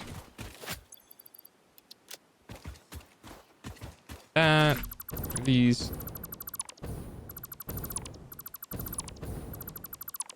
Nice and clean. All right, now what do we not need? We don't need that. We don't need that. We don't need that. We don't need that.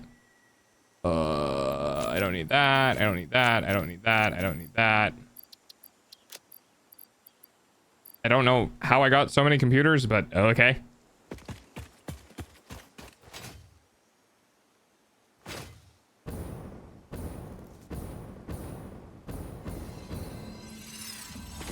Oh, you bitch. God damn it, game. You played me.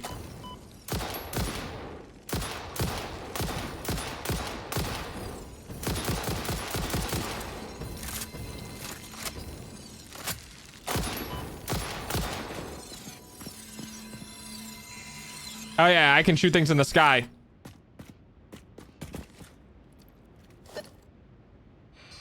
Plus practicing his aim training skills. Pew pew.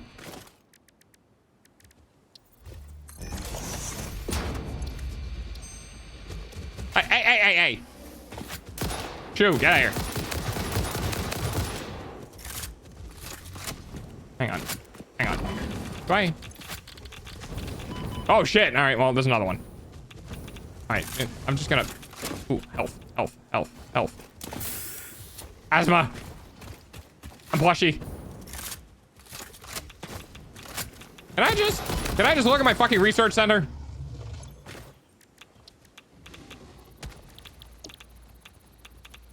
Ooh, pure copper is probably really good. I'll take that. Anyway.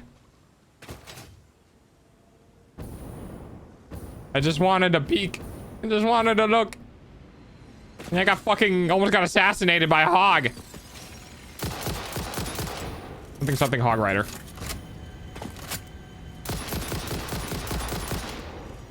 I love knowing that crouching completely... Thanks. Crouching completely makes those things useless. Oh. Hi, Mimi. Yeah, that makes sense. The crouch tip is so good. Yeah. Yeah, it really is.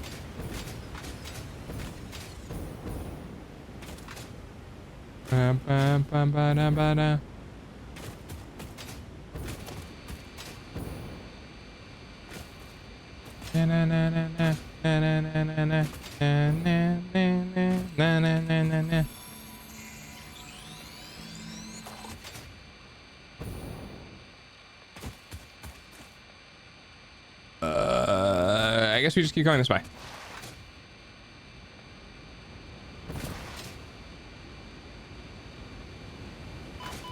Ow. Let me just hit this inhaler real quick while flying through the fucking sky. Hashtag just satisfactory things. I'm flying through the sky with a jetpack and a gun and a resource scanner. Oh, and bombs. Hello. Don't throw it yet. Yeah. Oh god. Oh god.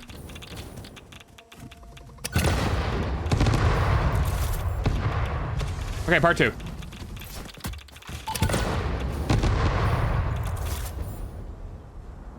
Come on, bud. Just in case. Yeah. Okay, you know what? Fuck you. Oh shit. I definitely thought I reloaded at some point. Bitch. That's not what I wanted.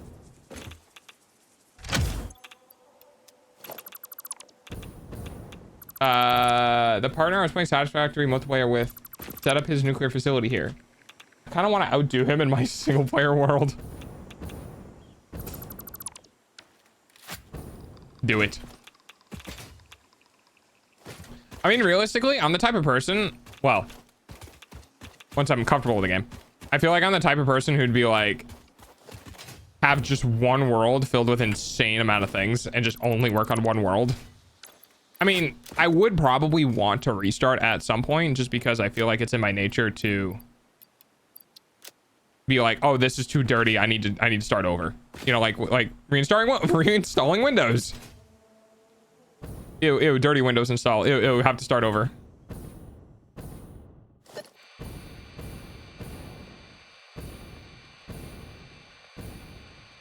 I don't think I've gone to the right very much, have I? Maybe. The pressure of the high doesn't affect the inhaler. Oh no. You can hit that bitch wherever. Okay, I realized again saying things without too much context, probably not the best for my streaming career. I think I wanted to reinstall Windows 10 and then forcibly installing 11. Yep.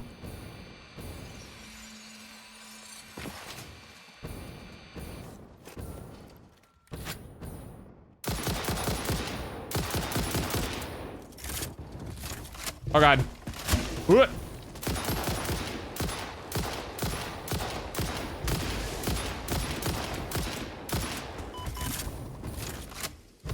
Let me just... There we go. Wait a minute. Wait a minute.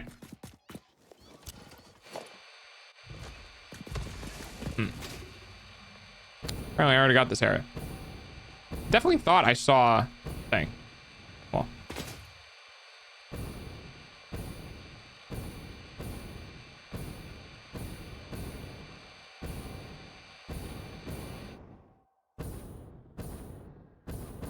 Ooh, somersault.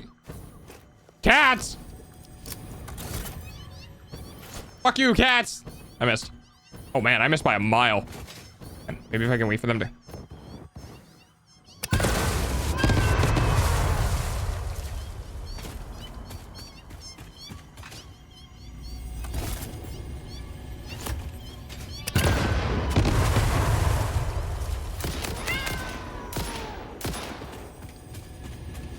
I win.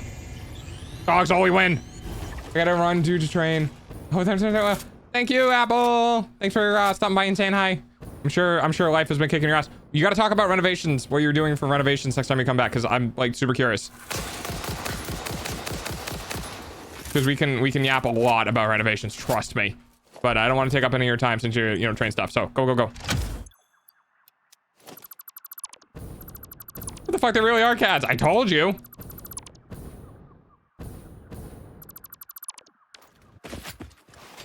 It's dog versus cats. This is like the oldest thing in the book.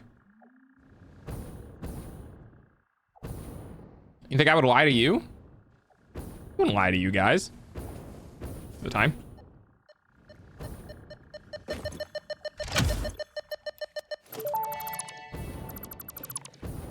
Fix-It engineers experimented with soft drives, but the prototypes all went missing. They were later located in the toilets, being used as towels.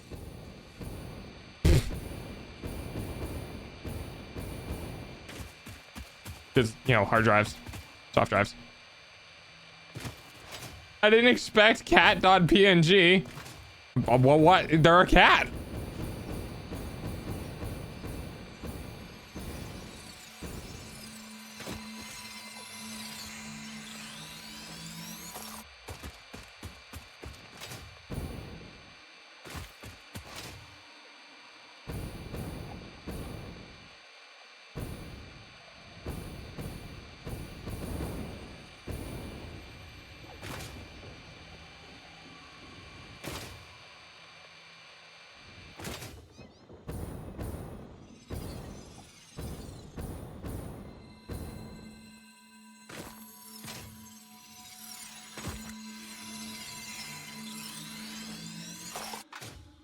Were you expecting cat.jpg? Is that what it was?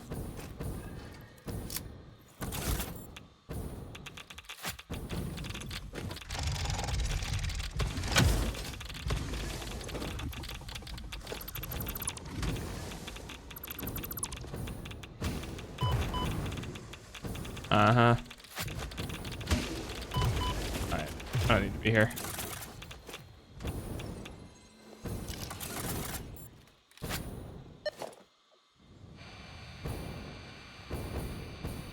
Dun, dun, dun, dun, dun, dun, dun, dun, dun, dun, dun. Hey, doggo.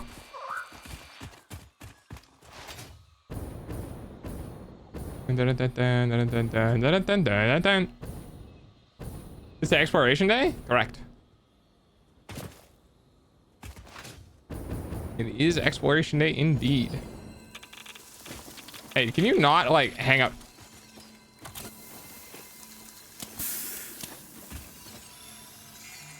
We need to not put you on top of things.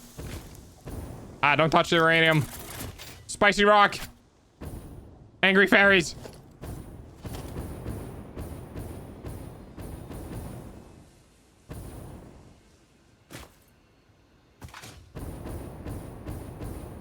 Dun, dun, dun, dun, dun, dun, dun, dun, dun.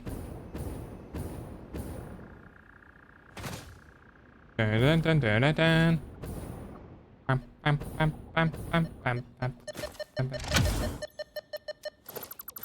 Oh, right, the man. Oh, I got 40 seconds left. Nice. Good job, Self. Keep it on top of shit.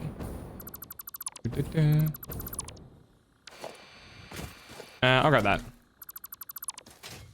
More coupons for me. Coupons for the doggo.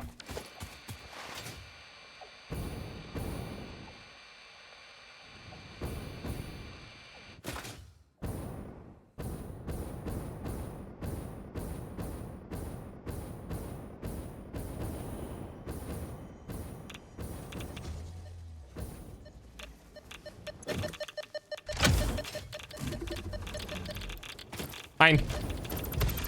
Get rolled, bitch. I'm out of here. Oh, too quick for you. Too fast for school.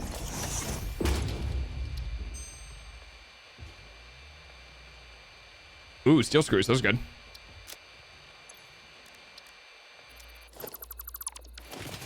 Next. Oh. Well, hello there. When are the first humans finding a shiny rock that makes them feel tingle? Gotta take it home and die.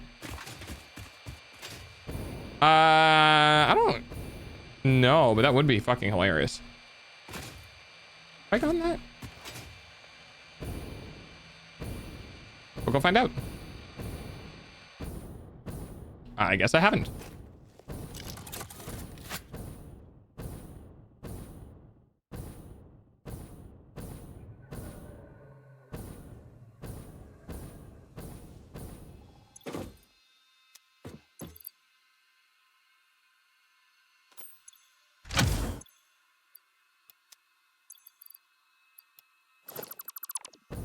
I think the spookiest thing about radiation is the fact that there's a setup where if you have like this gaseous cloud near radiation, the fucking subatomic particles moving through the cloud creates a vapor trail. I just want you to understand, it's a single particle moving so fast, it's knocking around multiple particles to show you how it literally just rips through things. Like, it's insane the amount of energy one particle of an atom can have. It's crazy. Oh, if you're thinking about the legend stuff, yeah, that's true. Being like, oh my god, yeah, how many unexplained things are just literally radiation? Oh man, you missed the whole like thought vibe I had at the beginning of stream. I spent 2.5 hours yapping about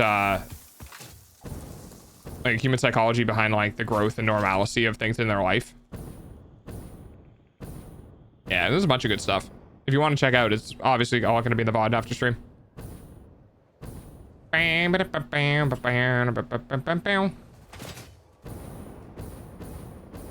think I've been up here before, haven't I? Oh, hail the glorious power slug of purpleness. He did. I did. Hey, guys.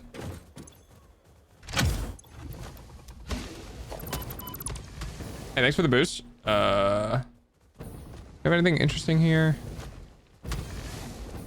I don't. Ow, my face. I don't think so. All right, bye, guys. Ha! Ha ha ha! Holy shit, that's fucking funny. Oh my god. That in combination with the music is so funny. Holy crap, I just looked over, there's a hog flying off a cliff. Holy shit.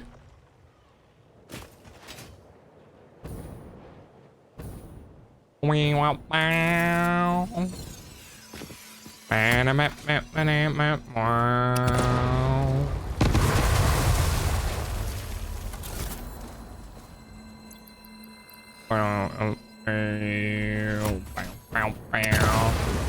don't actually remember the original name of the song, but you know. Dancing Queen, that's what it was. Dancing Queen. Bam, bam. I don't know why I'm vibing so hard to the song. I remember the first time hearing the song, I was like, what the fuck is this? And then everyone shouts like, it's Dancing Queen by KK Slider. And I was like, okay. And now I'm just like, yeah, I get it now.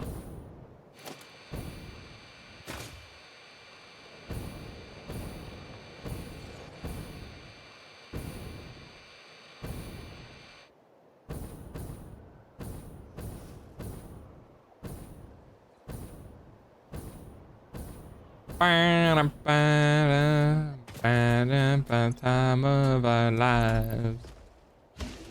That girl,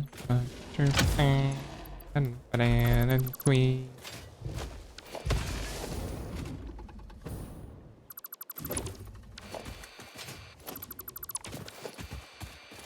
Wink.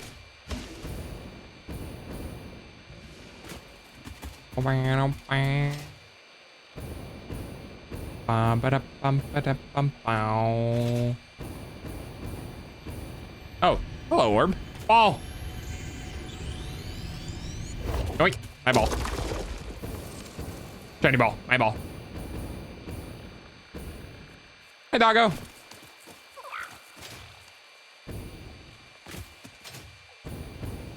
All doggos get pets. Is required in their contract. Hi, doggo. Ball.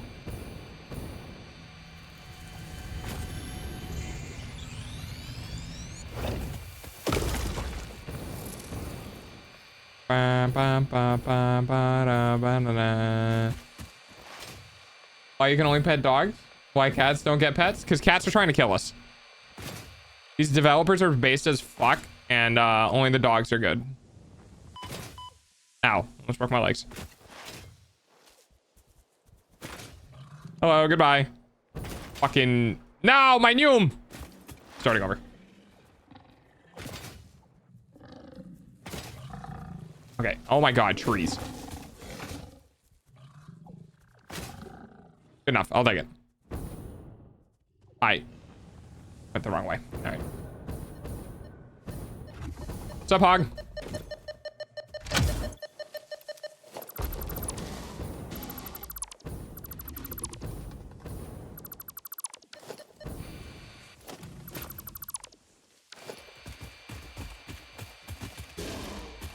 Bye, Hog. I want some freaking lemonade. I like lemonade. I think if I had a choice though, I'd probably take it in like an icy or something. Like lemonade is good, but like really fucking cold lemonade and like frozen ice or whatever, or froyo or holy shit, that's a lot of hogs. Oh my god, what the fuck is this area? Oh, that's a lot of bad guys. Coolant systems. This is definitely the final level area. All right, boys. Ow. Stop throwing rocks and explosions at me. Oh, wait.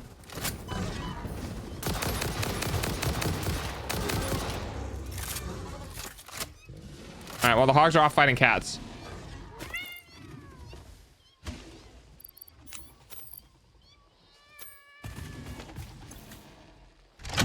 Already for that, huh? That's crazy. Holy shit, what the fuck? Oh, that's too funny. Man came barreling through there like a freight train. They sound so cute. Why? Because we murdered them, that's why.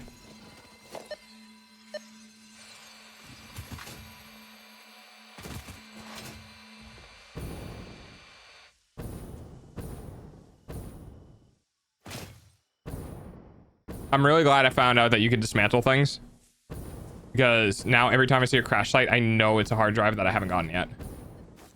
So this is really nice. How many normal frames? Why do I not have normal frames? Hey. Bitch.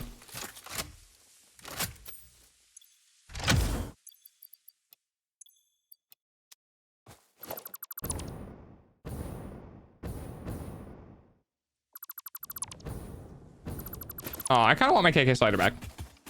Plus, you got on a game. I saw that. I didn't see what game, though. Plushy gaming.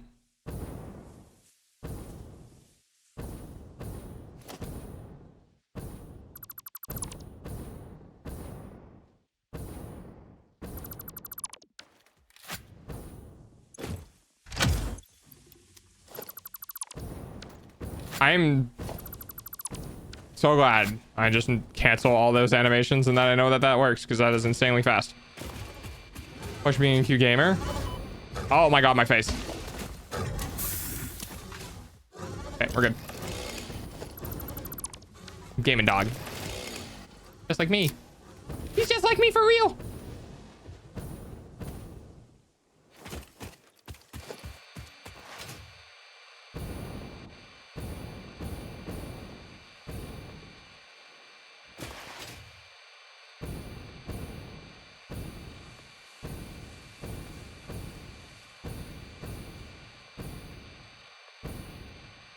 We must go higher.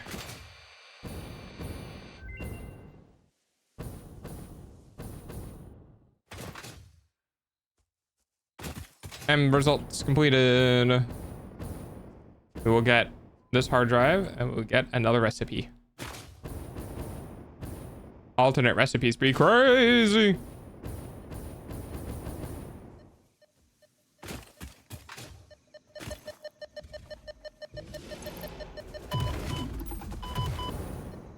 Ow.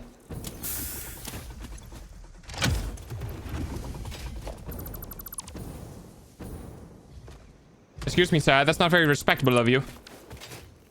Kindly refrain yourself from ramming my ass.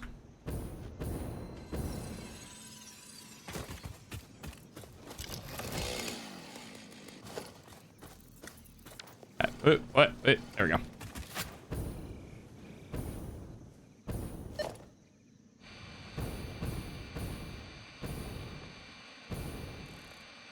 Is that a purple one?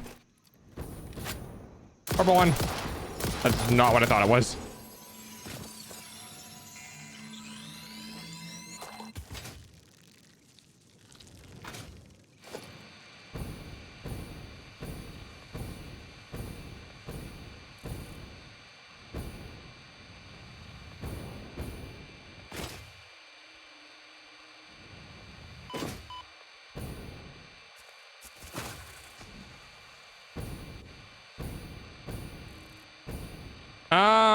Home.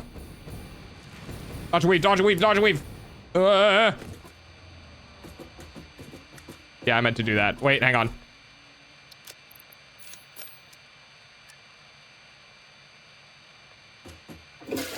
Did you not see the sign?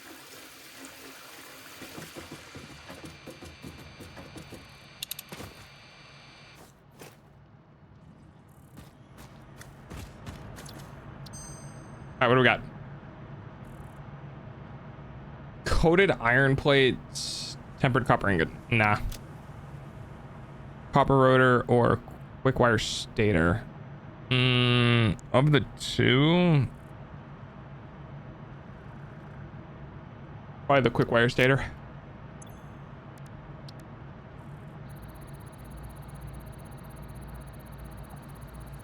All right, we got 30 hard drives.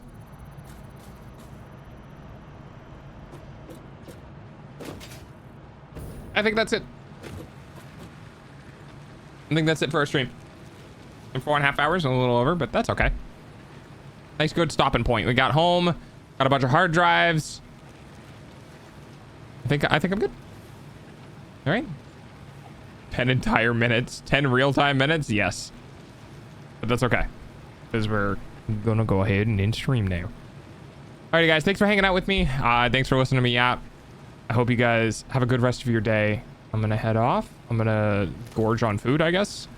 And then lay in bed and contemplate my existence. And probably watch Sakimoto Days. So. Yep.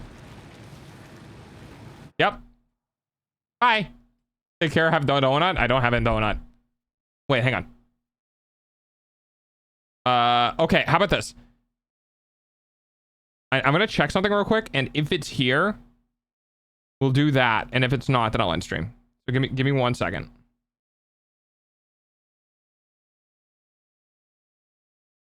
That's not what I wanted to see, but that was nice. This one. Okay, now can I check? Give me a second, chat. I'm doing things.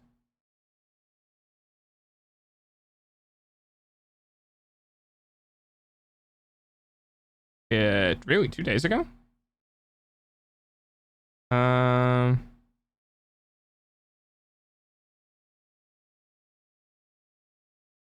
Okay, hang on.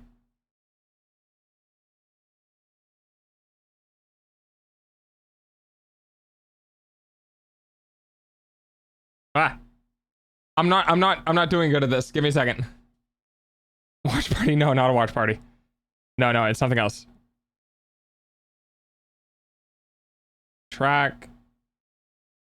Yeah, so it's through copy.